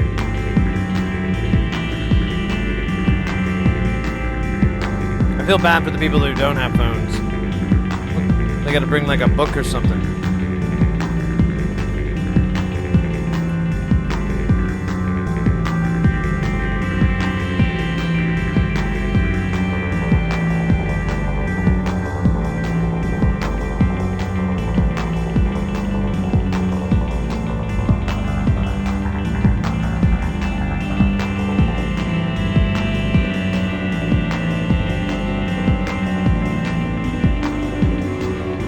Change this guy up here. Let's do.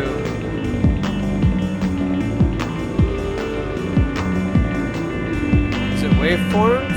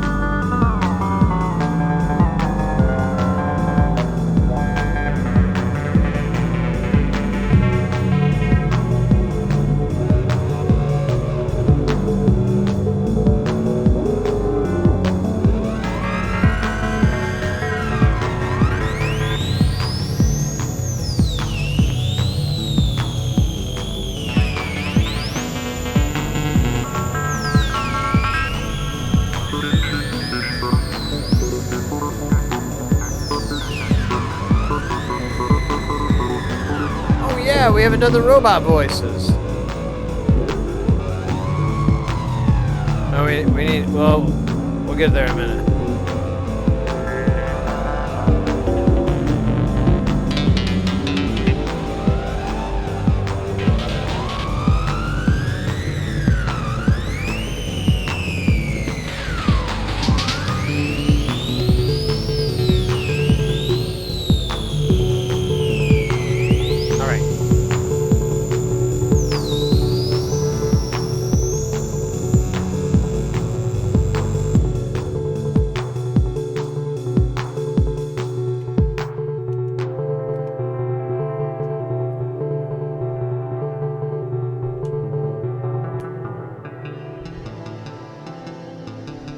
Let's do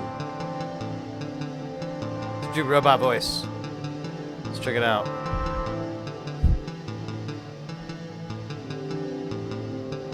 God damn it. I chose the wrong. I was on the wrong. Where was it? It was.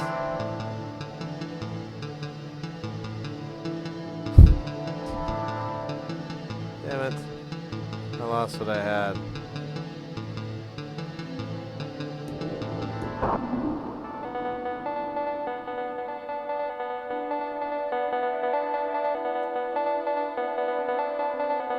Where'd I lose the other side?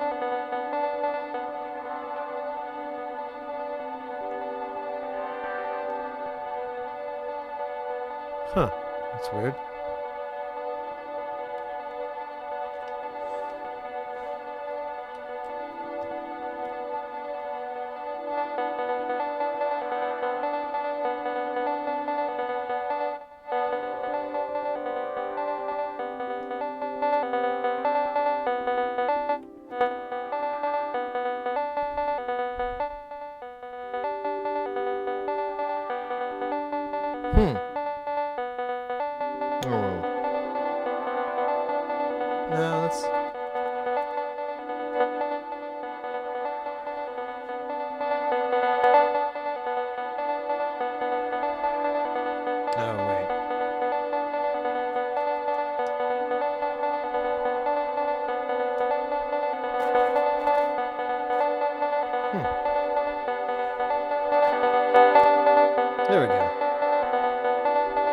That's lame.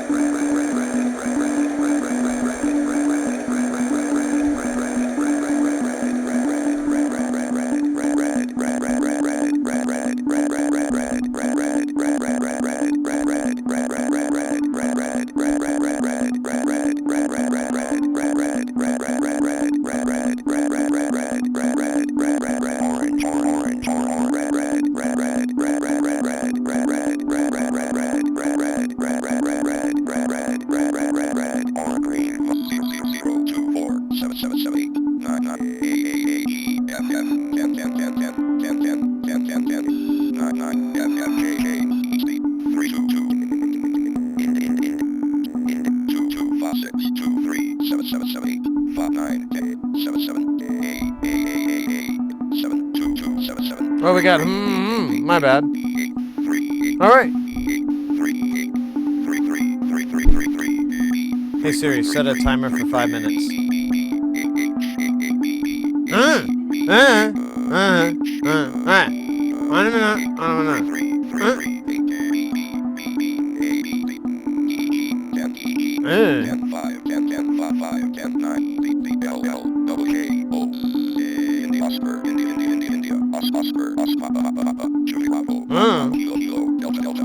Another thing, Brian.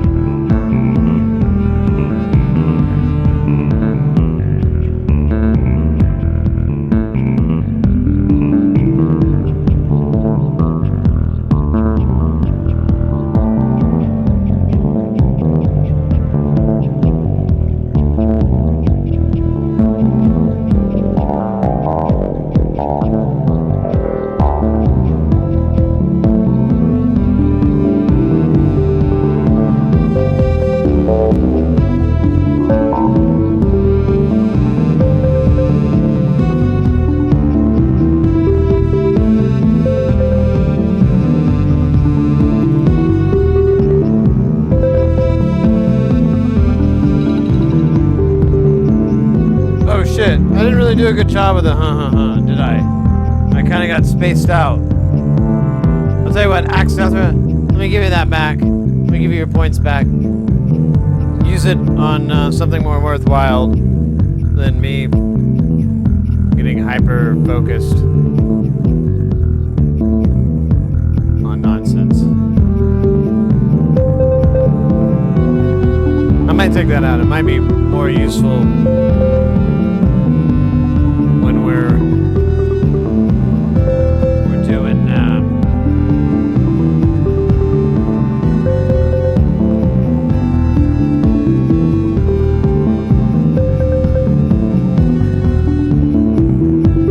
sorry, I'm thinking.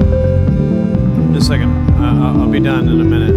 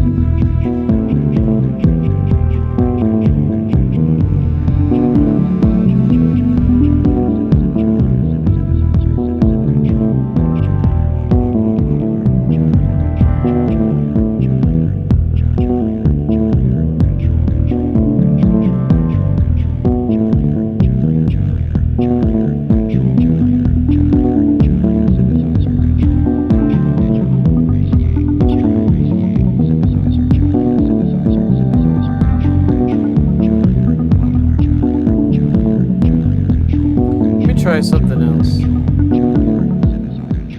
Oops, wrong one.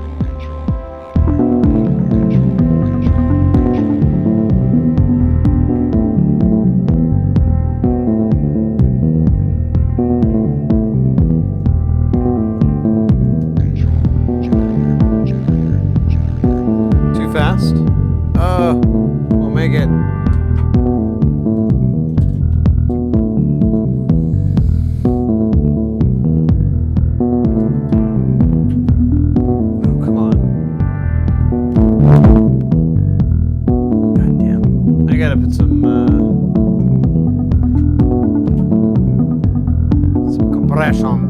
I gotta think about that someday.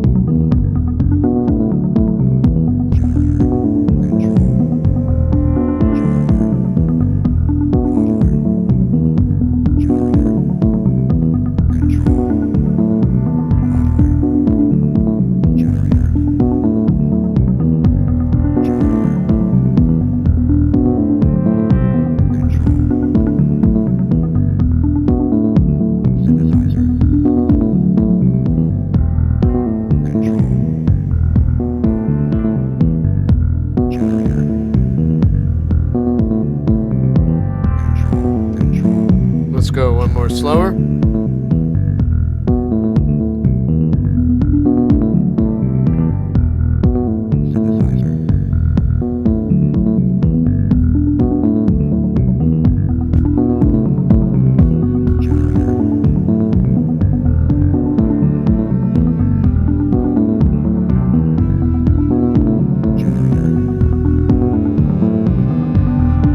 I kind of like to.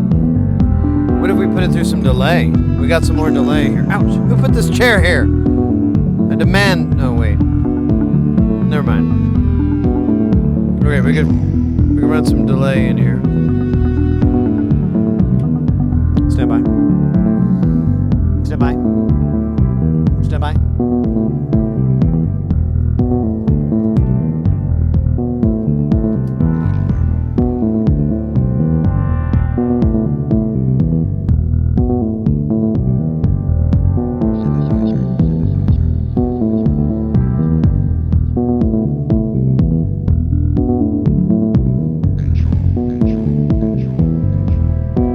There we go. There we go.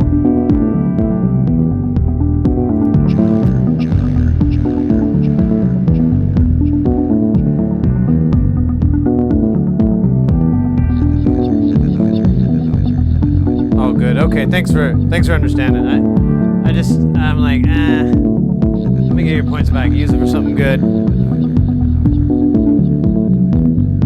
And I'll do a better job next time.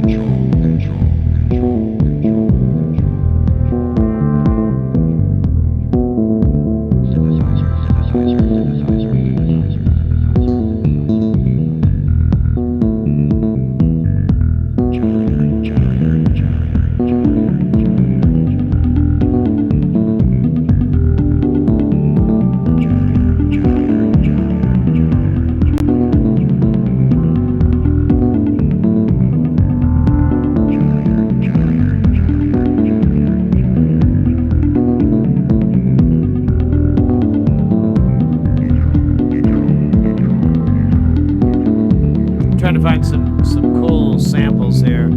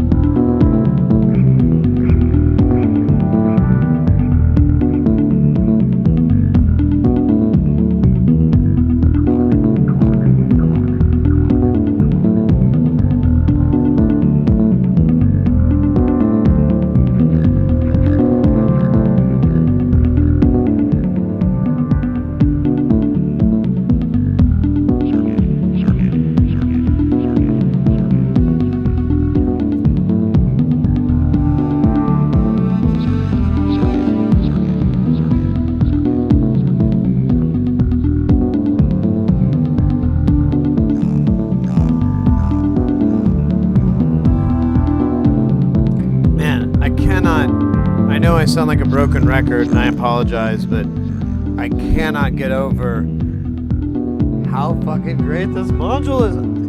I could have started everything from that. Anybody that wants like a good DIY entry level, you gotta get one of these, baby. I guarantee you, the squares and circles. I mean, the other ornaments and crimes are amazing, but the squares and circles here is a CD processor, a quantizer, an effects processor, an audio generator, a drum machine. I mean, it's got so much under the hood, and it's still under development, so it could get even better, hopefully. I mean, I don't know.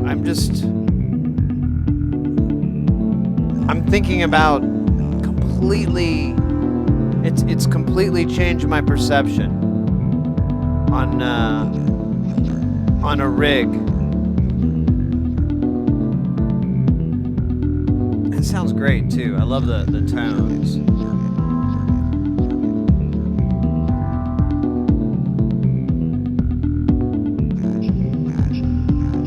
Hey Panzer, have you tried? Yes. So here's what we're going on right now. So we have the ornament and crime with squares and circles over here, which is again unfucking believable. You have to mod the stock one. You can't do it out of the box. But next year we have another ornament and crime. It's running low rents, which is basically it is a sloth. It has two strange attractors that it bounces around on. Then, of course, we have our first one that we ever built. That is my main processor for the sequence here, and where all our notes are being generated. And then you can't see it, but there's another ornament and crime, and that's generating all our triggers. That one is running hemispheres, to answer your question earlier. I'm using the trigger sequencer on there. I posted, let me see, is it still there? Yeah. So I posted this, and, wait, where'd it go? Yeah. So my plan would be to have, like, so the different colored ones like there's some that the black that are all black, and then there's some with all white, and then there's some with gold and black. My plan would be to make those all have different firmwares. Like the ones on the left would be the stock firmware. The ones in the middle would be squares, maybe. The ones on the right would be hemispheres. And then there's a Temps, and then there's the two Plum Audio Super Ornament and Crimes. And then I started throwing in mixers and filters, but I mean, I don't know. It was kind of crazy man stuff, but I would still absolutely. I'm thinking about doing that. I'm gonna make a whole bunch of these panels, or a whole bunch of the PCBs, and I'm gonna start stocking up on those components. I love these Ornament and Crimes. I kind of want to make a bunch of them.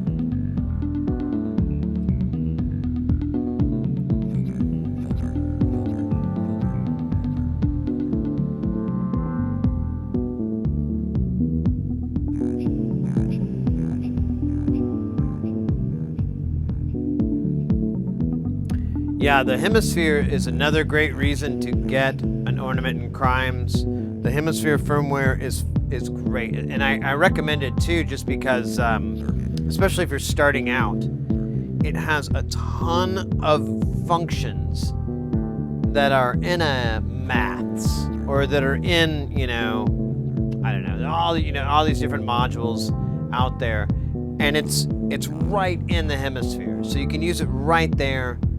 And I think there's like 40 some odd different modules, and there's really useful stuff. There's a scope, there's a BPM counter, there's a meter. I don't know, I'm just very, very impressed with the quality of it so far, and it's been a nice teacher for me too, in the ways of like melding digital and analog together, because I didn't know much about it, and so far the Ornament does it very elegantly, very simply, and funly, upwardly, adverbedly, awarely. Anyways, I'm gonna sit again. My back is barking. Let's see.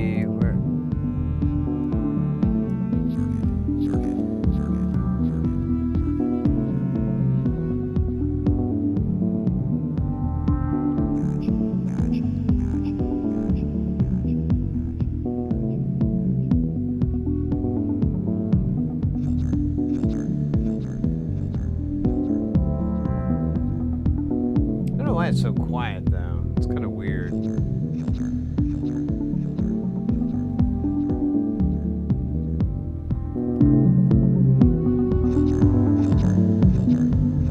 Hey, Modular Vibe, good to see ya. Here, let me patch.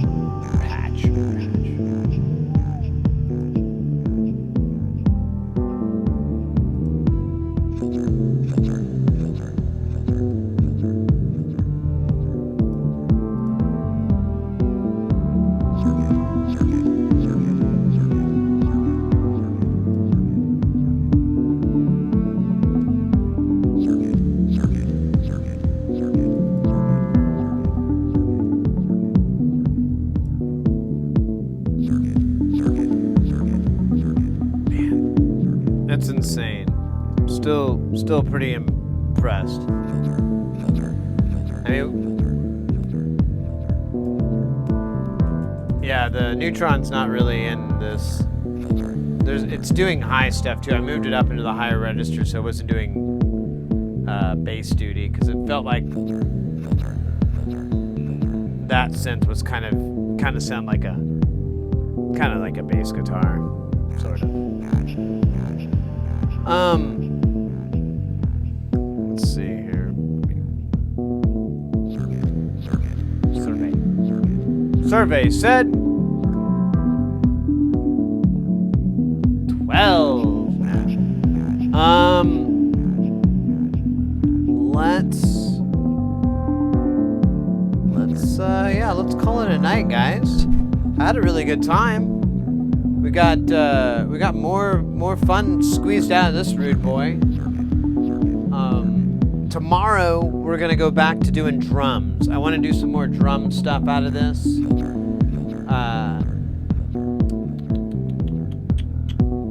I'll try to pre-patch a little bit. We can use the Matrix mixer as a as like a little sub mixer, and that might be the best way to go because it's drums, you know. If we need something to go through verb or delay, we can just manually patch that in. Oh, hey, this isn't screwed together. But beyond that, guys, today was incredible. Really great Tuesday. What was it? Let me see here. We got a bunch of new follows. We're at 3,739. 11 more, and it'll say 3.8 on the front page. Well, on our page, not the front page. We also had a bunch of people coming in from the raids, from Toto Ramen, and a bunch of resubs. Just, oh, mates, it was a great day today. Yeah, Bald Engineer with the resub, and RJ. Yeah, it was awesome, guys. What a killer day. I'm really tickled pink, to say the least, or the most. Probably more than you wanted to know about the pink tickling. Has some connotations. We'll pick this back up tomorrow. I since the guy had to put off doing the maintenance for my house tomorrow, the repairing the window, we'll definitely be able to stream tomorrow. I figured we might just have to do it late, but we'll just do it tomorrow like normal. Same thing goes for Thursday. I'm pretty sure we'll be able to do Thursday just like we planned. And then once Saturday or Sunday comes, we'll go back to we'll go back to the lab, and we'll work on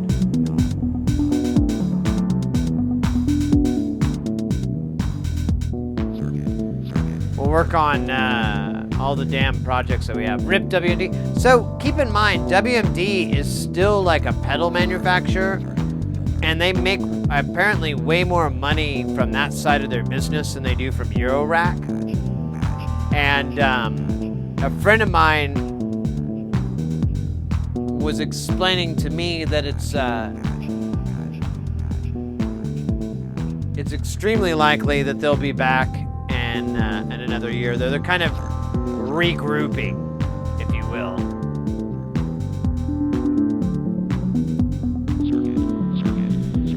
So I don't think they're gone for good.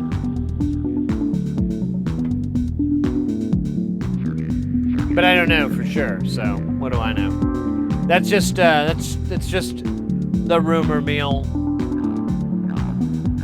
Yeah, I mean, to be honest with you, since I don't really buy too many commercial modules, it's not the biggest deal to me, but I can understand that they make fantastic stuff, so I totally get how it's a bummer to non-DIYers. Or people that are just big fans of their stuff, which their stuff is amazing. We had some in the Allen rig, and I thoroughly was impressed. I love that, and the make noise. I love that formatting. Your drum machine is all WMD. Well, I was talking about it earlier. I found a drum machine that is going to end all drum machines for me. It's from Tesseract Modular. It's called the Turca. At first I thought it looks like a big circadian rhythm, but I watched videos, and it makes its own sounds. Like it has like filters and drums and tracks and a mixer and effects and just tons and tons of crap. And in the demo video, they were making like jungle and breakcore with it, and it sounded good, and breaks were changing up, and I'm like, I think I need that. And it's not very expensive either. It's like 340, 350 euros, which is 1-to-1 almost with the dollar right now, so it's pretty cheap. Takra, thank you. Yeah, I'm very impressed. I want to get one. I watched some of the demo videos and I was hooked.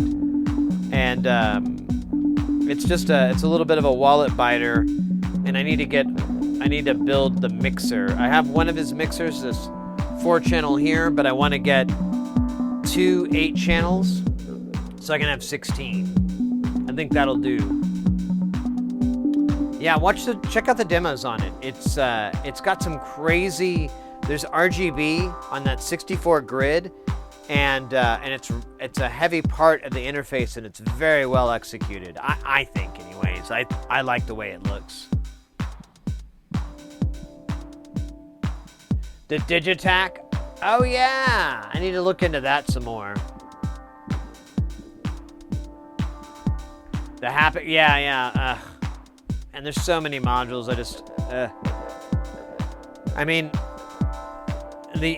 there's a bit of expense, but really it's just time, you know? I'm figuring out how to get things cheaper and cheaper and cheaper and cheaper. And so now my issue is just like finding time to do it. All right, mates. Speaking of time, let's head out of here. Thank you very, very much, guys. You made today awesome. You guys were awesome today. Lots and lots of fun. Lots of great questions. Lots of really cool hype in the chat. Lots of love. I mean, you guys are just fantastic. I really appreciate it. Really great. Good on all you guys. I've got a great place for us to go tonight. You guys probably were even sneaking over. Probably got their tab up on the other side. Don't worry. I'm not a one-tab streamer. I'm polytabus. You know, I understand. Not one tab can suffice your average viewer's needs. You need to have multiple tabs. I understand. It's okay. It's okay. I'm grown up. We're all grown up here. We're gonna head over to our buddy the Entire Robot. Let me make sure they're still there. They are. Ooh, they're rocking. All right, let's head over there. Let's party till we die with our hand held high. Fuck them all. Fuck them by. And I'll see you guys hopefully tomorrow if you're available. If not, let's do it Thursday. And if that sucks, we'll try for the weekend, or we'll just see you back next Tuesday. I think I might be going out of town. Yeah, I think I'm going out of town in like a week. So we'll figure that out. Whatever. Who cares? It's moot. Have a good night, guys. Take care.